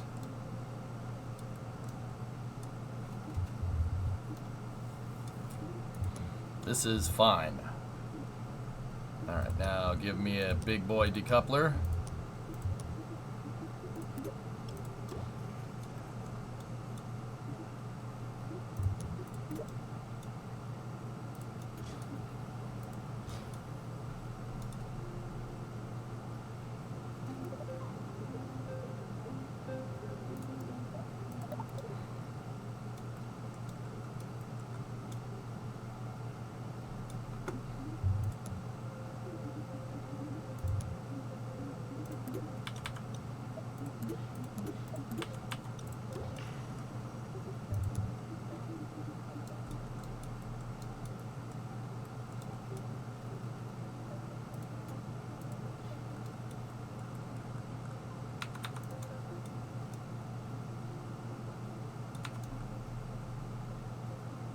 Nuclear vessels.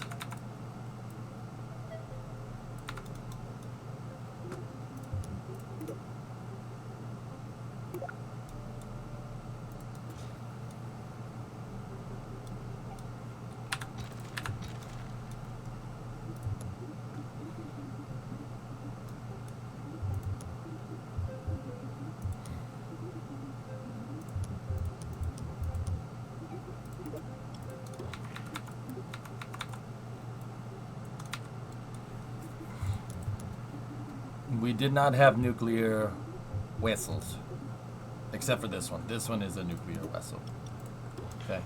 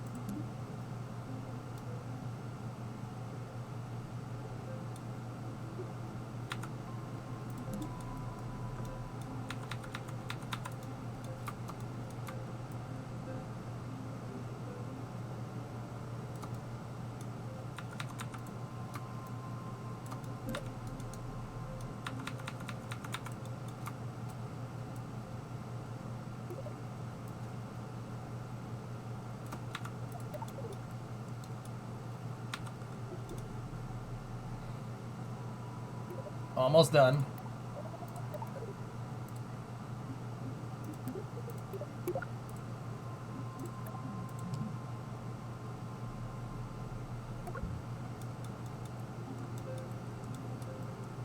Oh yeah.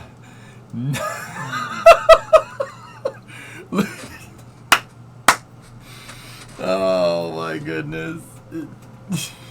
This is great. Look at this thing. Look at this thing. Look at this. It's fantastic.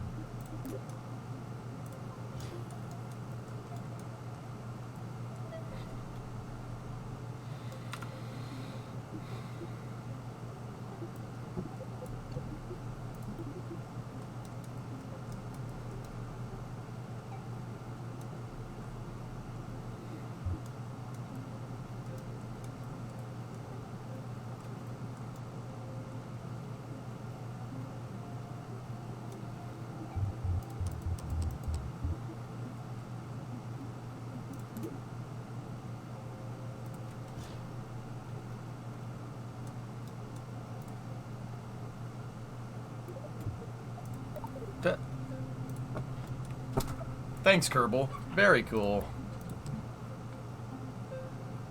I mean, I think my center of pressure might be a little bit too high. Like,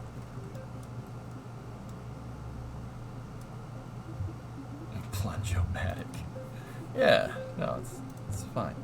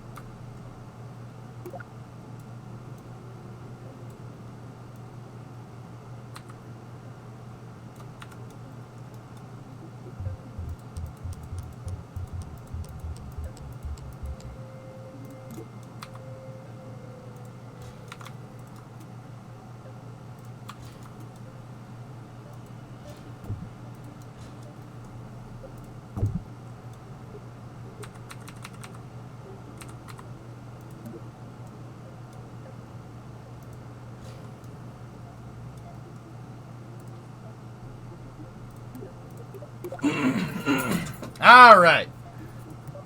Shall we go to Dres? Shall we?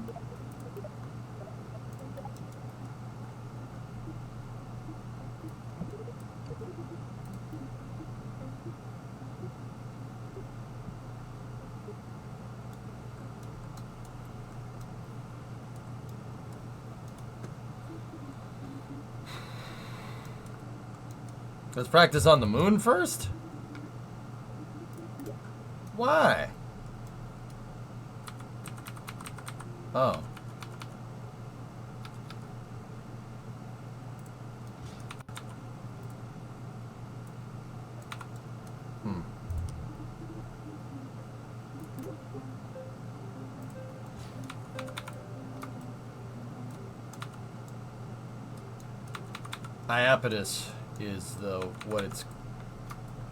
Iapetus is what it's the closest to, dude.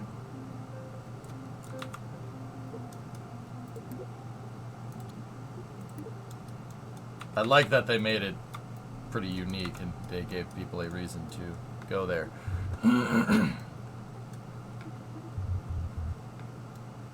Where's the center of mass on this thing?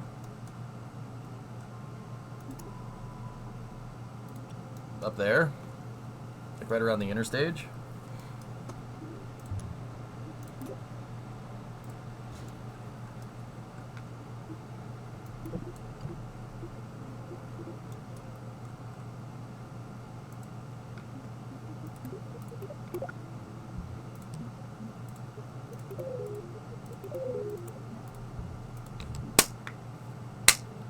Shall we?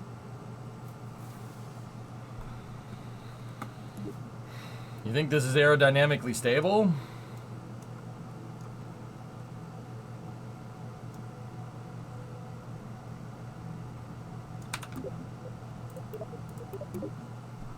No. No, probably not.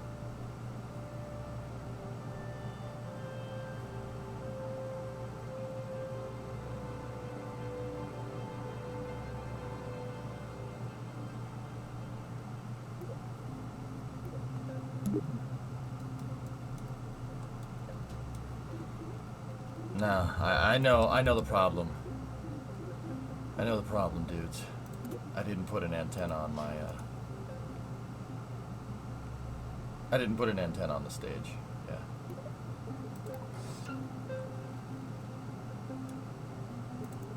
Sorry, it's my fault. It's my fault.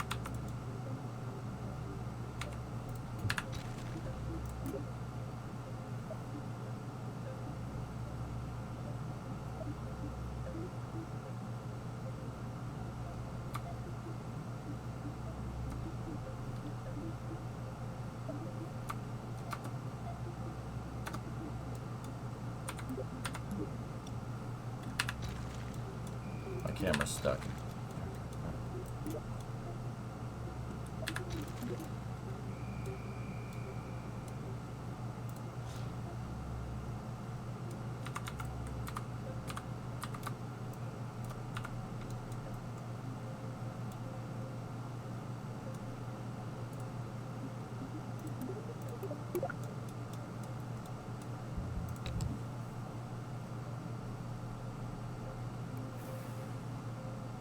I think it's good now.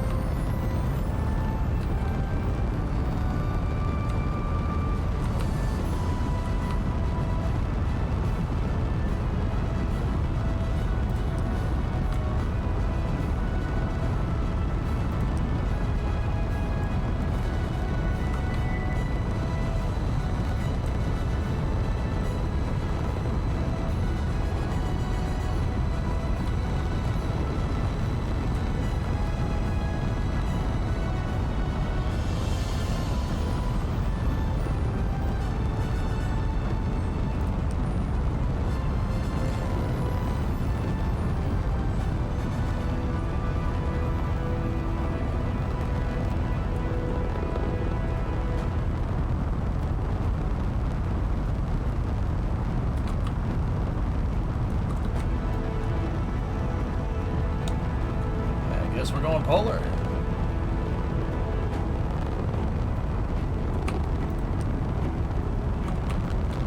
Yeah, it really just wants to go this way. Couldn't tell you why. Yeah, they did a detail pass on the consort. Yeah.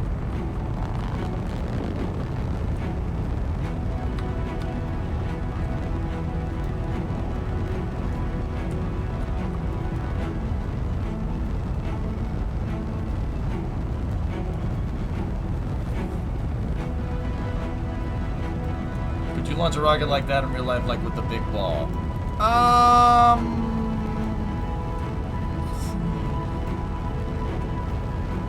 Yeah, maybe, probably not.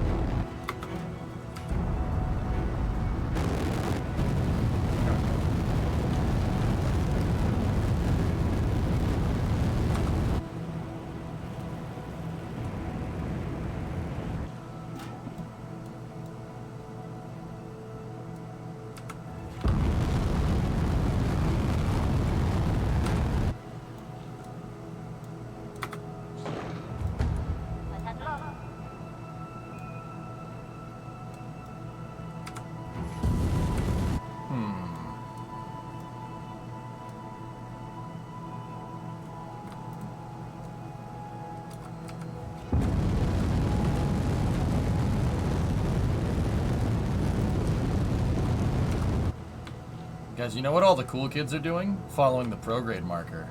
You hear that, Ball? All the cool kids are following the prograde marker. Why don't you? Oh.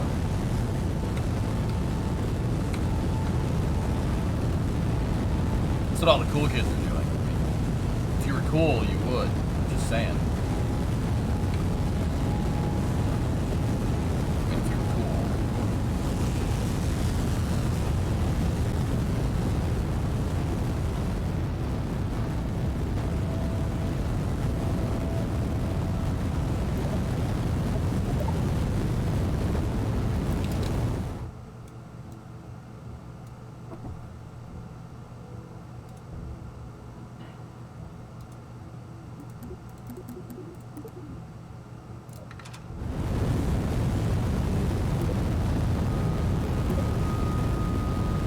Yeah, I'm pretty sure I told Bill to not go in there. Door orientation is inverted.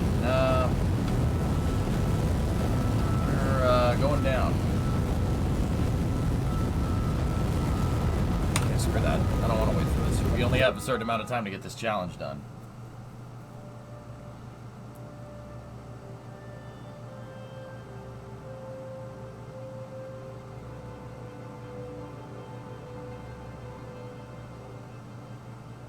Foul ball. Yep. Okay, got to make a couple of changes here. Just a couple. So the first thing I'm going to do is put the antenna there so I can tell the vehicle orientation. That's good. Second thing that I'm going to do is go down here, right click on this. We're going to Dres, Poj. That's this week's challenge. Go down here and give me a big honking control surface.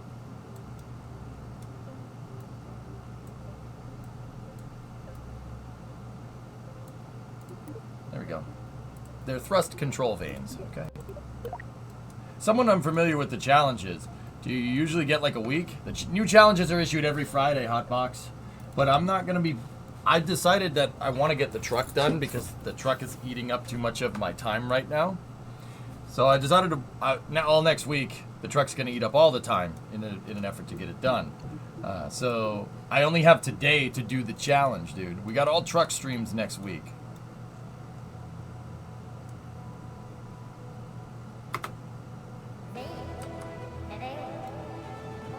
All right, take two. Oh, actually, Bill, get the frick out of the rocket, man. That's right, Hotbox. Yeah, that's why you see this design that was a little hastily implemented. It's a little more hastily implemented than what I'm used to.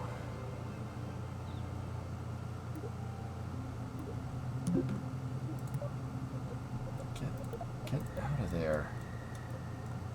We're doing rapid prototyping. Yes.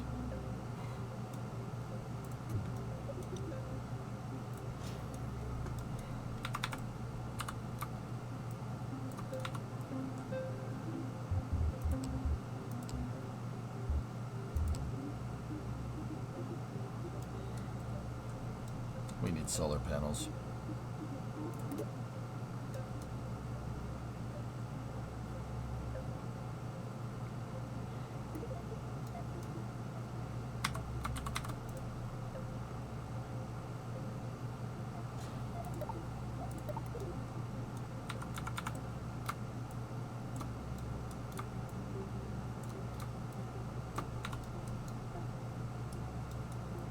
Good.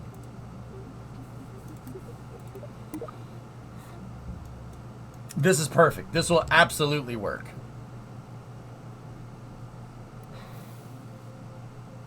Garmo, what's going on?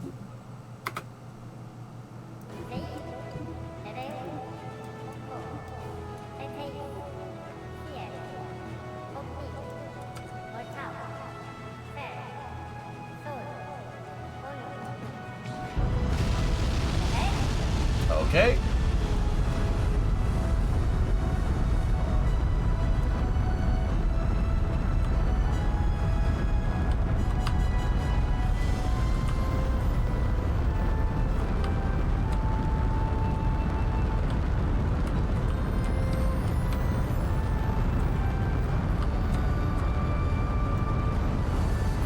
Perfect.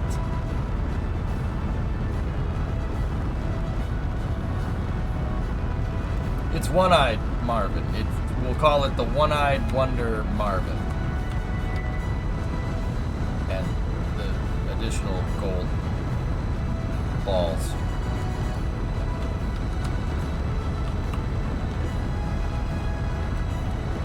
Much better.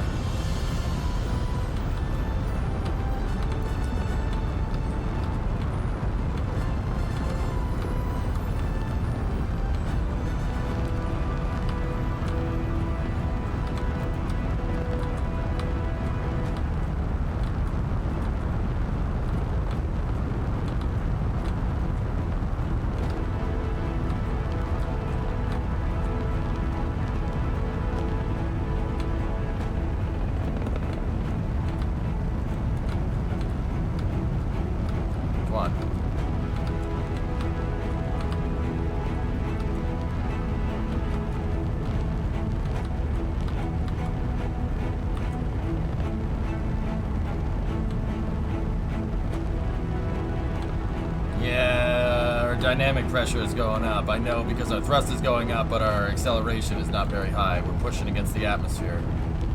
This should start going up like crazy here in a second. We were transonic.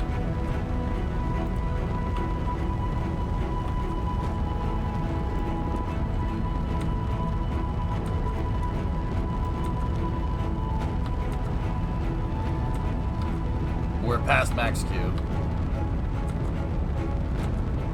Vehicle's now supersonic.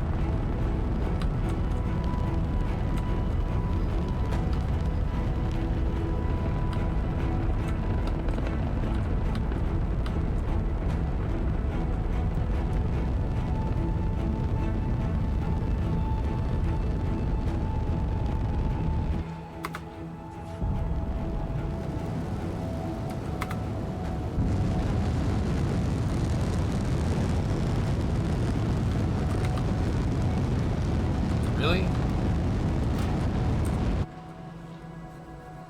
Okay. Starship.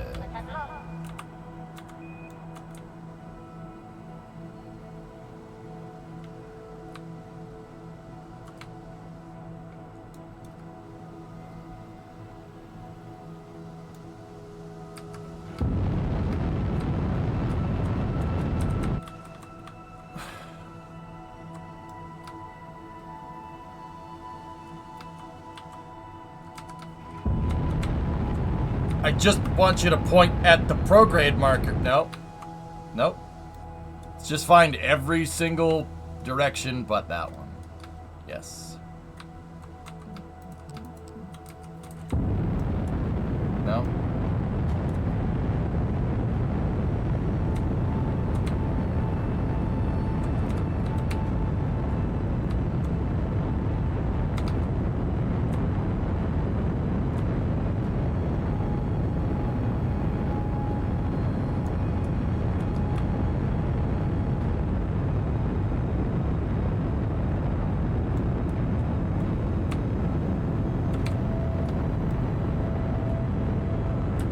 Little too late, guys.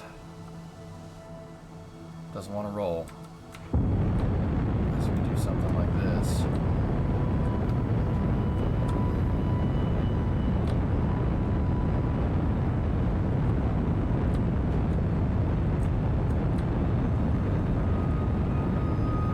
Why do you want to go in every direction but the direction? I don't understand.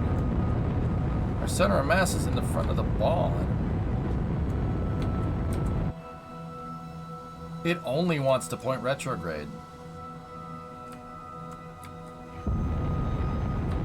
I mean, we're still in the atmosphere. That's probably has something to do with it.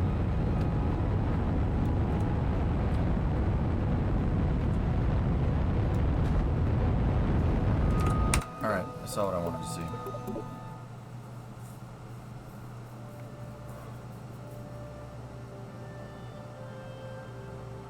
What, Sneaky? The city's update is going to be big. Oh, okay.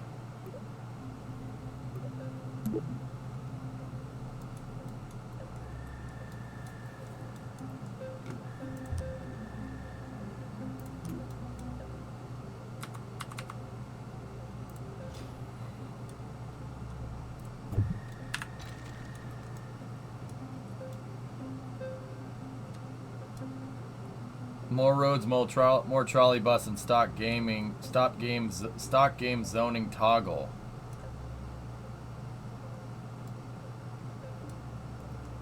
Cool.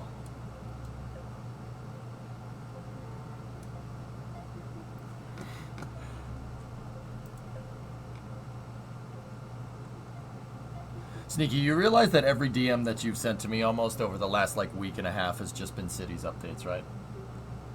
Like seriously, scroll up in this. Toggle zoning on both sides, one side or out. Oh, neat. That's cool, man.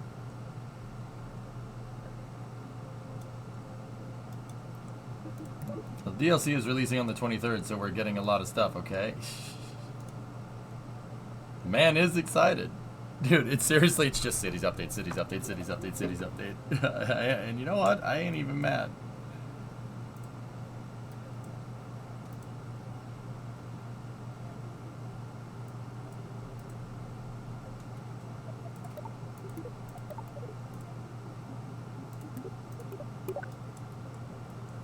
Your height.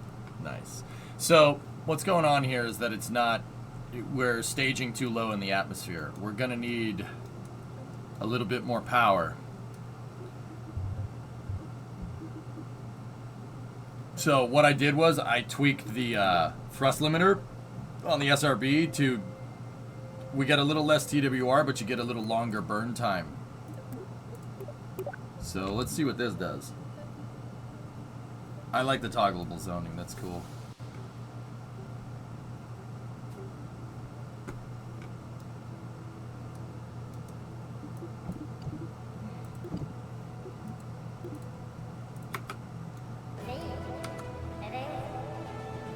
Alright, just come.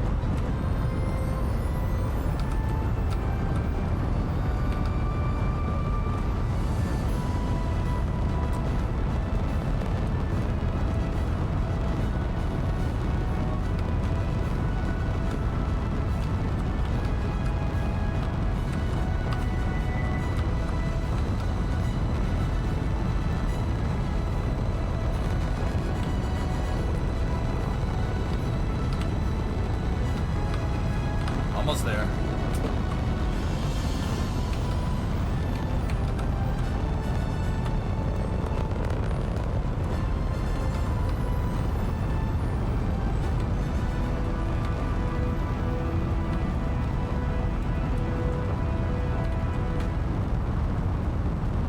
Is there a reason why you don't do the roll program rather than just turning it into VAB?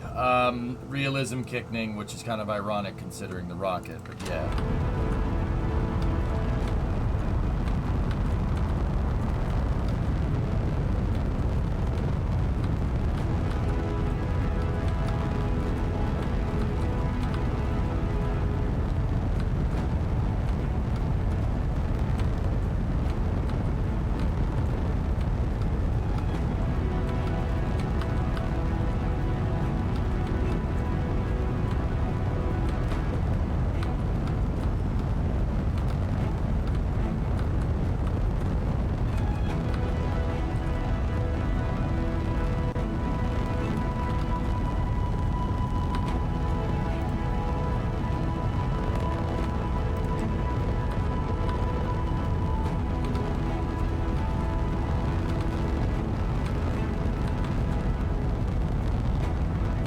Okay, yeah, we definitely get a little bit more burn time. Hopefully we can get to a little bit of a higher altitude here.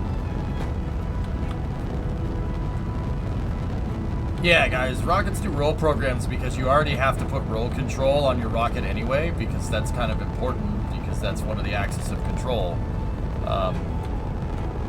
You need yaw, pitch, and roll on your rocket to begin with, dude, so why not just have it roll? If that's something that's going to be already built into the rocket, just have it roll off the pad rather than trying to take an entire pad and make it change directions. That's the reason why I do that. It's still too low.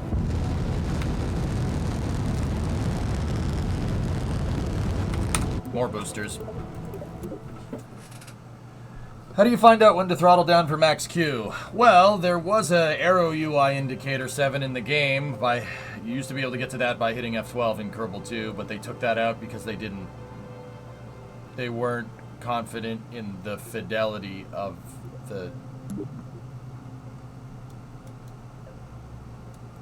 their own debug tool or something. I think that was what they said. It was very weird.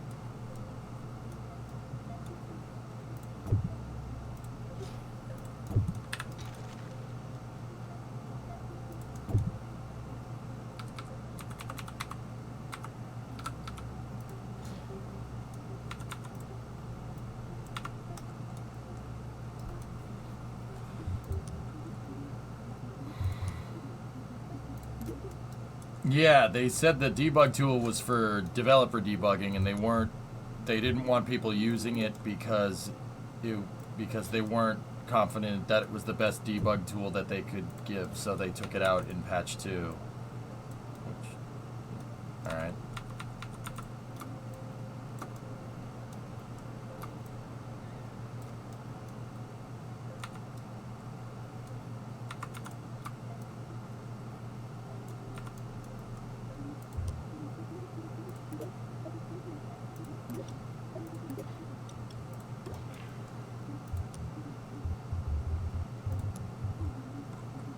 Yeah, I'm like them. Okay. Sure. I guess.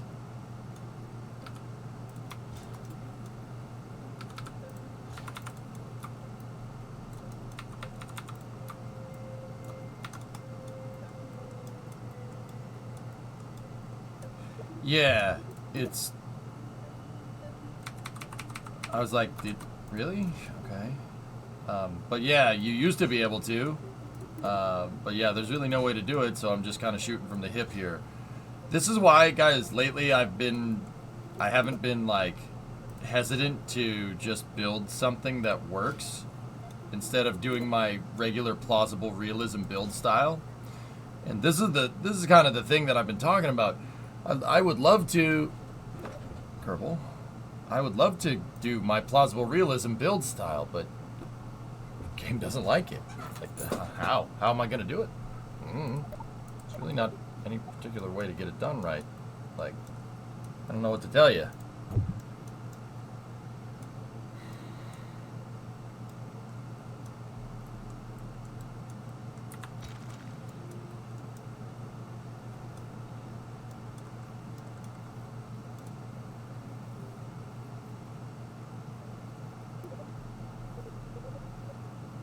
Yeah, yeah, Aqualex, pretty much.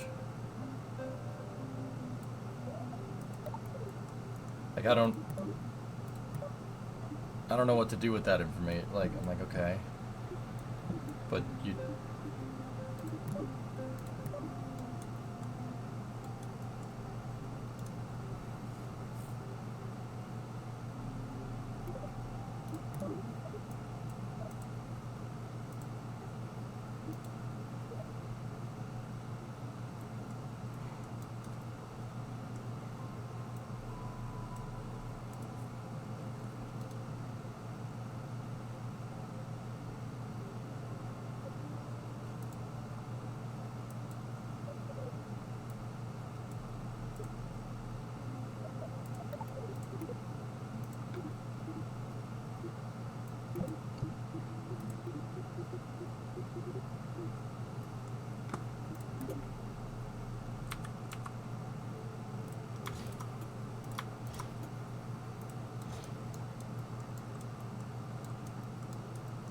So yeah, that's why I've been just doing like just build something, make it work.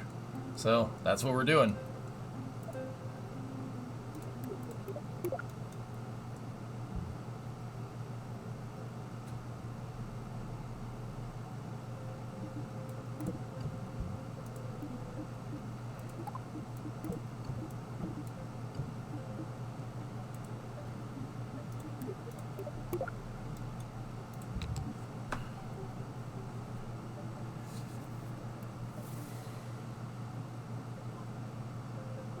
Pretty much, illness. Like I've had to revert to how my build style from like 10 years ago, which it seems regressive, but it's fine. But this looks cool.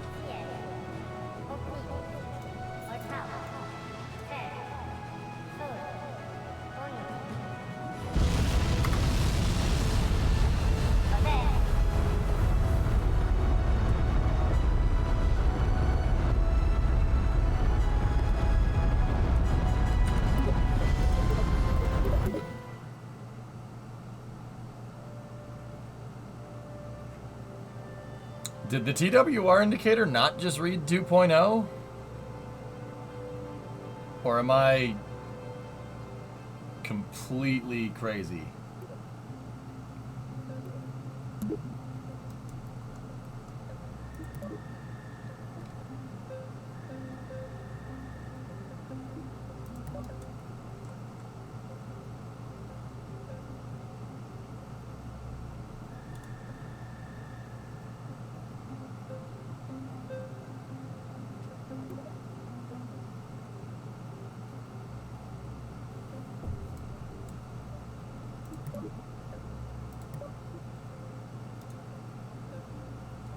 I've come to realize that Hearts of Iron 4 is bad for you. It's an addicting game, dude. Careful. Challenge this week is Drez.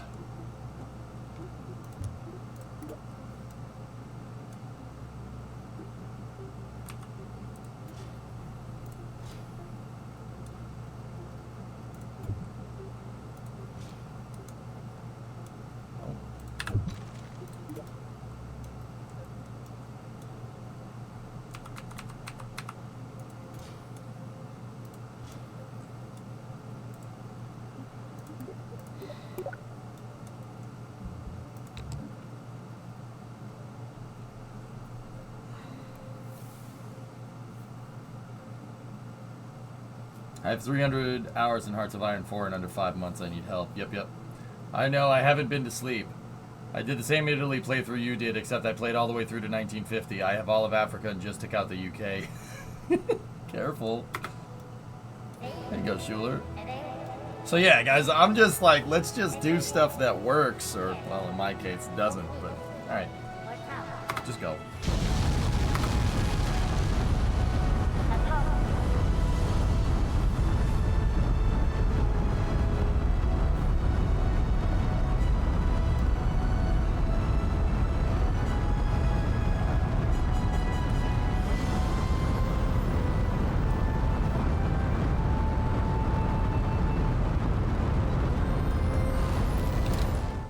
Calling me. What's up? Yes. Sure. Be right back. We'll see how this fiasco happens in a second here.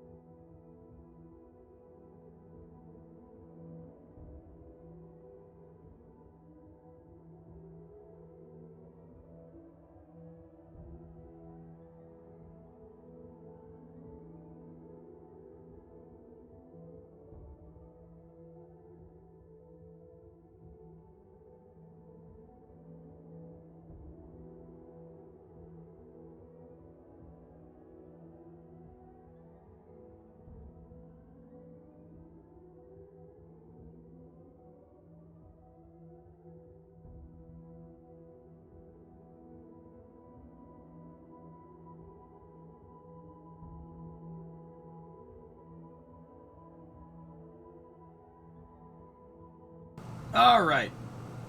I'm back. So, apparently my booster that's strutted is not strutted. So, you know.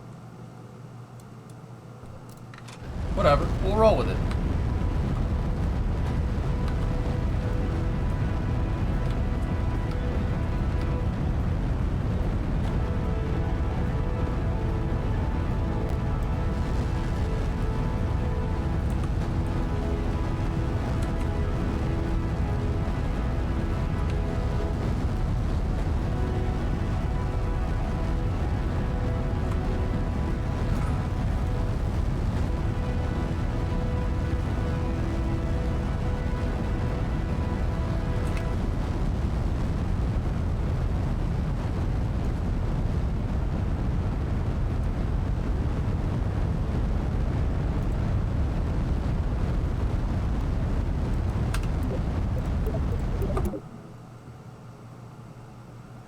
Hey, Velox, what's going on?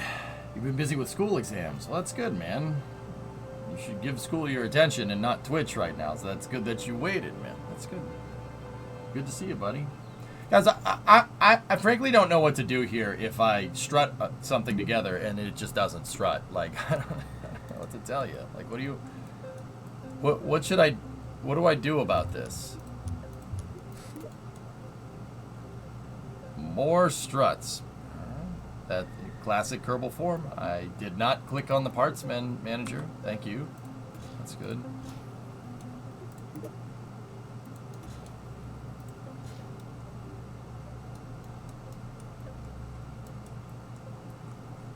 All right.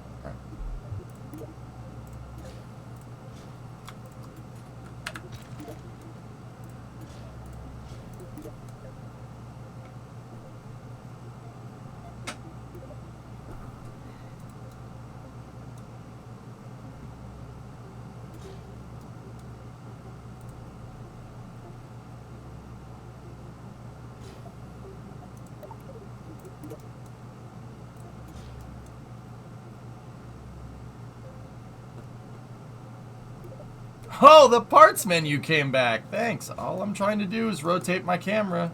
Now it won't rotate. Okay.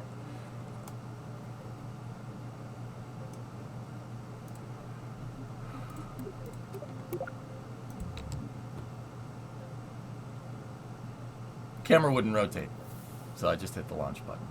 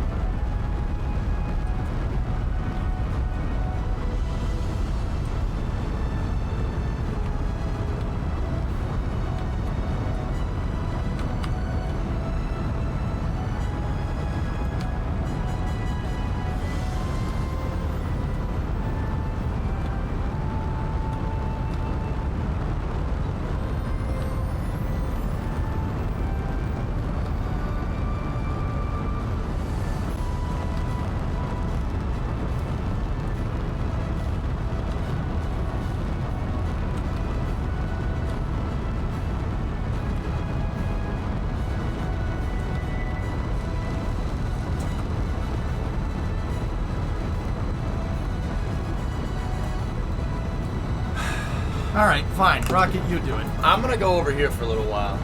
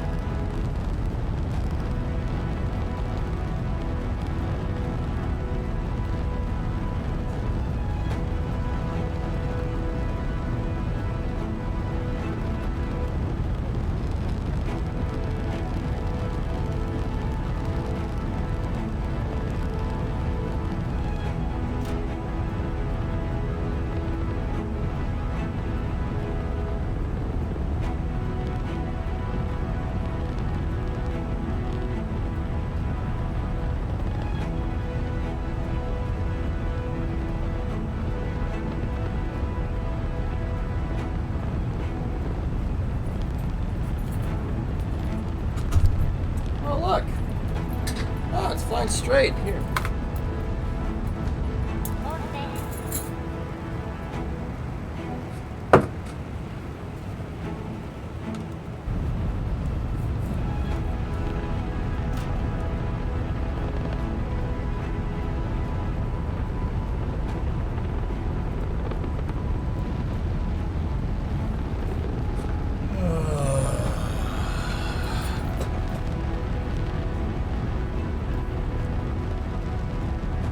Oh, now you want to point up. When you're going towards the ground, now it wants to point up.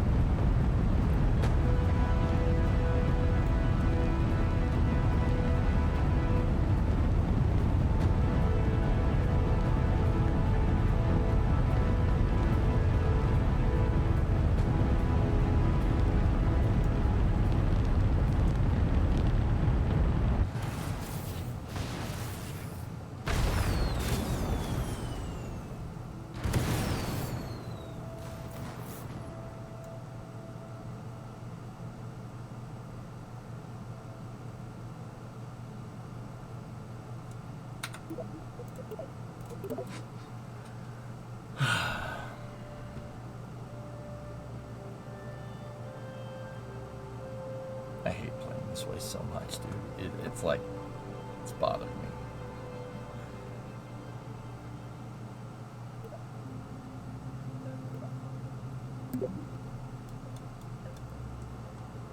I don't like playing like this, dudes. I really don't like it. Just sit here, freaking clown show, man.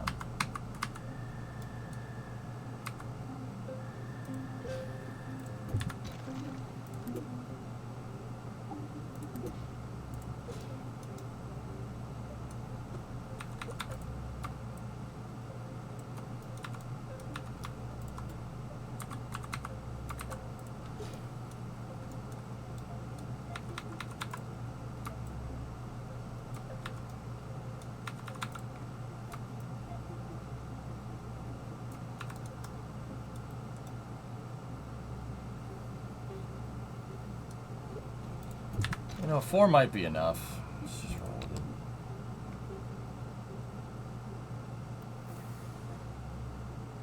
it. Yeah, Papaya, that's not the same problem. That's the Phantom Force problem that's happening, dude.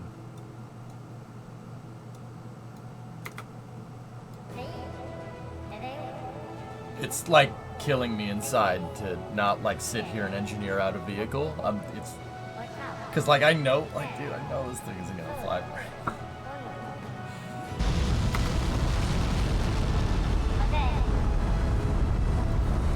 It's fucking killing me inside doing it, man.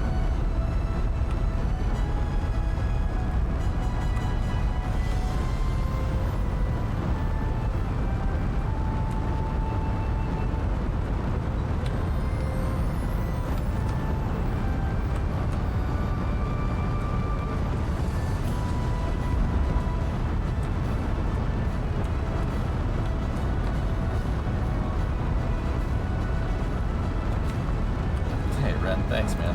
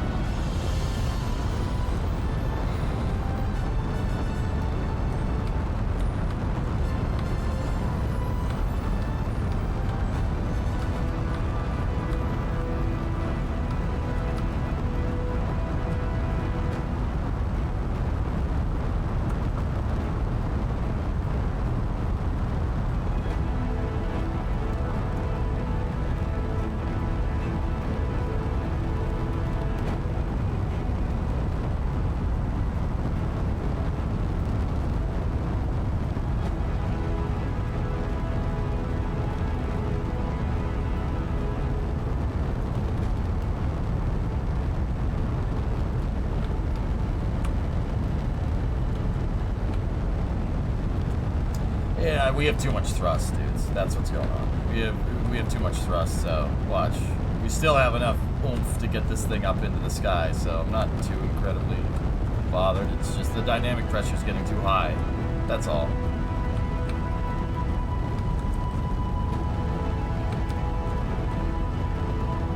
But the reason why we did this is because I needed to get my staging velocity higher. But when I tried to thrust limit the boosters, the TWR controller lied to me. You know, that's good. The thing that said TWR said it was a 2 TWR, and it was a, then it switched, then it decided to just change to 0.7.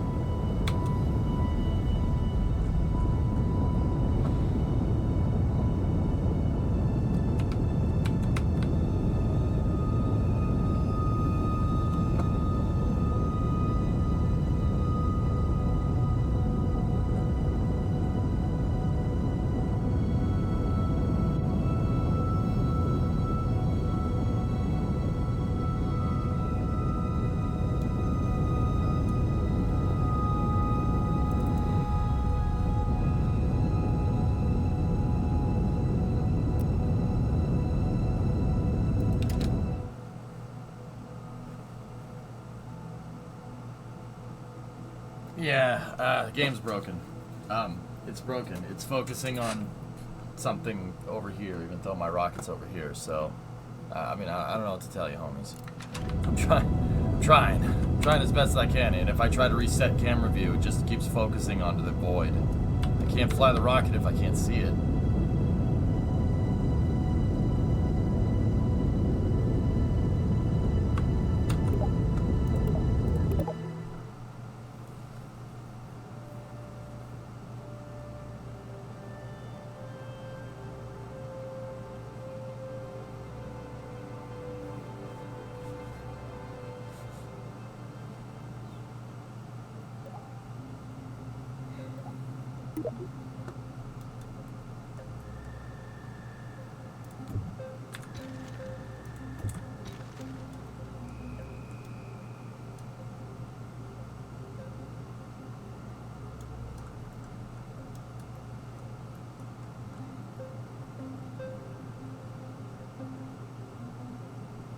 It looks like a flying...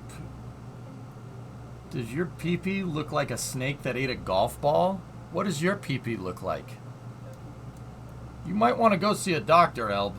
That's probably not normal. Like, seriously. If that's what you... If yours has like a giant spherical object, like right in the center of the shaft, you should probably go see a doctor. I haven't been checking in lately, but honestly, how's KSP2 so far? I heard there's been a few problems. It's rough. It's rough, Grax. It's hard to play.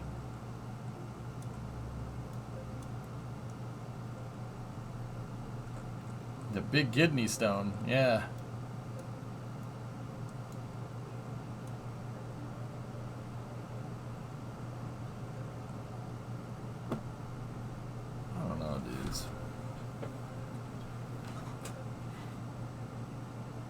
what to do here. You thinking about switching back to 1 for a little while, dude? I think KSP2 might need a little bit more time in the up. Nice, Tessa. I think KSP2 needs a little more time in the oven.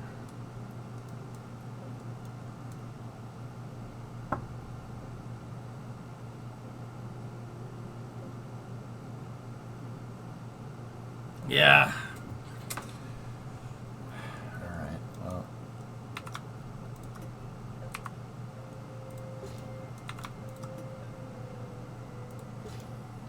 Some more wings. Let's go.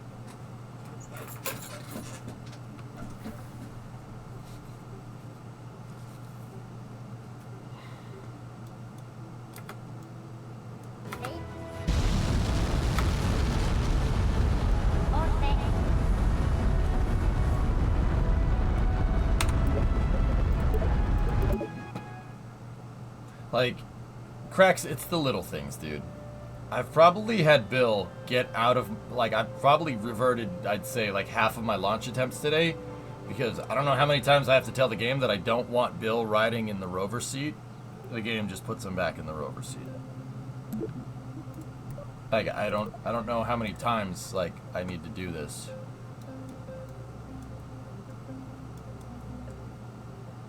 Only if you don't build launch complexes 40 hours at a time.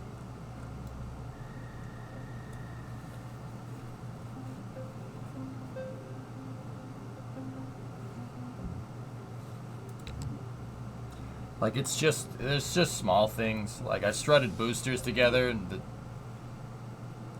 I put 2 struts up here to hold my side boosters together, and they didn't do anything. The rocket was clipping in and out of the strut on one of the attempts.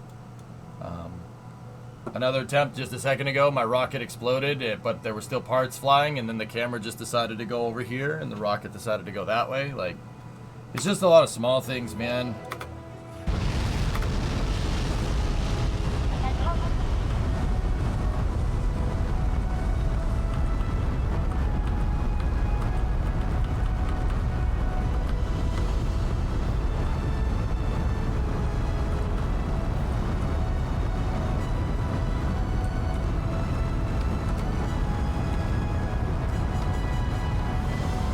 Get it though. We're persistent.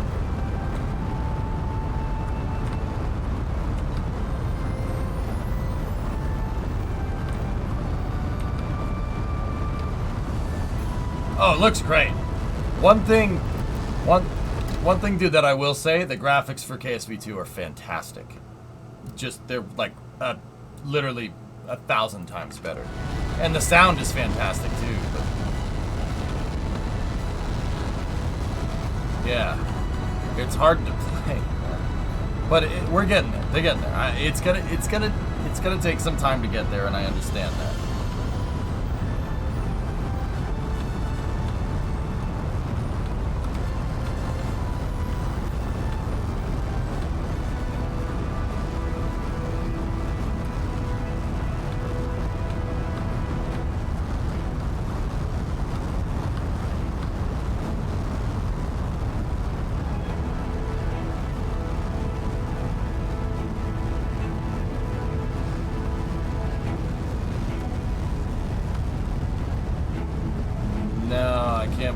Down, that's my second stage.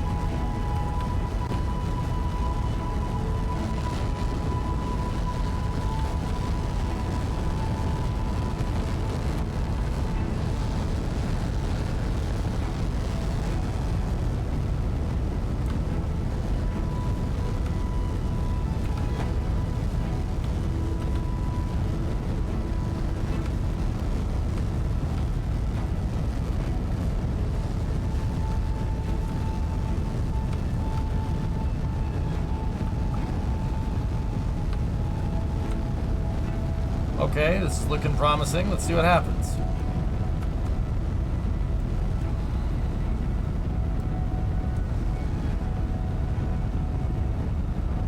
Yeah, there you go, Moo.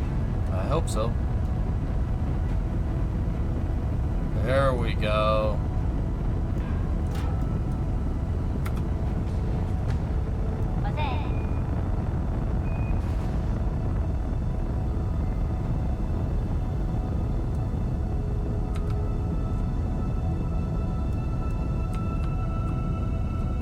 We got one.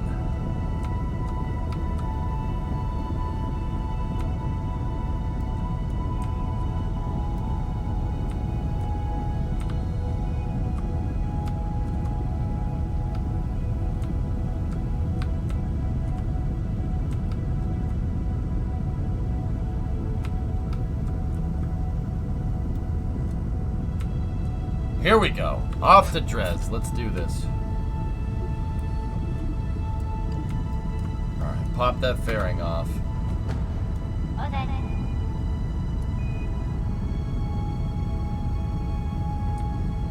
Please don't.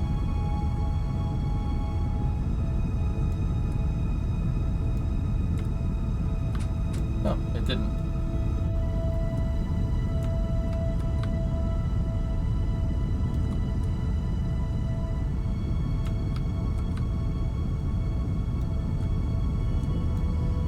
No Kerbals aboard.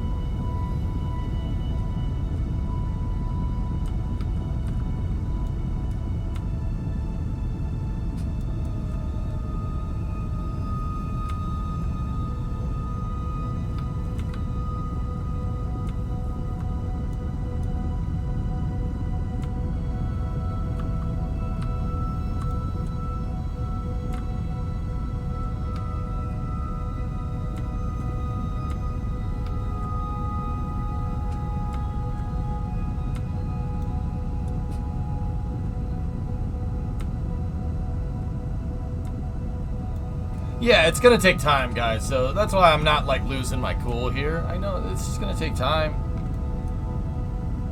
That's why I'm not, like, livid right now, dudes. It's just hard for me to play the game this way, that's all. Like, let me tell you, like, usually when I build rockets, so if you watch me play KSP1, I sit there and I will make sure that it is as good as possible. Sometimes, dude, we wouldn't launch a mission for weeks, months, something like that, because I would be engineering out so much infrastructure, but I knew it was all going to work. And sometimes it still didn't. But, hey, it was a learning process, okay? You know, so, like, it got up to the point, like, right, you know, like, the months up to KSP2, I could just build stuff and we could just bust it out. But still, it took me some time to make it. Like, I busted out my shuttle. It took me about a week to build a shuttle stack in KSP1, but it is the nicest shuttle that I could ever build, right? And, like, I've been doing that for such a long time that every fiber of my being is like, don't just sit here and make something quick and launch it because you're not sure if it's going to work. You got to sit there. You got to test it, you know? And that's really not the play style that's really not how you play KSP2 right now, because it's rough, so you just kind of got to do what works. Like, combining craft files, it really doesn't like doing that. It really likes to break when you combine two craft files together. So, like, we engineered Triton and the Kraken-proof SLS style vehicle, and now if I want to do anything with them, I have to basically just build the payload immediately on the rocket, which it gets difficult to do, because if I build the payload immediately on the rocket, well, I suppose we could just build it inside of the craft file and just change the sub-assemblies around. But even then, changing sub-assemblies around still breaks the game from time to time. Like, if you're working on two different crafts in the same craft file, and you're switching back and forth, and then you combine the craft file, it breaks. The game does break. Like, and I'm not sure at which point when it broke, so I can't really write a bug report for it, you know? Put some light poles on your moon base. Yeah, so it's kind of, it's hard for me to undo years of, like, making sure that you're testing everything and making sure that everything gets done right. It's hard to undo that, to go from that to, just send it.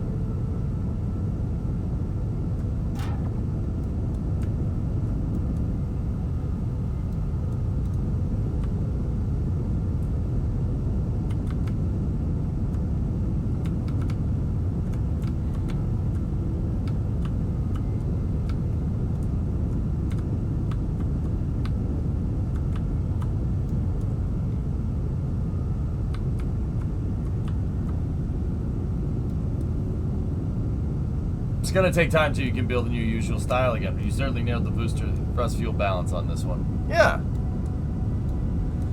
Yeah. Yeah, it's just tough. It's just tough at times, but we'll get it. Not worried. It's just gonna take time. Like, if this was the game and they're like, this is released and we're not gonna patch it for like 5 months and maybe you'll get a DLC in the future, I literally would not play this game. I would be like, nope, not doing that. But the fact that it's early access, right? It's early access. They give constant updates. Nate is constantly telling us what they're doing, what they're working on, etc., etc. I'm not too worried about it. Hey, Forge, what's going on?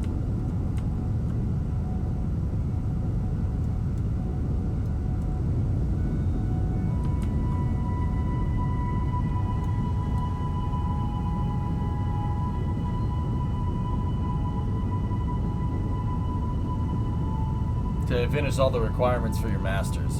Congratulations, Demo. That's awesome, dude.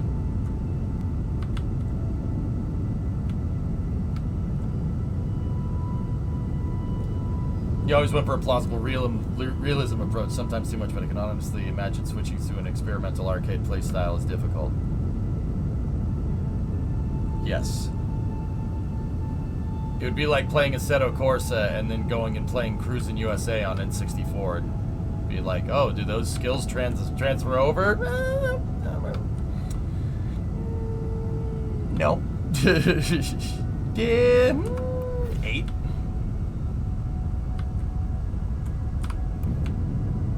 That's awesome, Demo. So we're gonna go build a reusable SSDO small sat launcher now to disrupt the small sat launch industry. When are we gonna do that? Checkpoint. Yeah, exactly.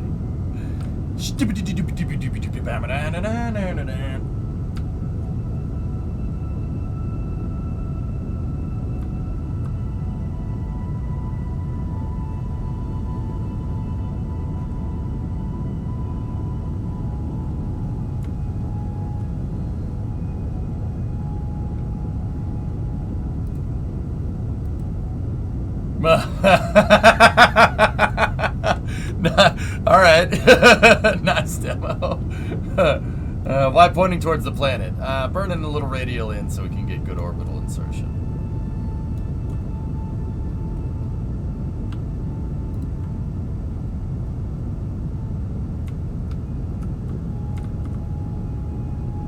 That's fine. It's good enough.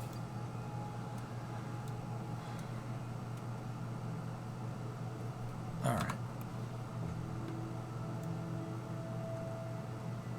If you want me to stream Assetto Corsa. For Firestorm, I'm taking a break from playing Assetto Corsa. I used to play Assetto Corsa every Friday with viewers. We had a race league and stuff. And we still do, don't get me wrong. I just haven't done it in a little while because I'm like notoriously busy outside of stream right now, just for some reason.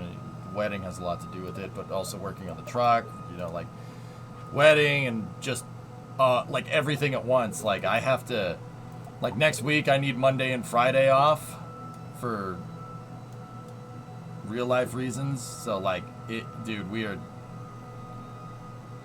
I have a lot on my plate right now, and I'm not gonna sit here and pretend like that's not stressing me out a little bit, but hey, whatever.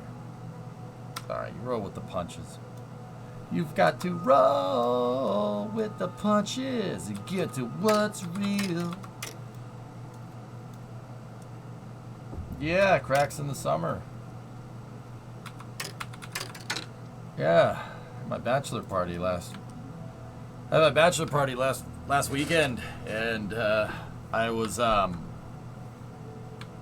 like, dude, I was there Vegas weekend, don't really remember much, and then back here working, Does the tank need cooling? The thermodynamics are not in the game yet, Ricky.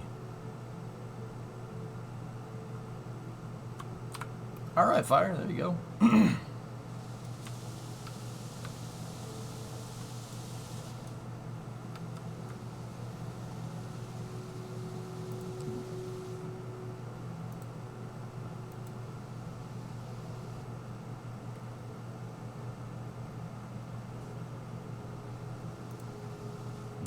nice demo. Very nice. Very nice.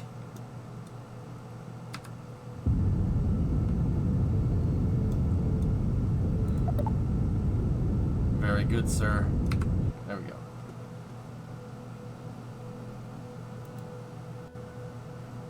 Yeah, Cracks hasn't been around for a while, but Cracks, I do appreciate you being subbed all this time. That means a lot to me, dude. What's that, Forge?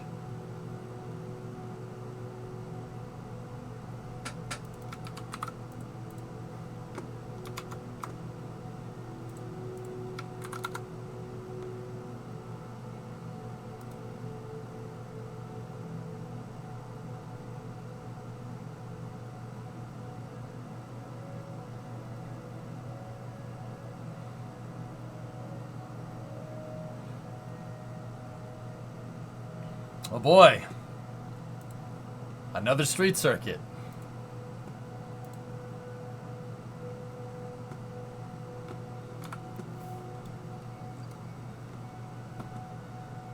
Alright. Anyway, now that this thing's up on orbit, let's figure out where Drez is here. Where are ya? There you are. Oh, we're in phase. Very nice.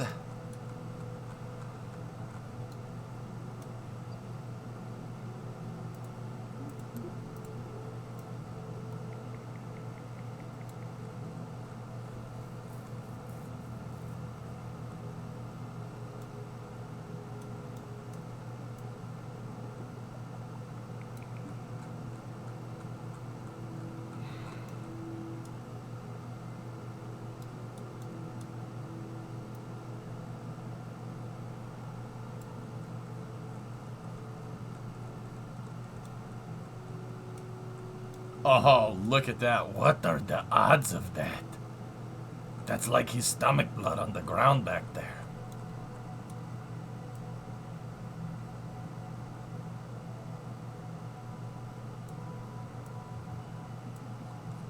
We're not exactly in phase. We're close.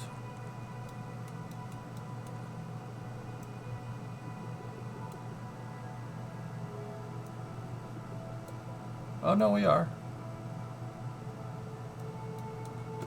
Score.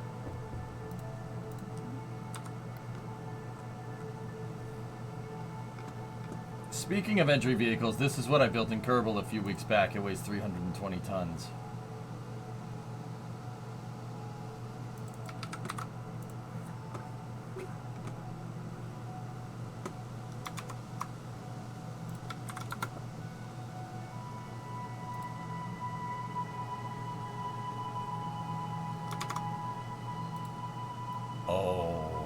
Very nice. Very nice. Yeah. Yeah, I know what this is.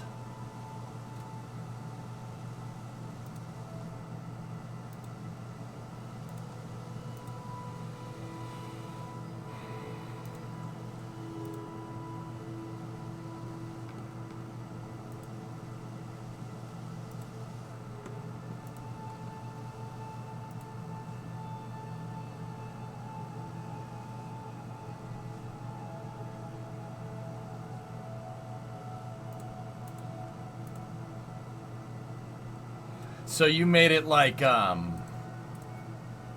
what is it? What was that European re-entry vehicle? I know exactly what you're doing there. What's the that one that would it's like a little mini shuttle. It launches up and then it comes back down and lands. It's built to carry the largest fuel tank between lathe and pole. Cool. It's not Hermes, no. IXV, IVX, something like that, dudes.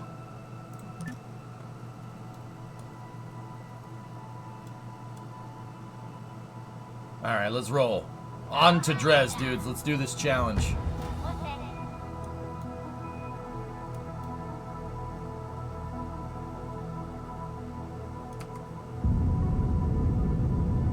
I started burning too early again.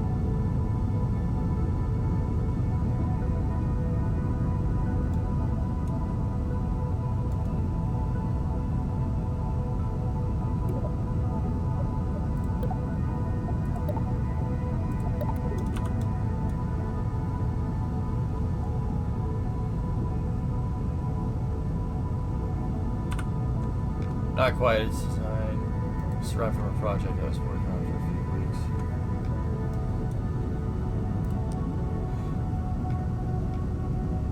Oh, that's nice, dude. Very nice.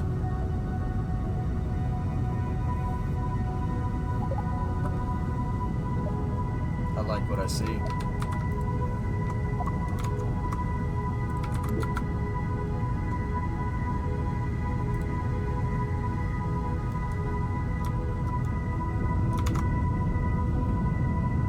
I like that part right there.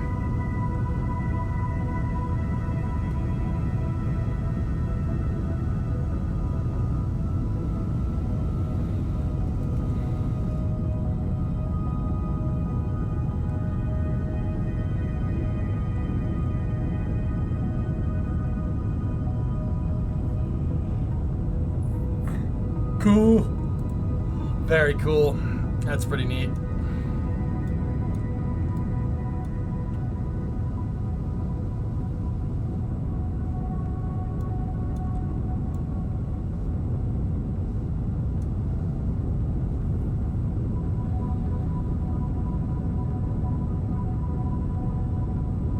It's honestly sad that SpaceX doesn't carry any cleanup operations along the coast of Boca Chica.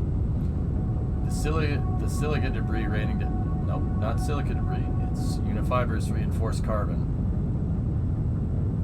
Washing on the coast is really disheartening.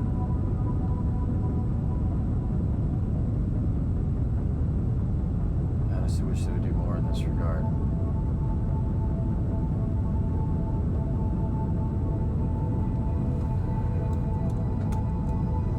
Yes. I mean, I don't think SpaceX is really counting on their vehicle blowing up and landing in pieces in the ocean, but sure. You suck. What's up, Ron? How are you, man?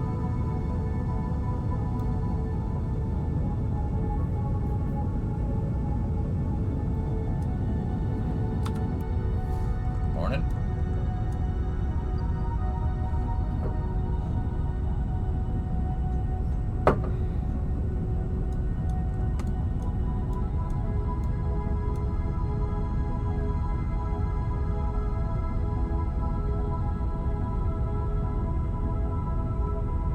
Got minute 40 left on the burn here.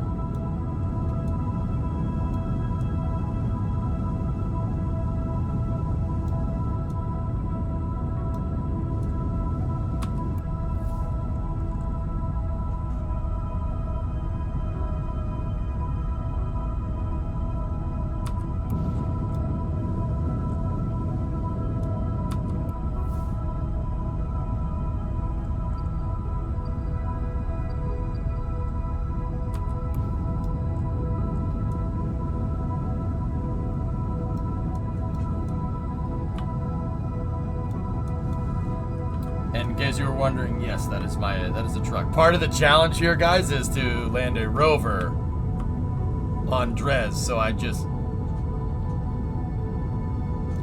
my truck. Why not? Hey, Elon launched his car into space. Leave me alone. I want to launch my truck into space. Does KSP2 have a heat shield / aero spike like that Stoke Systems creating? No. There are heat shields in the game. There's no air. There's a toroidal aero spike in the game, so not exactly like what Stoke is doing.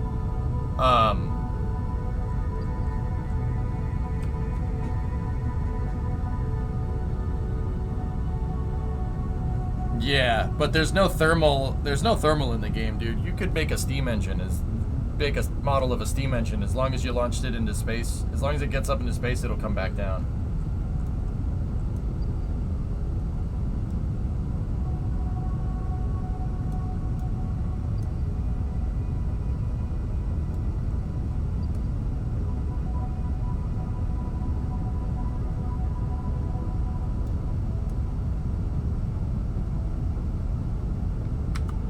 So, Krex, how do you know that they're not doing that? That it's just, I don't know, it's just, how do you know that they're not doing that already? How do you know that they're not being a good environmental steward? And you just saw something like the what, carbon washing up on the shore? Like, that's it?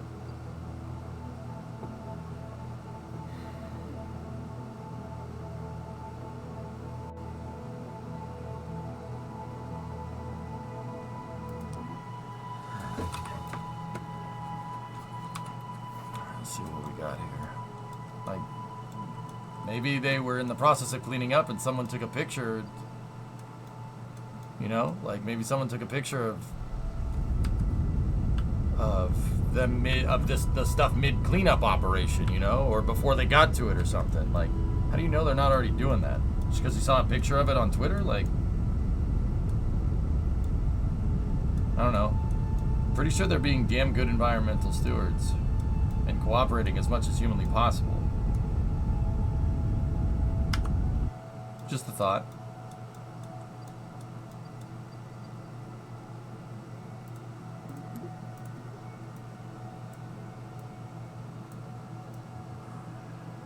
That's a normal burn. Should get us a nice old intercept. Perfect.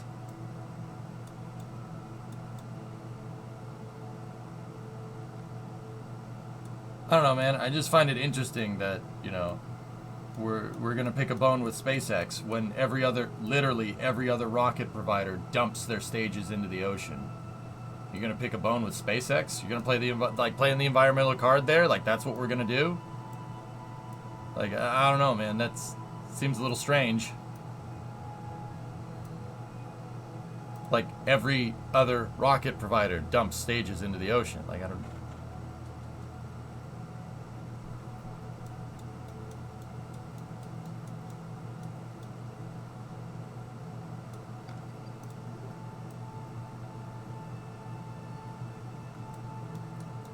The next scale up of your Colossus project. Let me see. I like it. Think big, baby. Looks good, demo.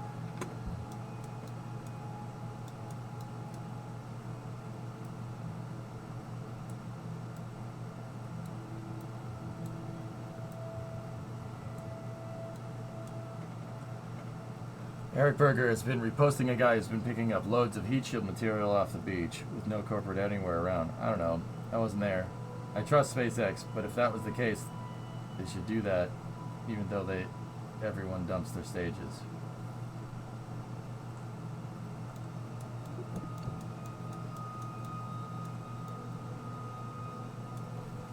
All right.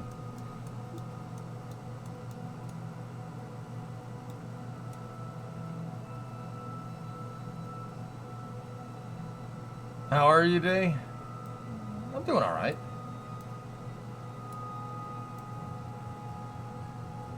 Trying to get to Dres here. Never been there before.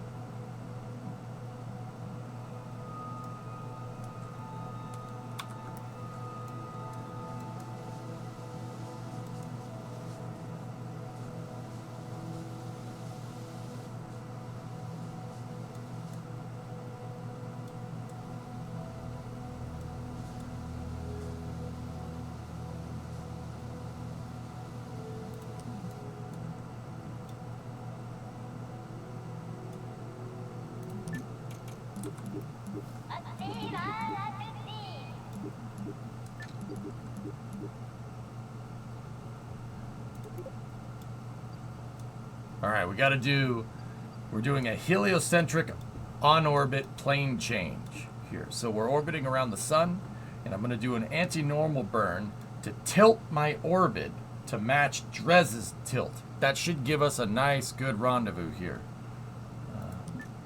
We got to get a little bit closer.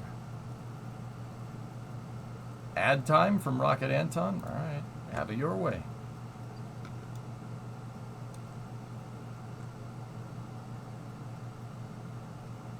They never said anything about returning anything back, Ricky, so this truck is on a one-way ticket to Dres. Is there embodied physics in KSP2? Nope. It works basically the same as KSP1, only there's a lot more room for performance expansion, dude. The planets are still on rails. It's the same solar system. If the KSP solar system was not on rails, Joule would literally eat everything. But there is Interstellar coming to KSP, Cracks. There is Interstellar.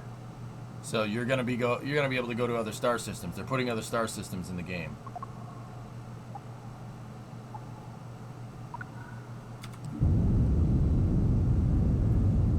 Question. Other than your vast knowledge of KSP and physics, how would you figure out what you needed to do, like plane change, etc.? Does the game help with that sort of thing? There are tutorials in KSP 2. I'm not sure if there's one particularly for plane change, but there are tutorials built into KSP 2, which makes it a little easier for onboarding, which is nice. That's cool. I'm sure there's a tutorial about orbits and stuff, but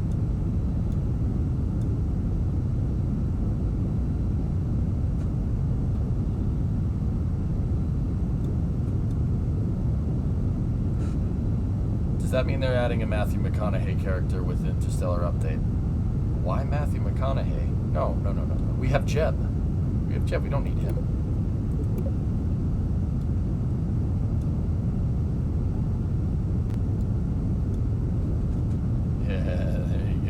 There you go, Cracks. Yeah. 15 seconds. Did you say you were racing tonight? Probably not, Maggie.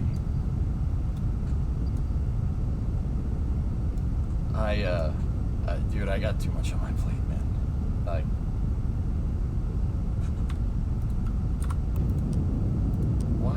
why?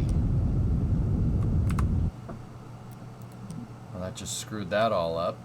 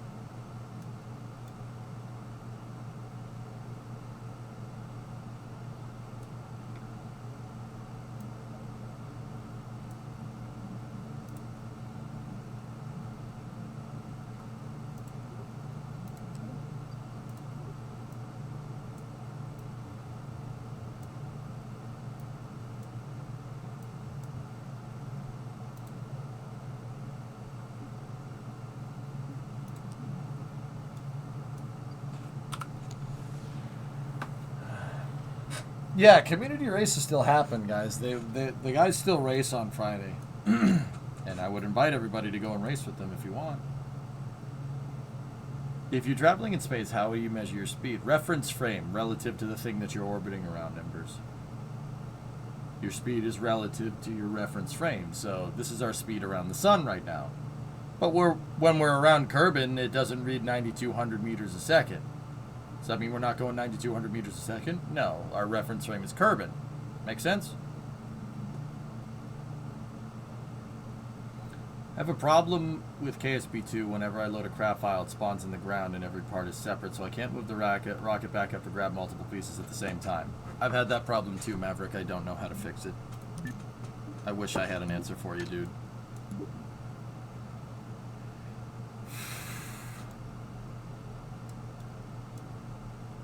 But Bozo thought that up. What, reference frames?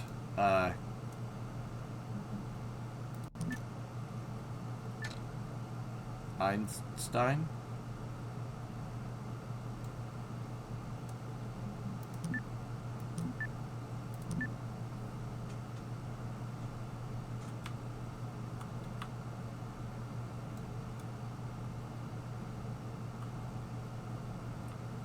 Ah, that Bozo, yeah. There's going to be base building alleviate, there's going to be multiplayer, there's going to be science, there's going to be ISRU, there's going to be all kinds of cool stuff in the game, dudes. I'm like I said, I'm being patient with this, man. The only reason why I'm not literally banging my head against the wall right now is because I know all that stuff is coming. I'm all right with it, dude. I know the game's buggy right now. It's It's a little tough to play, but that's all right.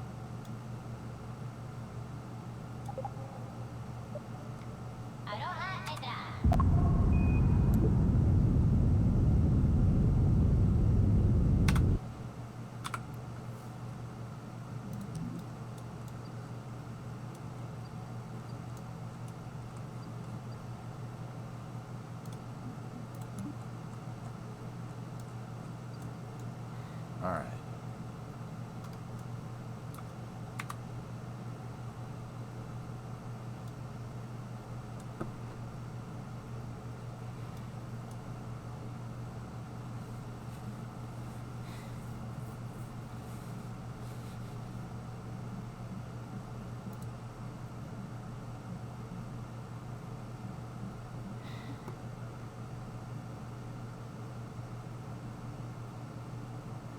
Honestly, we know what KSP2 was promised to be in the future. What additional features does it have compared to KSP1? Like right now. Oh, the conic system, with the exception of maneuver nodes, is way better. Map view is 1,000 times better. Graphics are way better. Sound is way better. KSP1 had no sound producer on it, ever. Hey, Ewok, what's going on?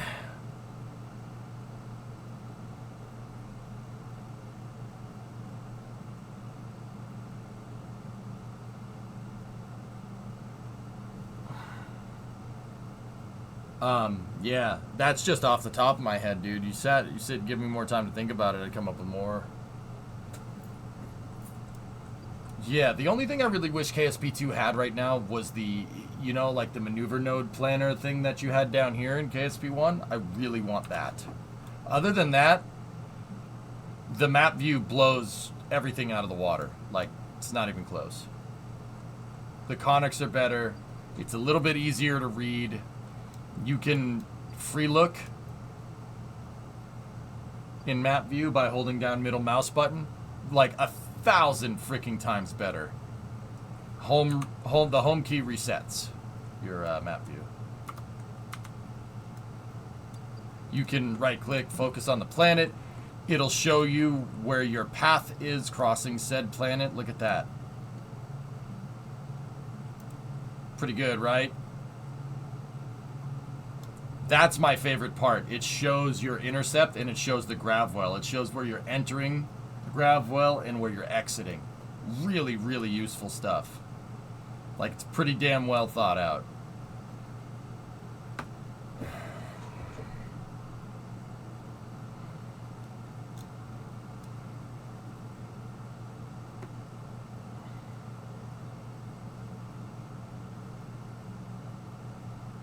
Not much. How about me? I'm good, Ewok. Yeah. Yeah, no, like, I really like the new nav ball. I will be 100% honest. I wish it was right here. I spent 10 years looking right here for flight information. But something that I do like is that your APPE, time to AP and PE are here. Altimeter's here. All your information is here. You don't have to look up here for your altitude. Look down there at your nav ball. Look up to the left for your time. Like, it's all kind of in one spot, which is really nice.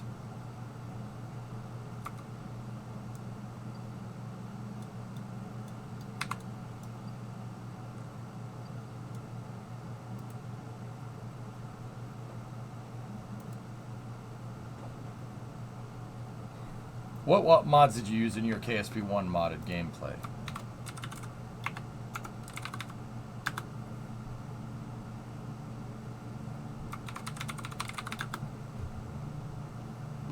It's in chat. KSP1 mods.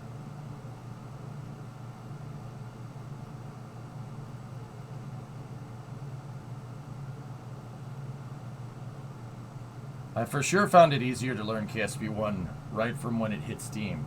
If I tried to learn it all at once in career mode, re-entry heating, and interval blow, yeah, Panderific. Yeah, exactly. And like I said, guys, I'm not gonna sit here and pretend like it's not a little aggravating when like stuff that I know should work doesn't work right away. But like I said, I know the game is in good hands. It's gonna get better. It just needs a little bit more time in the oven. That's all.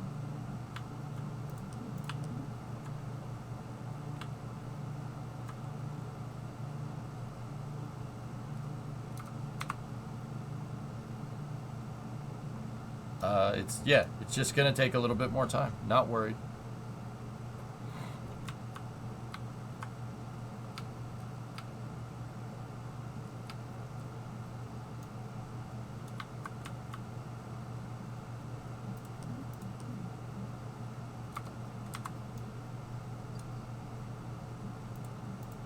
I'm just dialing in a good dress intercept here. There it is. Yeah, let them cook, indeed.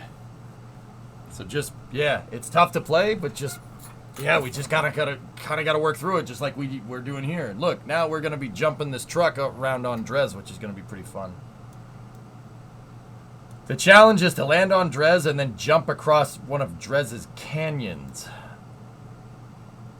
Whatever that means. Drez has like a mountain range that goes around the equator and stuff. It's pretty cool. Can't wait to see it.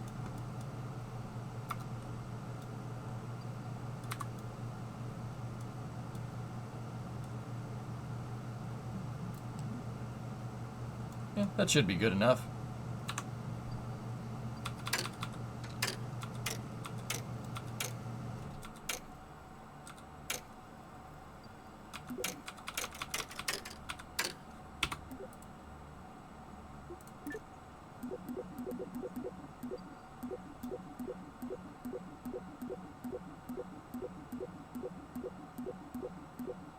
Oh, there you go, Cracks. Right on, man.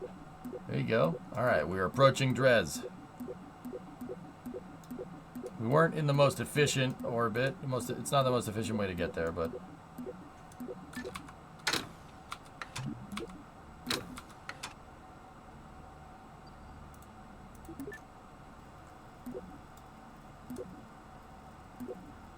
I love how it plays the fast forward noise when you fast forward. A VHS tape fast forwarding.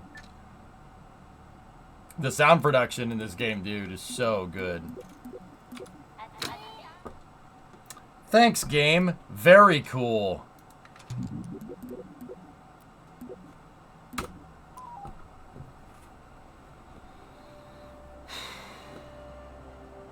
Sometimes you tell it to time warp to a certain point and the game just ignores you. So, good thing I quick saved.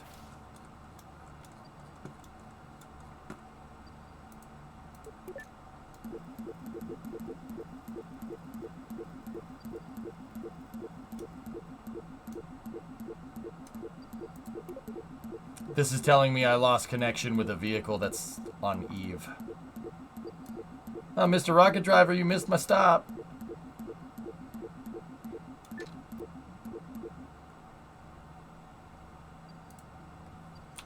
Let's put a quick save here.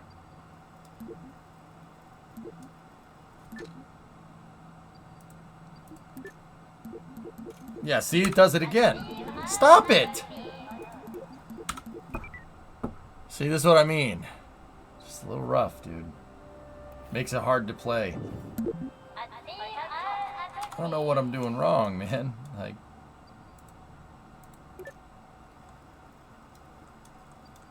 I must be clicking on the other orbital trajectory, like where my trajectory is going to be after. So you know what?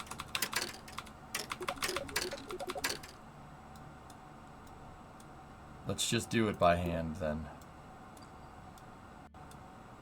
Quick saves seem to be working okay, Tinfoil. I haven't had any problems with that.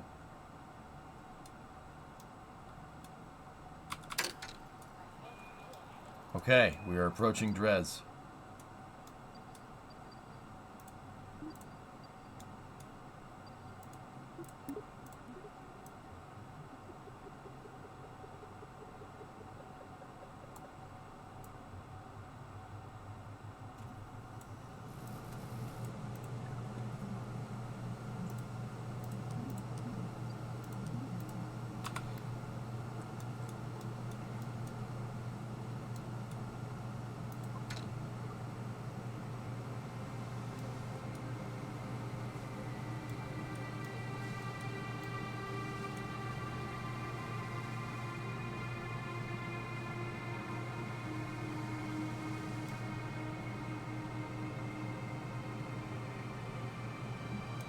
There you are.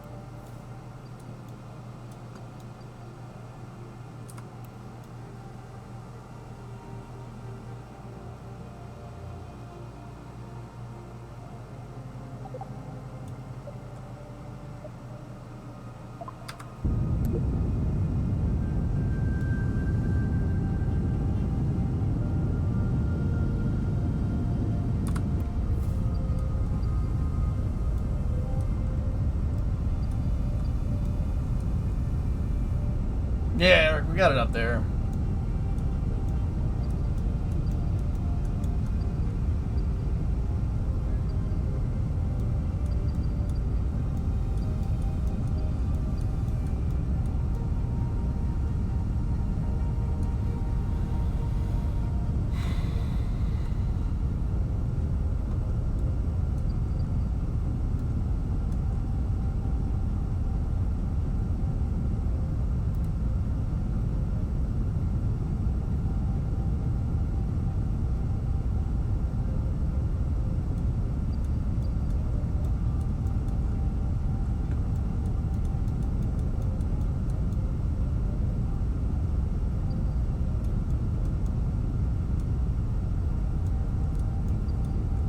So we should be circularizing around Dres, but I don't see it.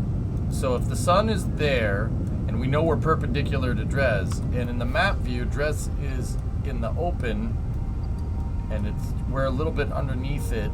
Where's the sun? So the sun is there. Okay, so Dres should be like up there, and there's the sun. There's no planet.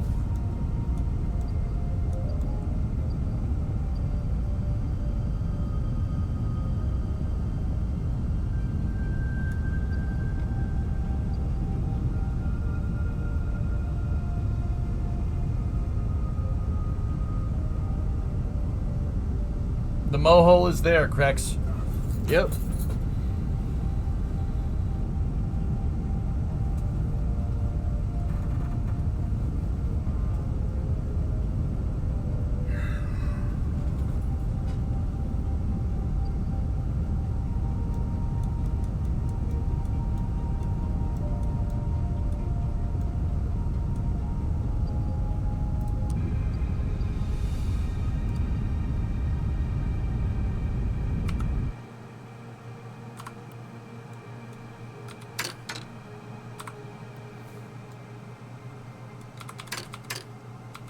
We're captured,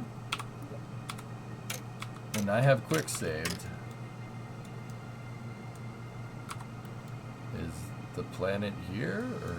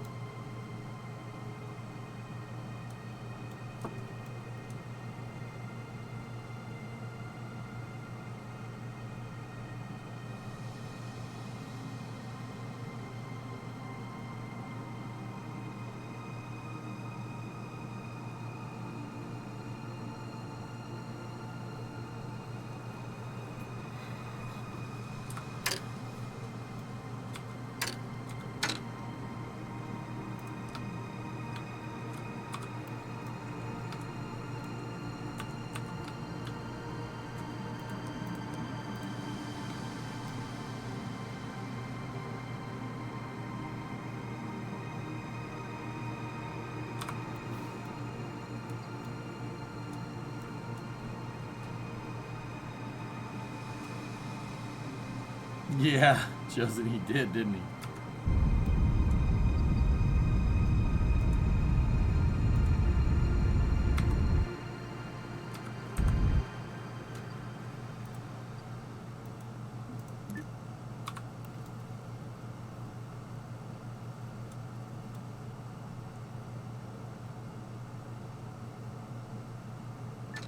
Oh, hey! Way to join the party!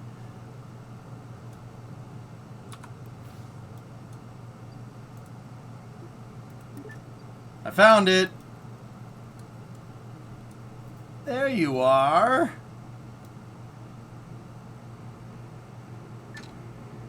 Hey, buddy.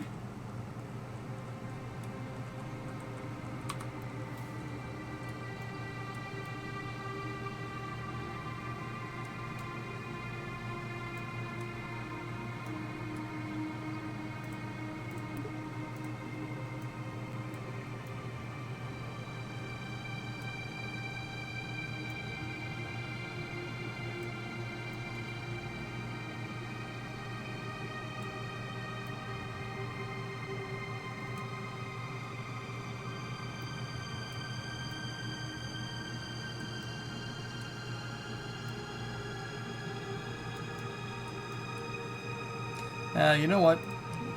We can do this out here. It'd be more efficient to do an inclination change when we're closer to Apodres.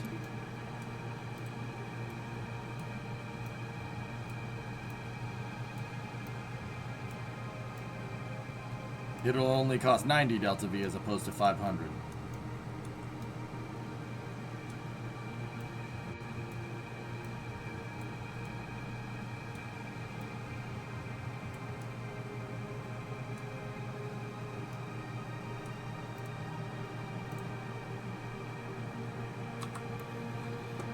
Apodres! You're closer to Apodres. I am. Well, I'm here. Where are you, 95? Damn. Damn, get roasted, son.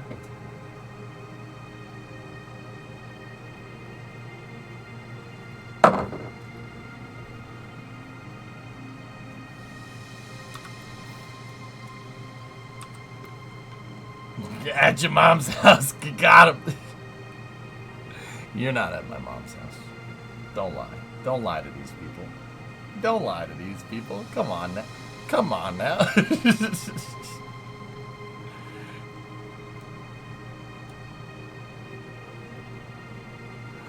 555. Come on now. I wonder if Drez is going to disappear when we go away from it. Drez, stay there. Stay there.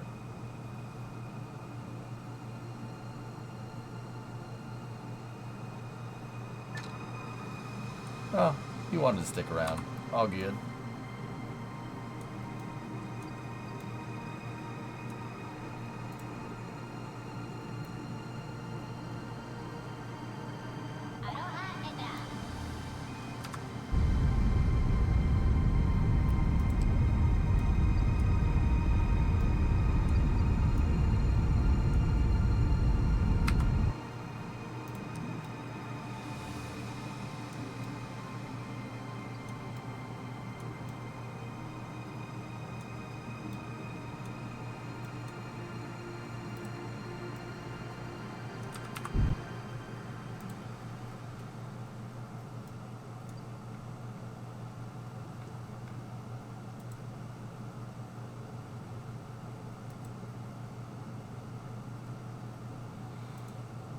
I will not allow anti-spaghettiisms in my chat.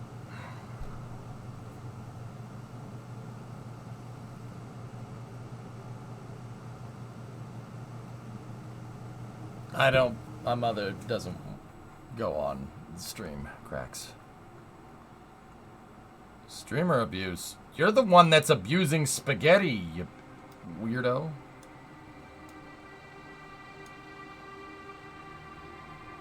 Break spaghetti. What the heck's the matter with you?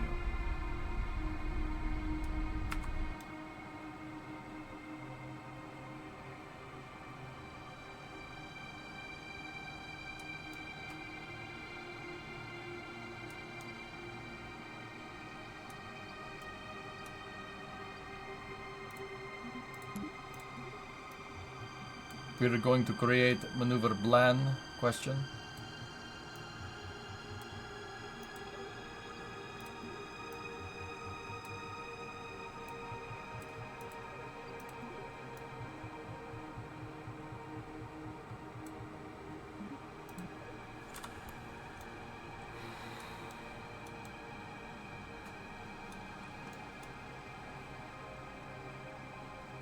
Right, Sancho? See?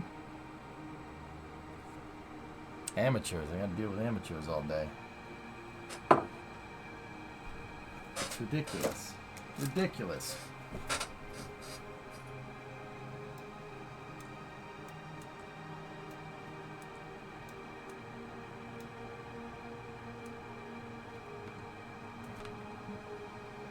Sancho, that guy's been here. That guy's been here for 9 years. Been dealing with 9 years of his anti-spaghettiist tendencies.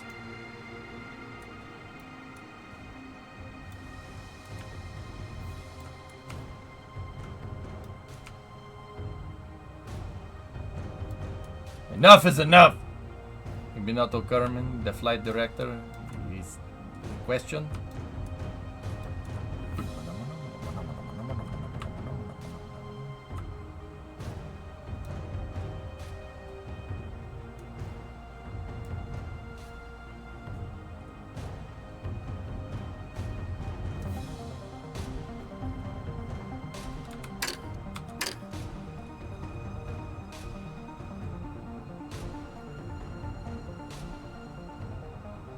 Yeah, right, Grex? It's been a while. I don't think anybody thought the Kerbal would be this good for this long, right? Like, it's crazy. Crazy, man. It's been 8 years.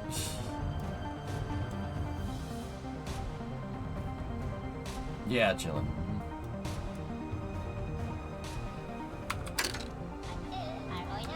Atu agonat. Atu agonat. That's...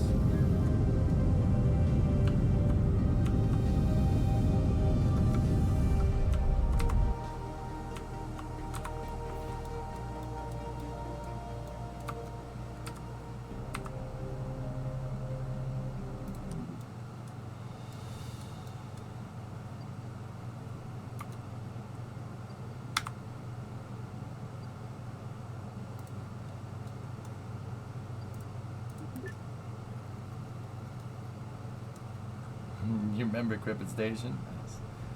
The KSP devs modeled... Did the KSP developers model Dres after the topography of Ceres? It's Iapetus?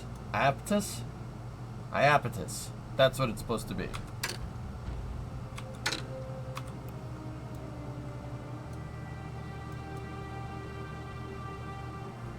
Here. Believe it or not, Dres is based off of a real... Well, not a moon. It's a planet. I mean, not a planet. It's a moon. It's called Iapetus.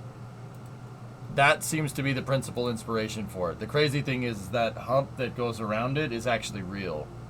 That's a real planet, or a real moon. It's a moon of Jupiter.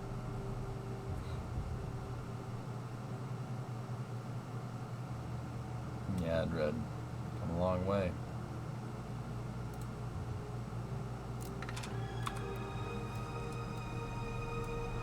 Saturn, I thought. Yeah, considering I'd learned about the planet today, it's probably that. Oh, look! Phantom forces. All right. Nice.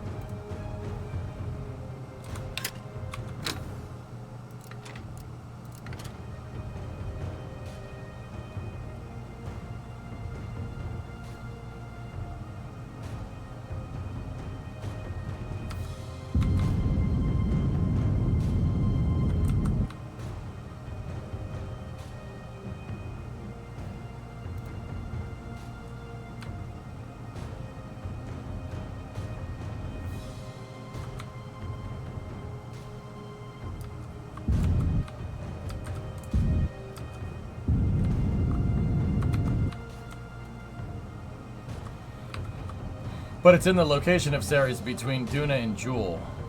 Yeah? You asked what it was modeled after, though.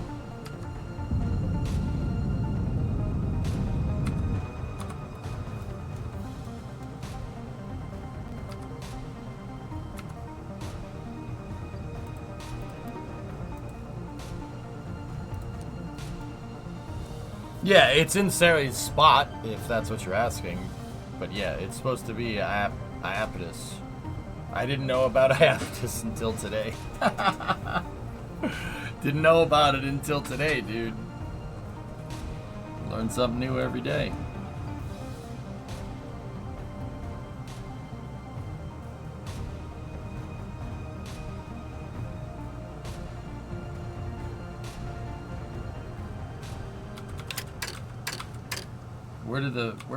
Where do we come out of time warp?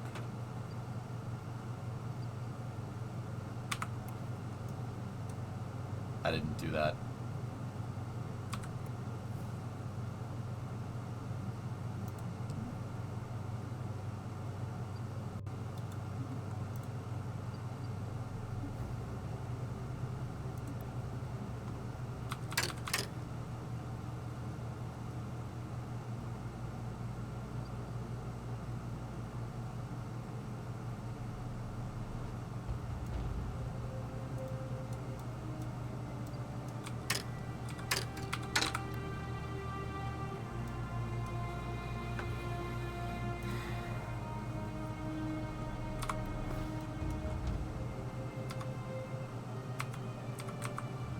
Okay, 30 by 25. Cool. Are we affected by phantom forces up here?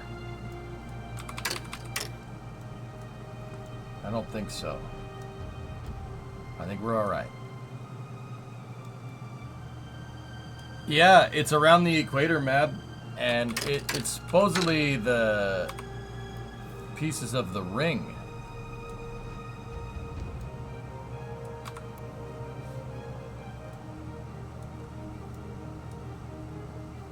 Now we just gotta find a canyon for a landing site here, and we'll...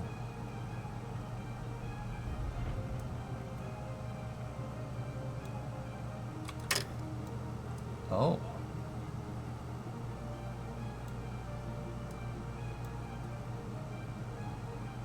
Think that counts? Think jumping over that one counts?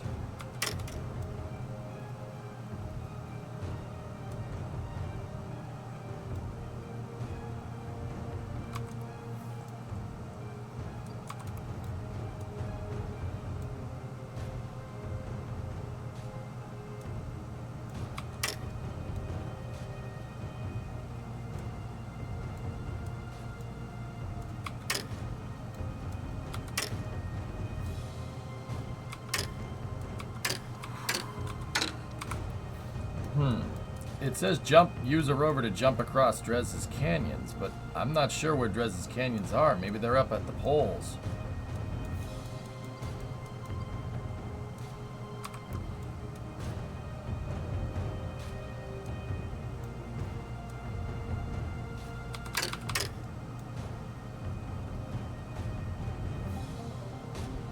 Somebody that doesn't know much about rockets play Kerbal? Yeah, James. KSP2 has tutorials, and there's plenty of tutorials out there. Even, heck, there's even tutorials from me out there. You can always ask me how to play the game, dude, if you have any particular question.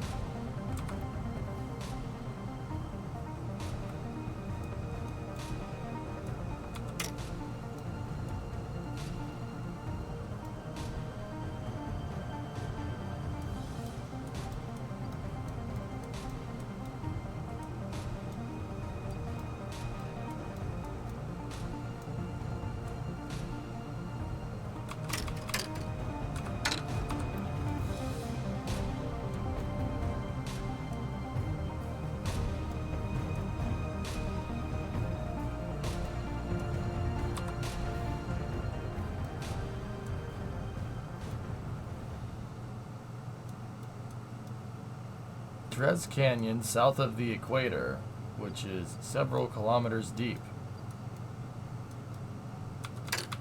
Must be on the dark side of the planet or something, dude.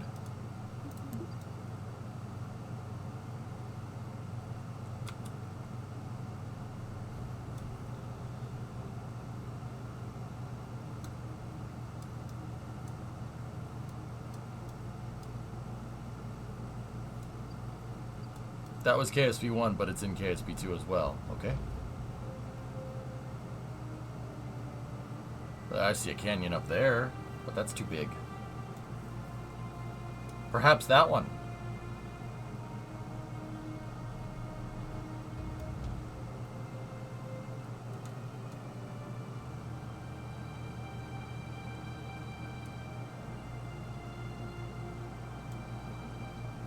Thanks, I'm going to give it a try. Would it be better to start with KSP1 or 2?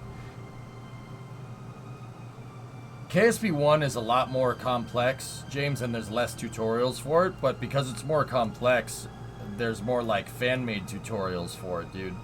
Now, with KSP2, there are tutorials built into the game, but KSP2 has a lot less stuff going on here. Like, there's no re-entry heating in KSP2 right now. So, but it's coming in the future. They're gonna mod it into the... Oh, there's the canyon. Oh. So yeah, it's kind of dealer's choice, dude. You know, you pick. Just pick one. Like KSP1's a much more complete game than KSP2 is right now, but KSP2 has tutorials built into it, you know? Oh. Okay. That's where it wants me to go.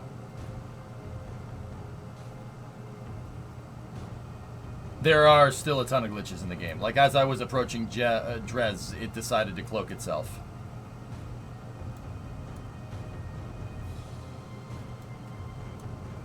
I do like Grand Canyons and trucks, I'll tell you that. The Dressuzzi. Oh god, that was 95 that said the Dressuzzi. The Canyuzzi. You're a terrible person. You're a terrible person.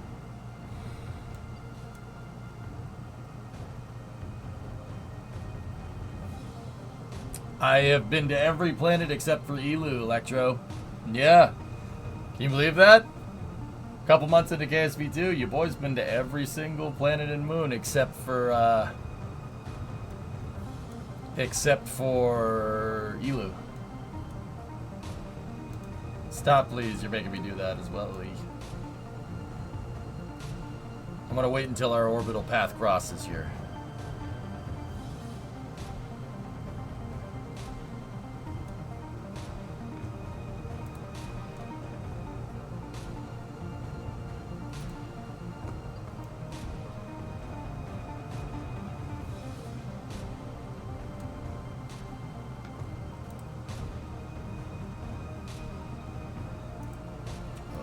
You know how old that picture is, 95? Try arching your shoulders. More importantly, you gotta relax. What the Kraken? We all know Drez isn't a real place.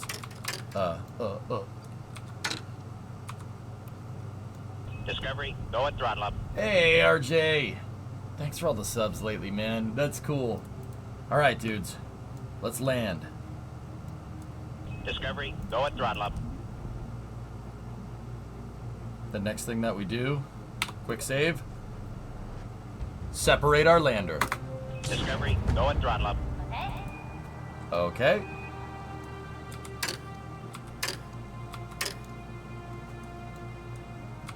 Discovery, go and throttle up.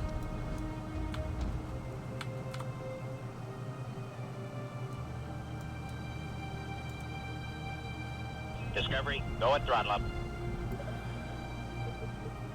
Why are the center tanks all bent? If I had an answer for you, I would have told you.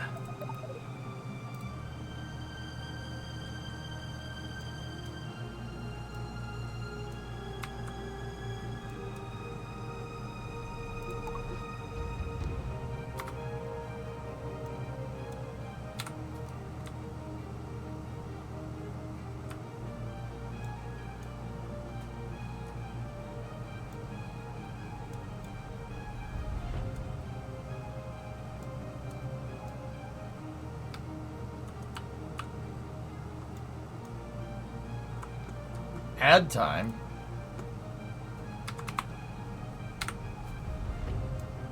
Okay, we'll see you in a second, Ball. We're gonna need you again, so just don't go nowhere, okay?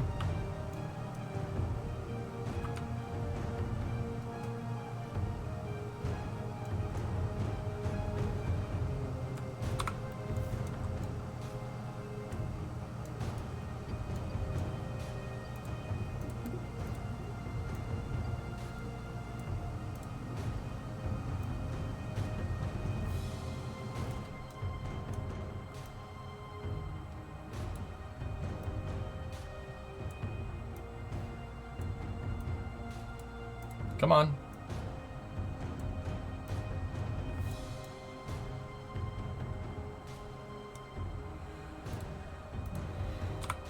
Okay, here we go.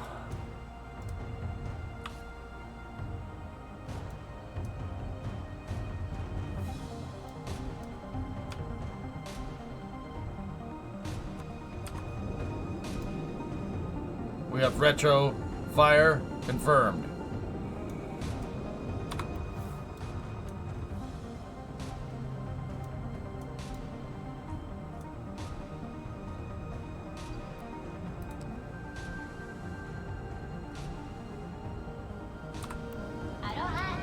Aloha, Altat! Thanks, everyone. It's the best community on Twitch. No drama, help the members, and I get to learn the process. James, that's what I do. That's this stream. We're not jerks. The KSP community don't roll like that, man. We don't do that. You need any help? I'm serious. You can ask me anytime I'm streaming. If you have a question about KSP, 1 or 2, you can ask me anytime, no matter what I'm doing. Heck, you could send me a DM on Discord about KSP, and I will answer it within the day. Or ask anybody in my Discord. That's how we roll, because we're all space flight nuts. We all want to teach people more about space because space is cool. Because more people that know about space means we do more things in space, right? That's why everybody's so cool here. But yeah, man, shoot me a follow. Like, just come in and ask questions, dude. That's what I do. If you want, no pressure. You ask me one question, I'm not expecting a sub or anything. It doesn't bother me. Just, yeah, I'll answer your questions best I can and go from there. Here, let me land this rover though, okay? Oh, I don't know if we're gonna be landing down there.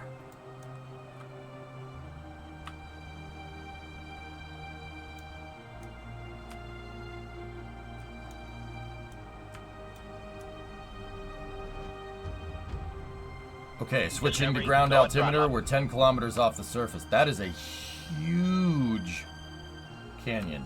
Oh, you got gifted a sub. Right on.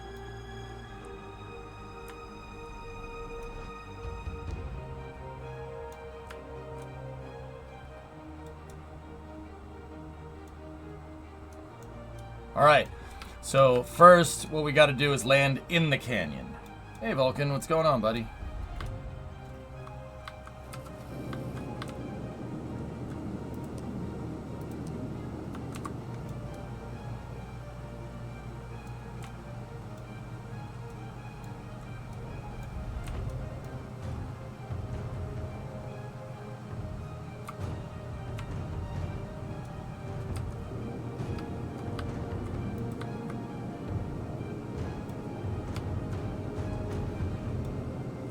Guys, we got a problem.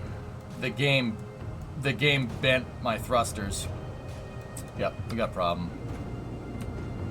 I'll try to land it, I suppose.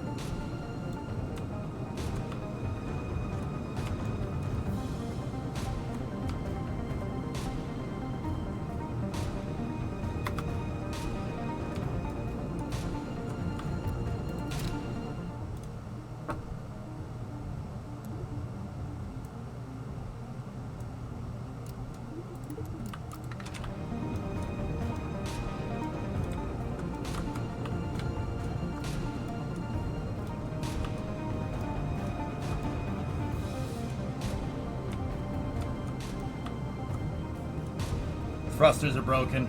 The thruster's bent out of control, guys. There ain't nothing I can do here.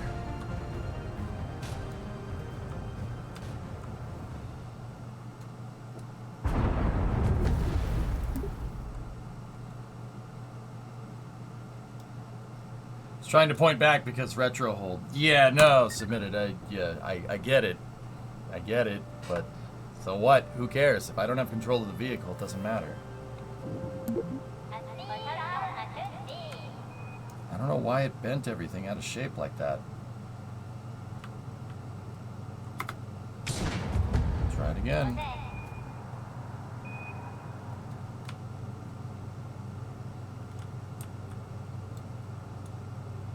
Okay.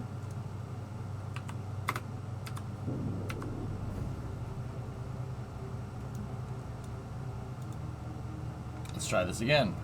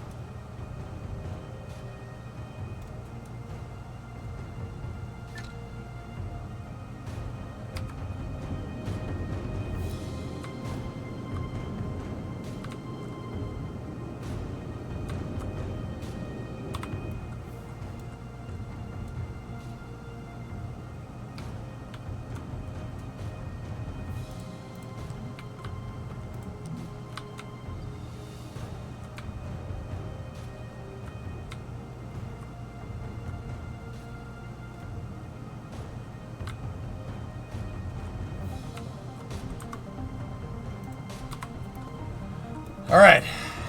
Take two.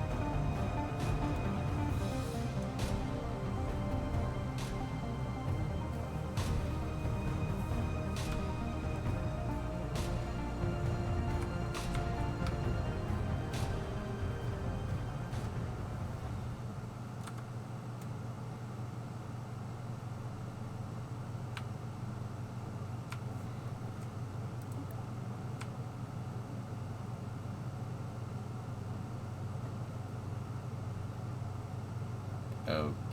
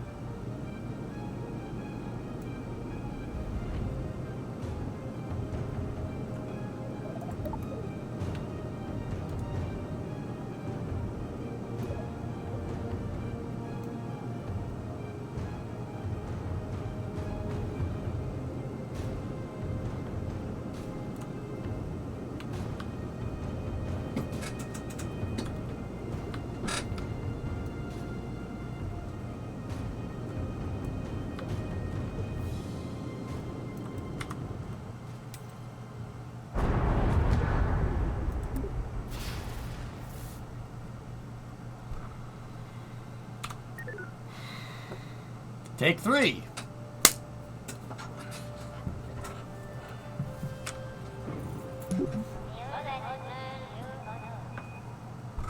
So for whatever reason, the game decided to take my truck and get it confused with scrambled eggs and tried to scramble the craft file. And I'm not 100% sure why it would do that, but it did. So yeah, thanks, Anarleon. We'll get it. I can land it. It's just that whole, when I get near the ground, the Phantom Force is just spinning the craft out into an unrecoverable spin. Gets, that tends to be it.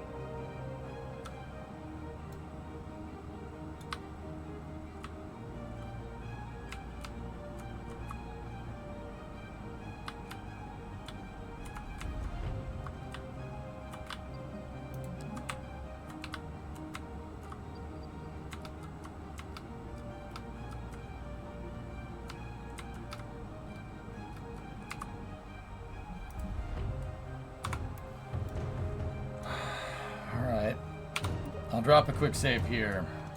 See what happens. Now it should initiate an undercoverable spin here in a moment.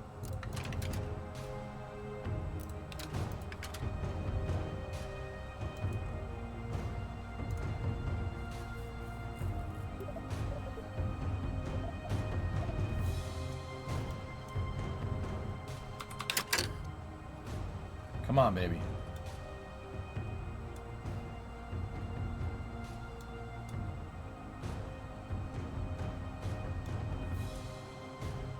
Trying to land in the canyon.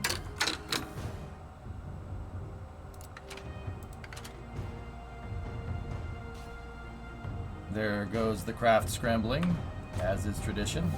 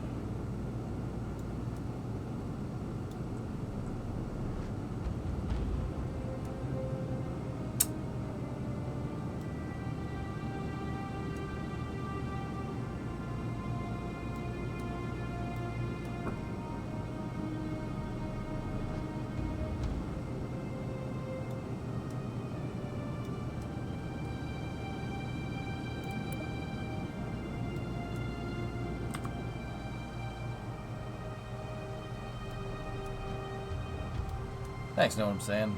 Yeah. Experience pays out in this instance.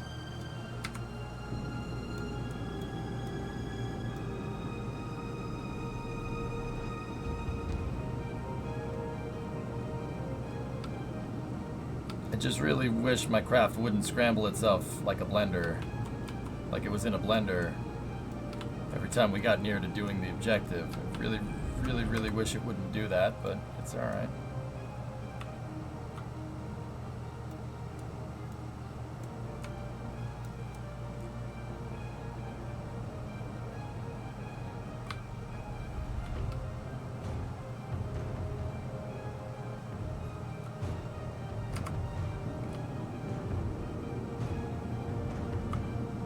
Discovery, go at throttle up.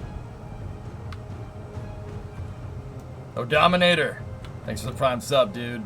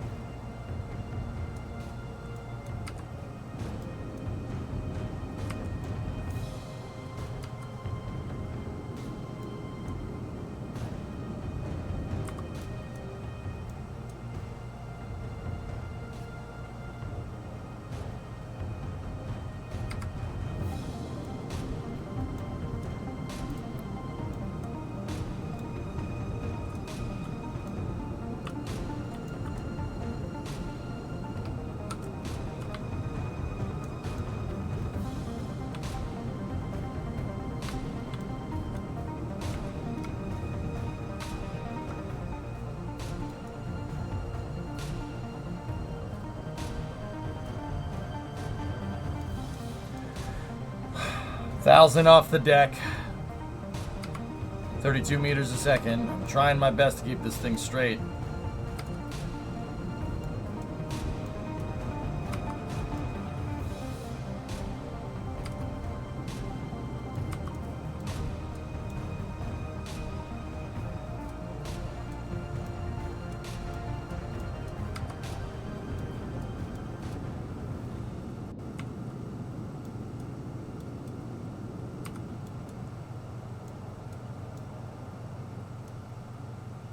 $15 at 300.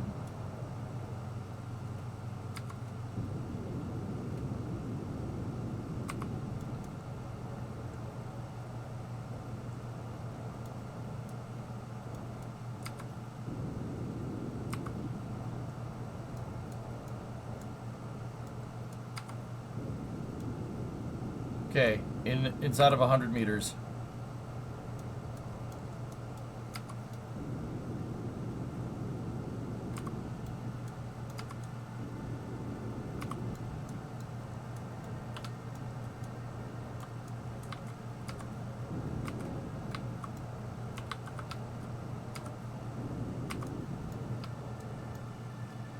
Touchdown. We're on a slope though, but it's alright. Take the brakes off. Roll down the hill.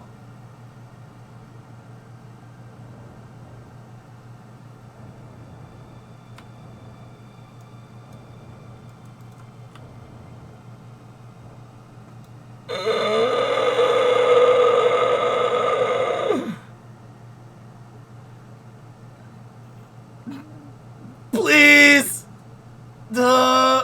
Alright. Oh my God. Okay, alright. Pause for a second.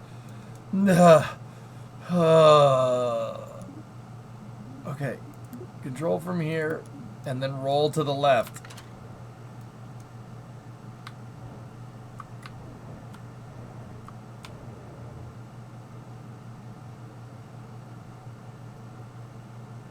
Brakes.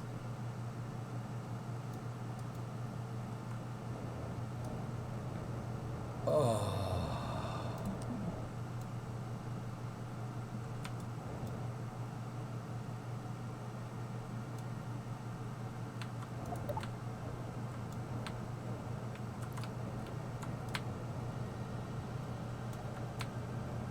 Okay, we're good.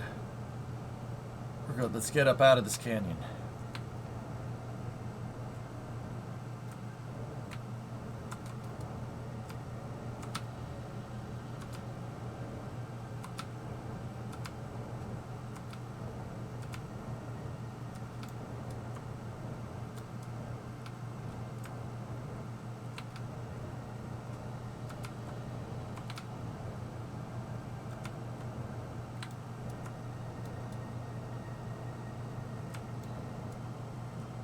The four-wheel motion. Nice. Alright, can we power out?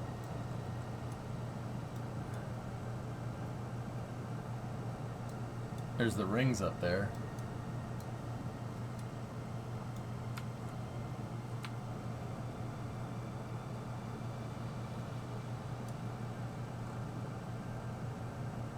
What's the gravity here? 0.1.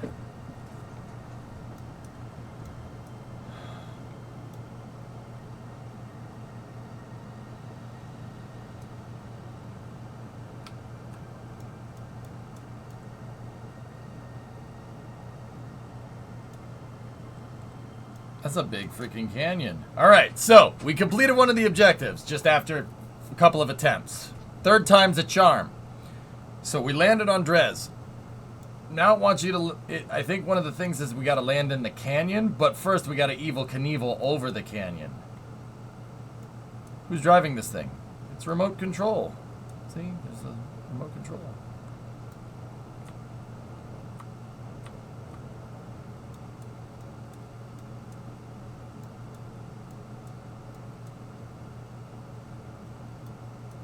You guys ever heard of Evel Knievel?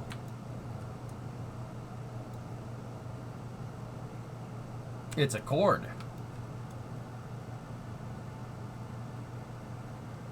I missed. How did you get it there? The ball. Same thing that we used to explore Jewel the other day.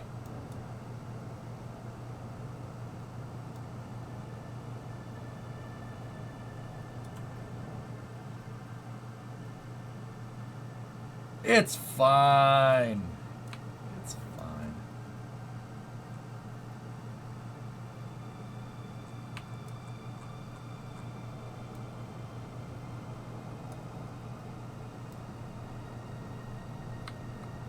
No, the space truck was stored in front of the ball, Vulcan. You're getting confused.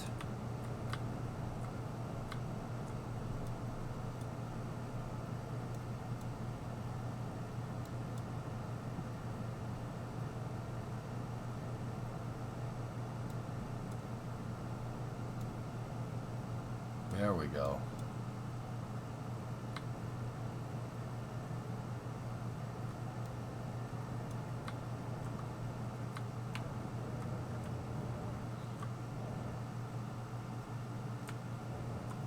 Yeah, Aqualex, that's another thing that I think they should change with KSP2. I think double binding the rover wheel and flight controls was not the smartest thing to do. I think that needs to be changed. I want IJK, LH, and N back.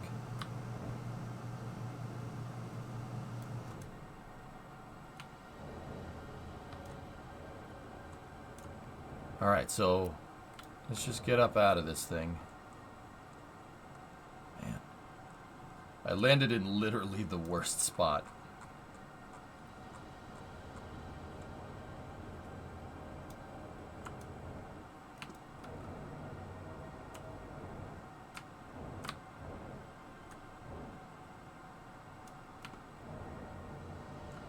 Rocks.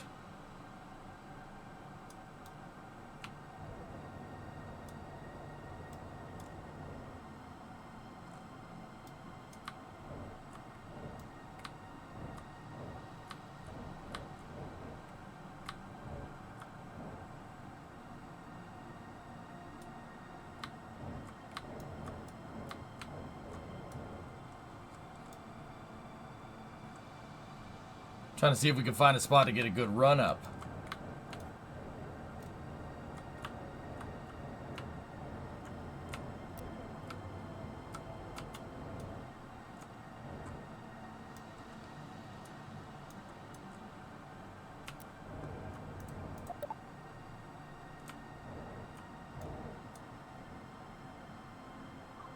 Alright, drop the quick save. I'm gonna see if time warping will fix this. Either that or it's just gonna blow it up. Nope, those are just stuck like that. Oh! It did! It did it! It just took a second. I had to pause and unpause the game. Oh, that would have been handy. Hey, alright! Now we're back to normal. Yes! My fuel tanks are still bent. But, you know, is good.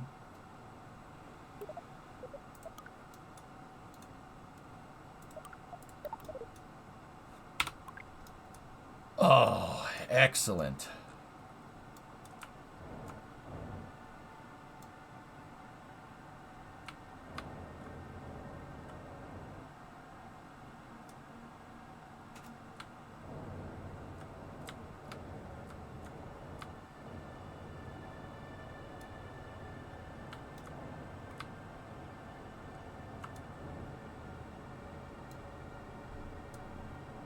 Breaking the law, breaking the law, bow, bow. Breaking the law, breaking the law.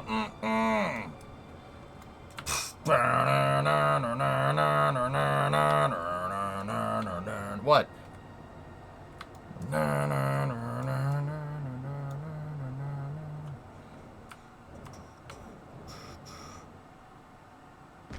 Oops.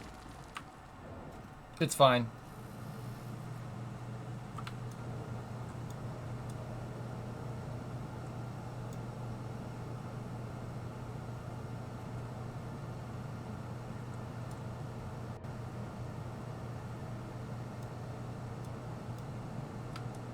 Frame might be a little bent, but we're okay. Yeah, dude, this thing does have torque for days, man. We're accelerating pretty damn fast.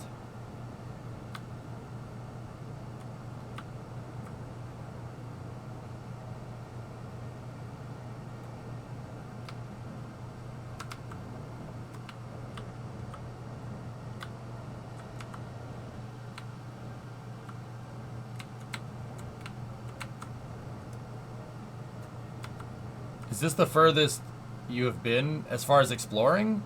No, we went to Jewel the other day. Or last week. We were on Jewel.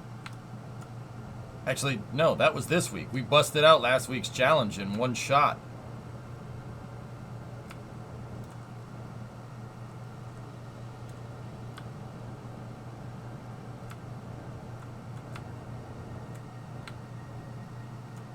Imagine mining here. It would be a little bit difficult.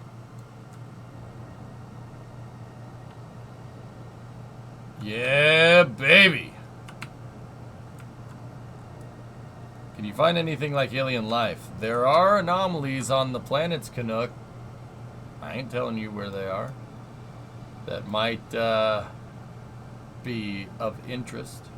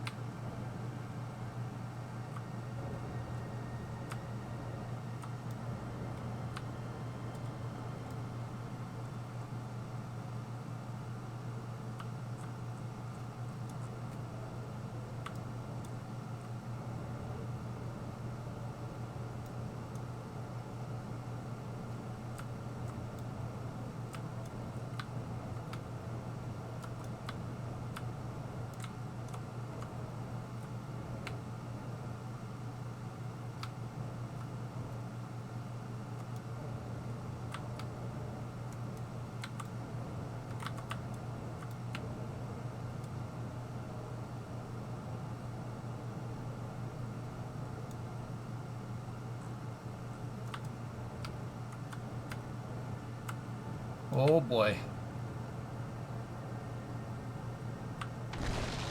Oh. Oh. Okay. How about we just, turn this on and just... There we go.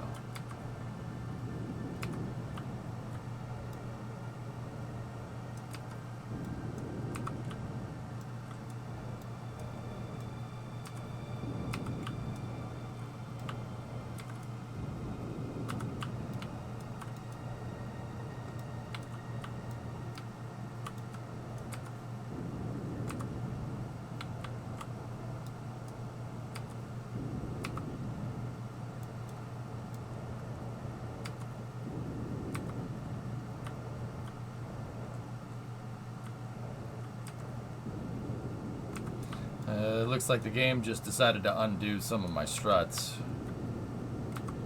Thanks, game. Very cool.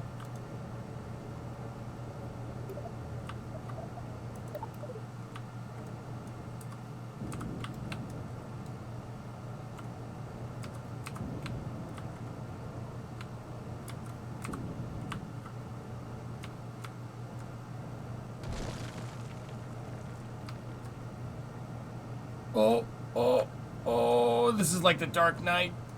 Oh, God. Pirouette. Stick the landing. Oh, man. I am happy we put SAS on this thing.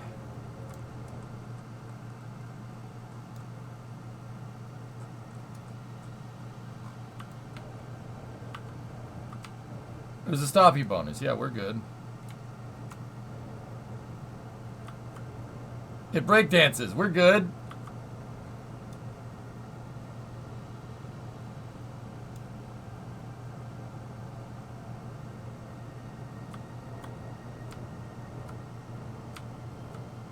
I guess we're going this way now.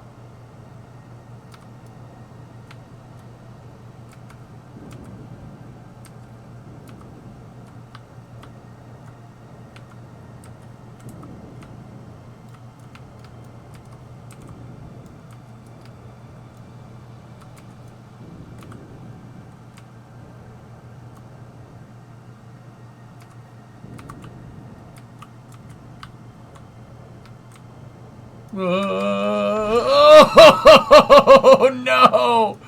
No. Okay. Okay.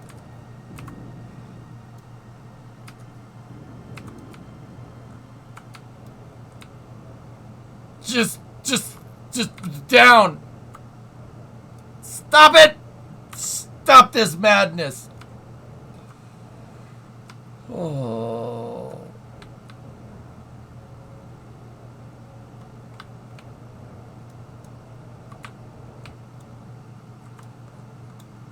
You know what? We'll jump over this canyon. Okay?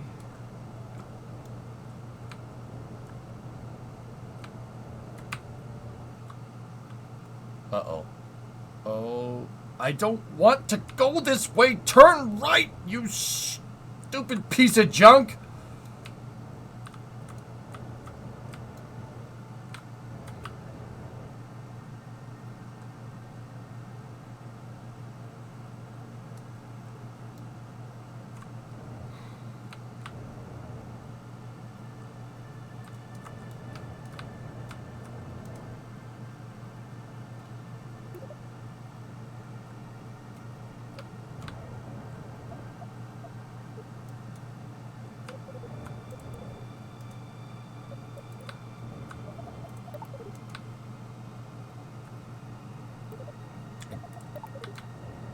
There we go. It's the auto steering that was screwing that up. We're good now. I got it.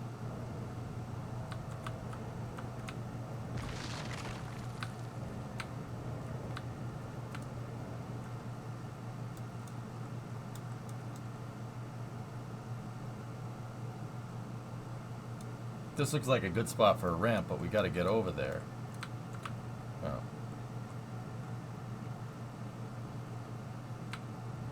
I don't know, Vin. Seems he's a bad dude.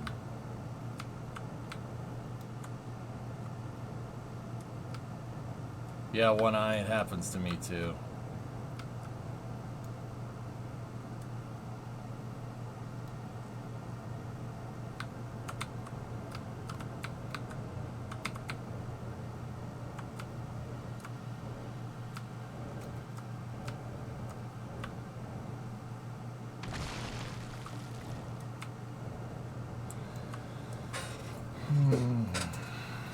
Yeah, auto wash.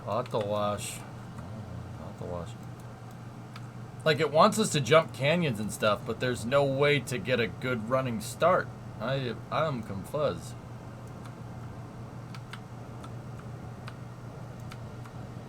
Let's try going over here.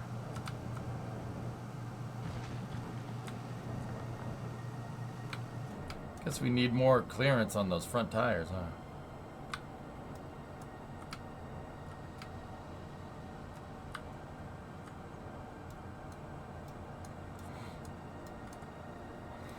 See, you're right. See, whenever I'm going forward, the rover wheels are, the SAS is pushing me forward as well. It's bringing the back of the vehicle up, but I don't not want the SAS either.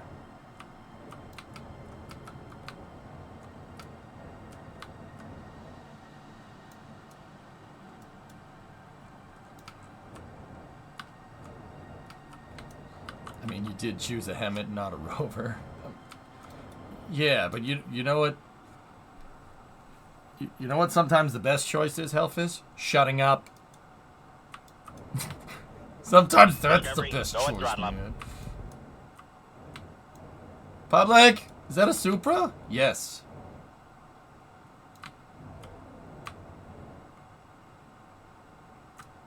Oh.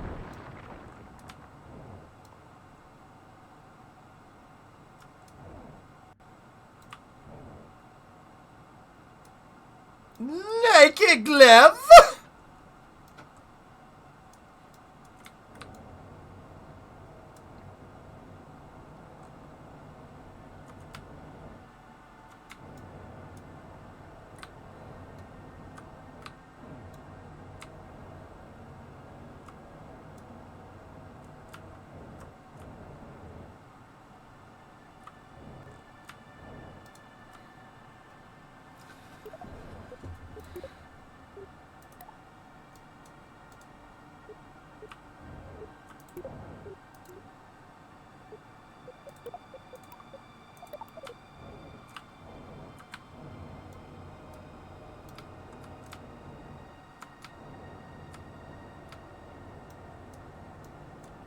There we go. I'll set them to SAS only, so that means when we turn on the SAS, it'll turn on the torque.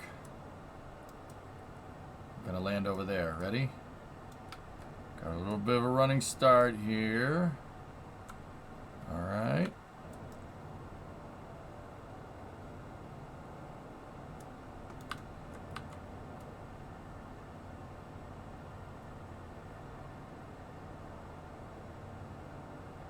Oh, okay. All right, SAS is on.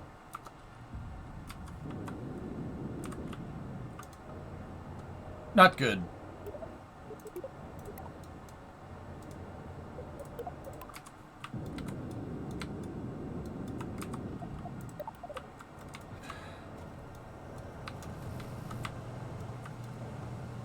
Okay.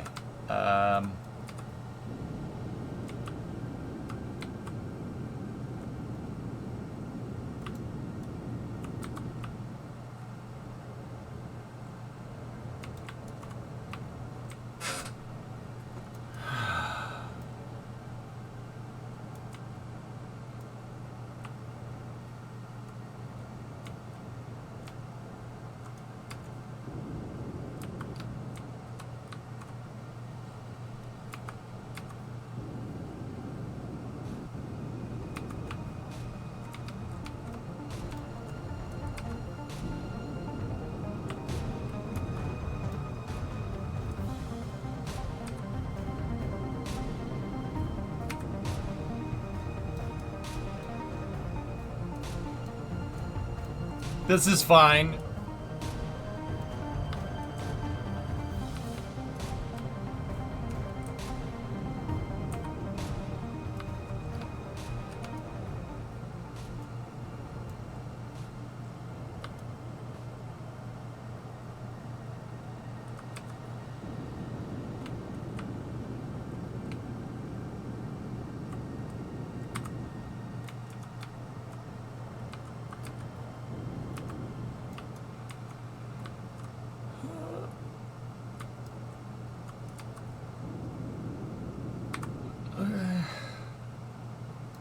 Alright, here we go. Nice flat terrain, or ish.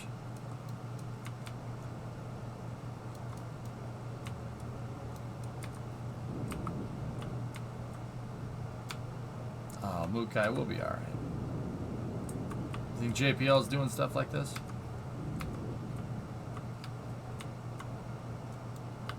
I think we'll be alright.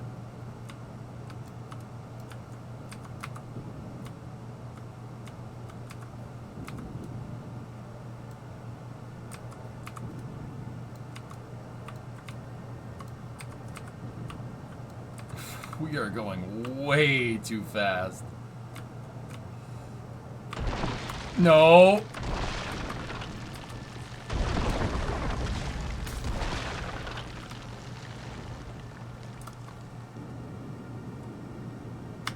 Come on! No!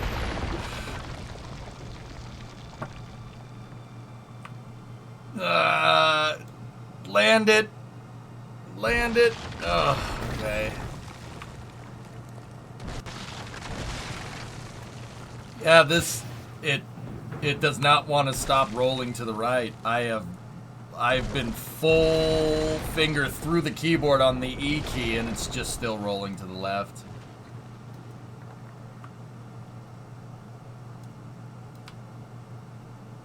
Oh, that's good. Well, you know, we only lost the stuff we needed to complete the mission. That's fine.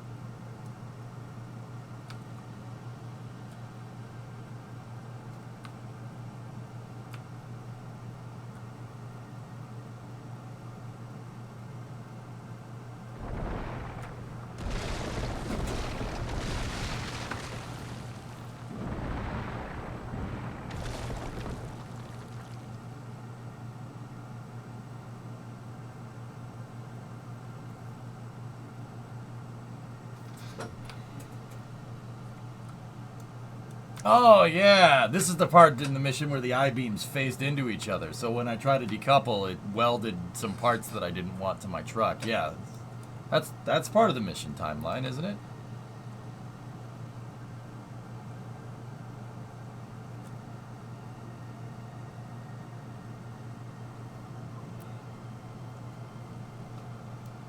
It's all good for the actual mission. A dress rehearsal, if you will. Don't do that again.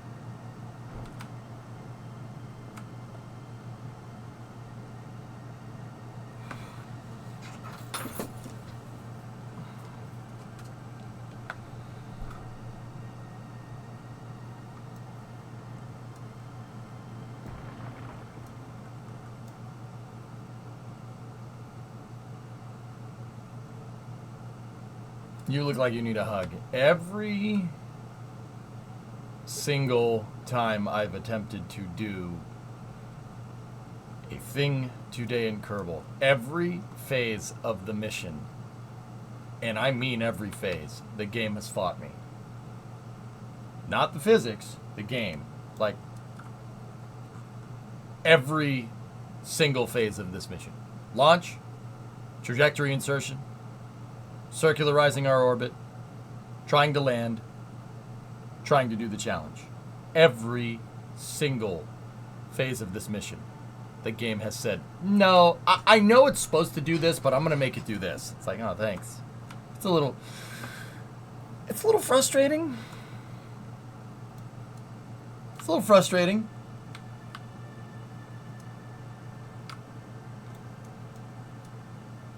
A little frustrating, but, you know. Right now, the phantom forces of the decoupled payload that just decided it wanted to weld itself to my truck is causing my truck to be literally unsteerable. So all it can do is just literally roll lazily to the left. It's a great maneuver, but yeah. No, I rebuilt it from scratch today, Nighthound. Yeah.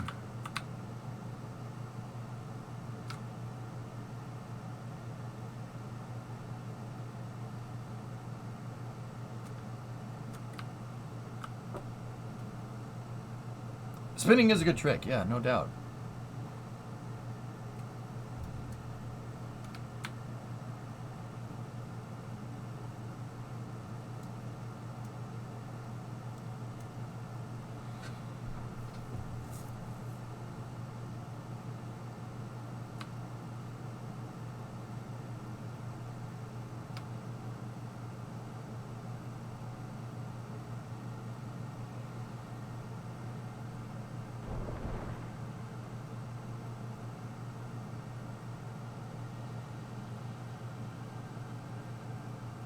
Now, it'd be nice if I could just stop the truck and we could time warp and maybe it'll phase out, right? But the phantom forces are keeping me rolling down this hill. Yeah.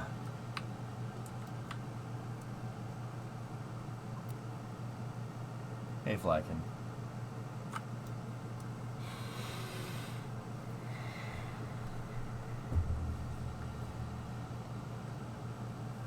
Oh, there we go.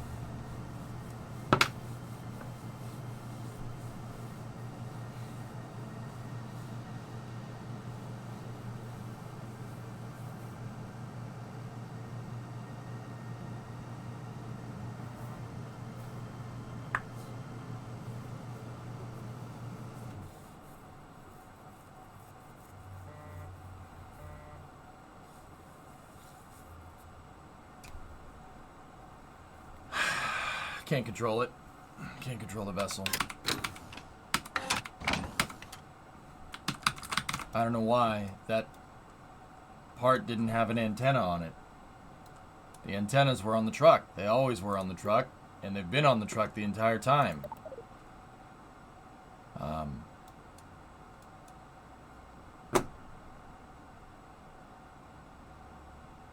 And the payload was separated, so even if there was antennas on the jetpack, it was not part of my vehicle. It was a separate vehicle. But time warping deleted the jetpack for whatever reason, and now I can't control anything, even though I have an antenna and a probe core and batteries with power on the screen. Yeah, battery charge is up there. Do we have fuel for the fuel cells? Yep, plenty of fuel.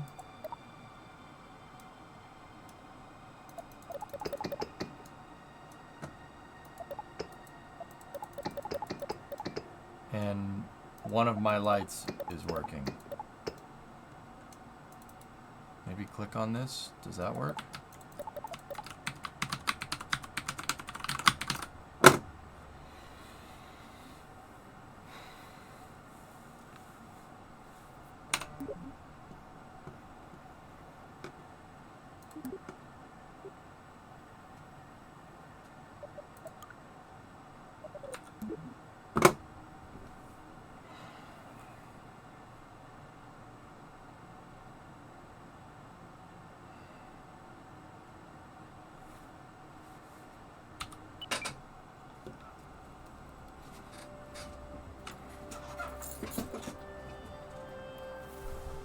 All right, Cracks. See you, buddy. Thanks for popping in, man. Hope to see you again sooner than later.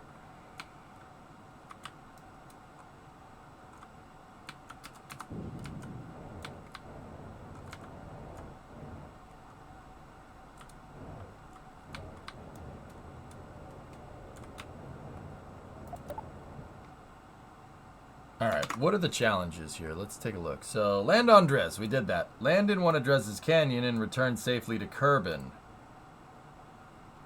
Oh. Oh, okay. Land a rover on one side of the Dres Canyon and jump the canyon. You can use rockets to hop and cushion the impact, but use wheels to gain speed. Place a satellite in orbit where... Yeah, I missed the part where it said return mission. Oops.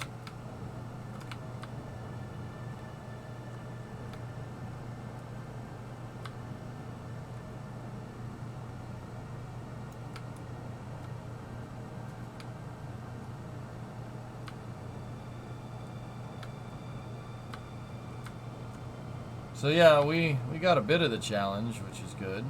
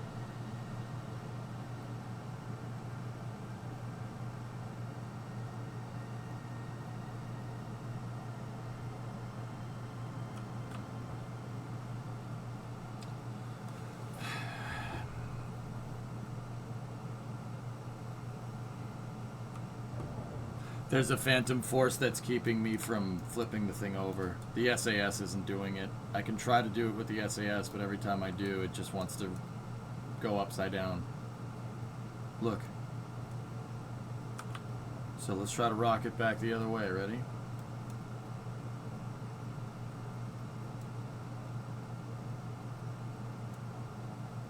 Nope. Oh. It could be the antennas, now that I'm looking at this. But even if we get past the antenna...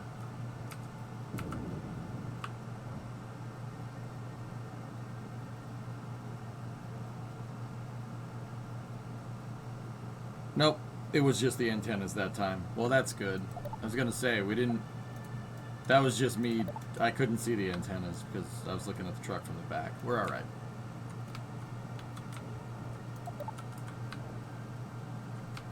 Stop it. Stop, stop, stop, stop! I'm telling you to roll to the left, please!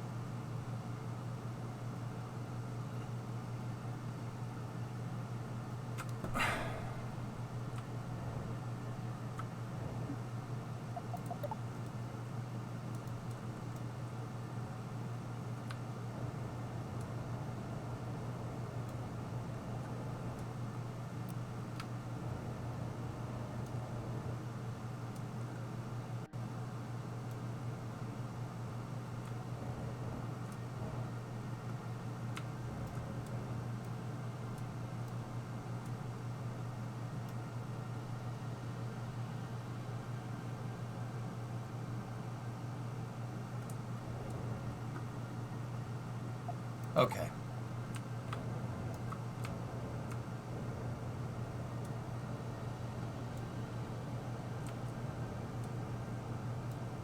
Okay. Okay. Okay.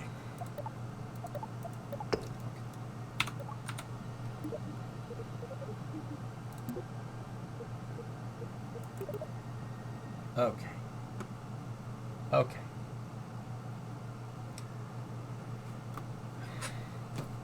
Okay.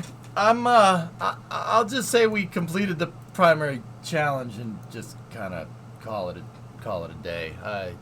I hit the end of my patience for the day, dudes. Yeah. I'm good. I'm good. I say we did it. I say we did it. That's it. Ending or switching to something else? Discovery, go at throttle up. I don't know. We can work on the truck. I'm gonna call that one completed. We can work on the truck. I just need a second. Dude, I'm mad. I'm mad. I'm a little frustrated. That's all. A little frustrated. Oh, game is stressing me out, man.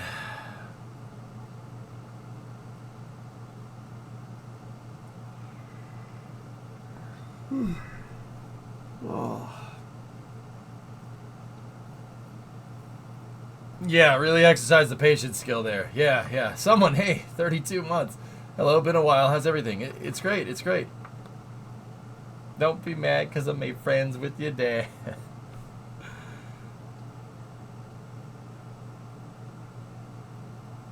Sterling effort working through the issues. Dude, I only have so much bandwidth. I only have so much bandwidth, man. Dude, I only have so much bandwidth. I can only take it for so long. Freak out, man. This is nervous laughter, isn't it? Yep. Nope. Little ragey. Little gamer ragey here. Little gamer ragey here.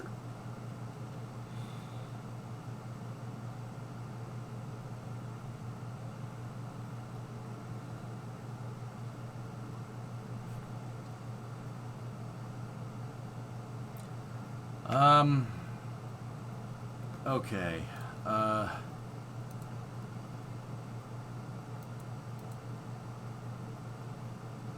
We all saw the passage degenerating. Yep. Yep. Oh, that was stressful, man. It's stressful.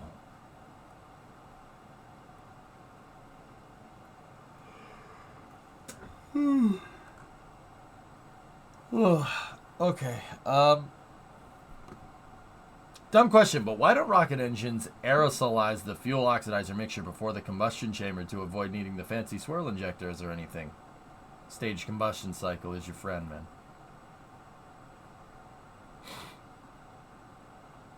That's what a staged combustion cycle does, someone.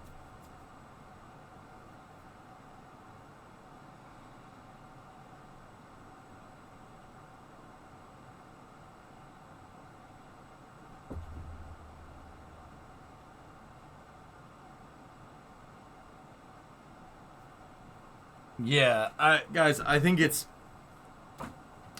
safe to say that KSP2 needs more time in the oven, man. I don't know. Like, on one hand, on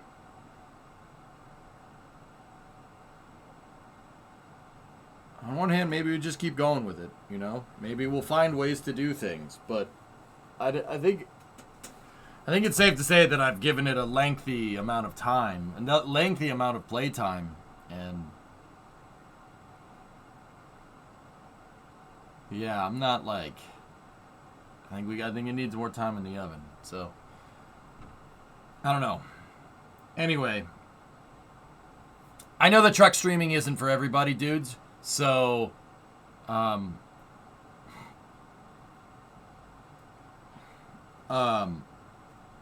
so if you're not sticking around, well, I hope you have a good weekend. I need Monday. I'm taking Monday off, guys. I want to go. I'm gonna actually play golf with my dad. So I haven't played in a little while, and just unfortunately, where our schedules coincided the best was during a Monday. So I'm not gonna be here on Monday. When are the next rocket launches?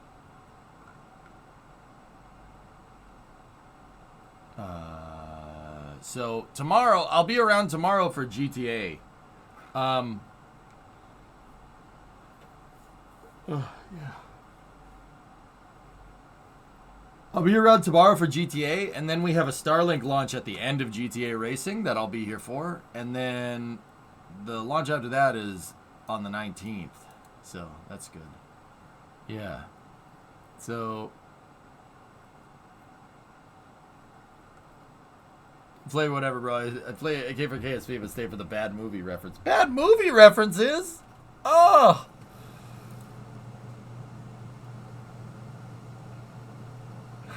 Nice. Anyway,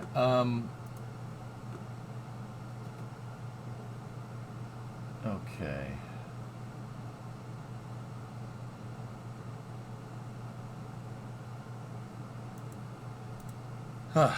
All right.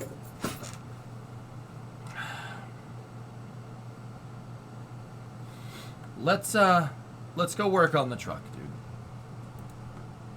You good? It's stressful playing that game, Erudite, and I know it's just a game. I know it shouldn't stress me out, but yeah, it's like,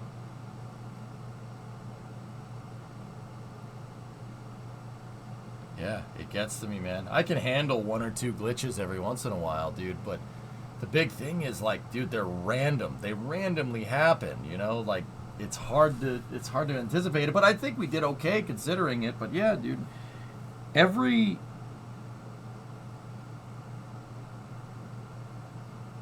probably shouldn't say this.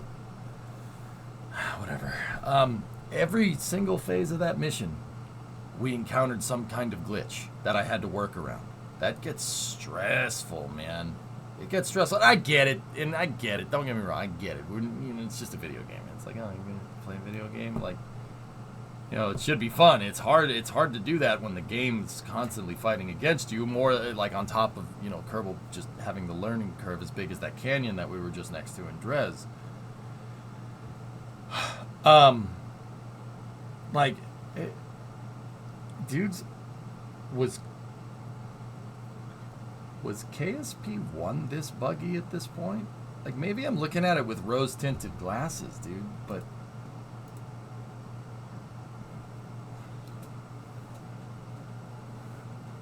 It was?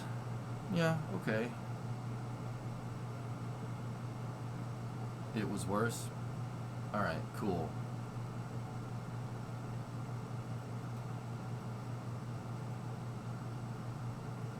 Alright. Well, that's good to know.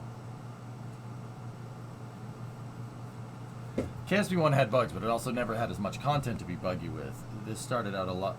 This has started out a lot more. That's right. Yeah. That's why I asked. Because, yeah, I wanted to... You know, it's good to keep it in perspective.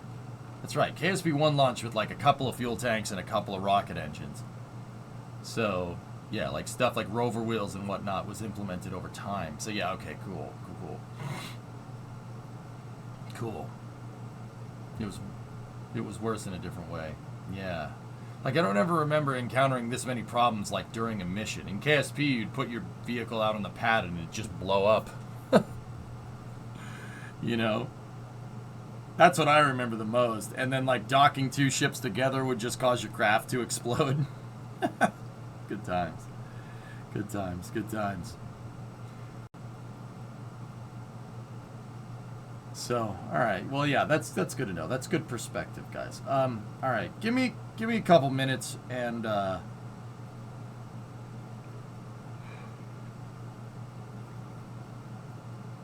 yeah.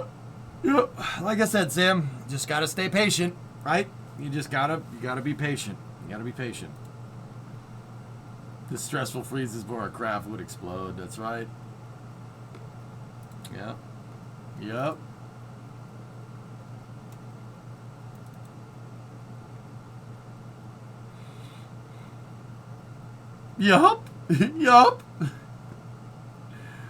All right. Let's go over in the garage and roll with it. Thank you for watching, dudes. But yeah, still got plenty of stream left. I'm just gonna get some work done on the truck. Let's get that front axle back in, shall we?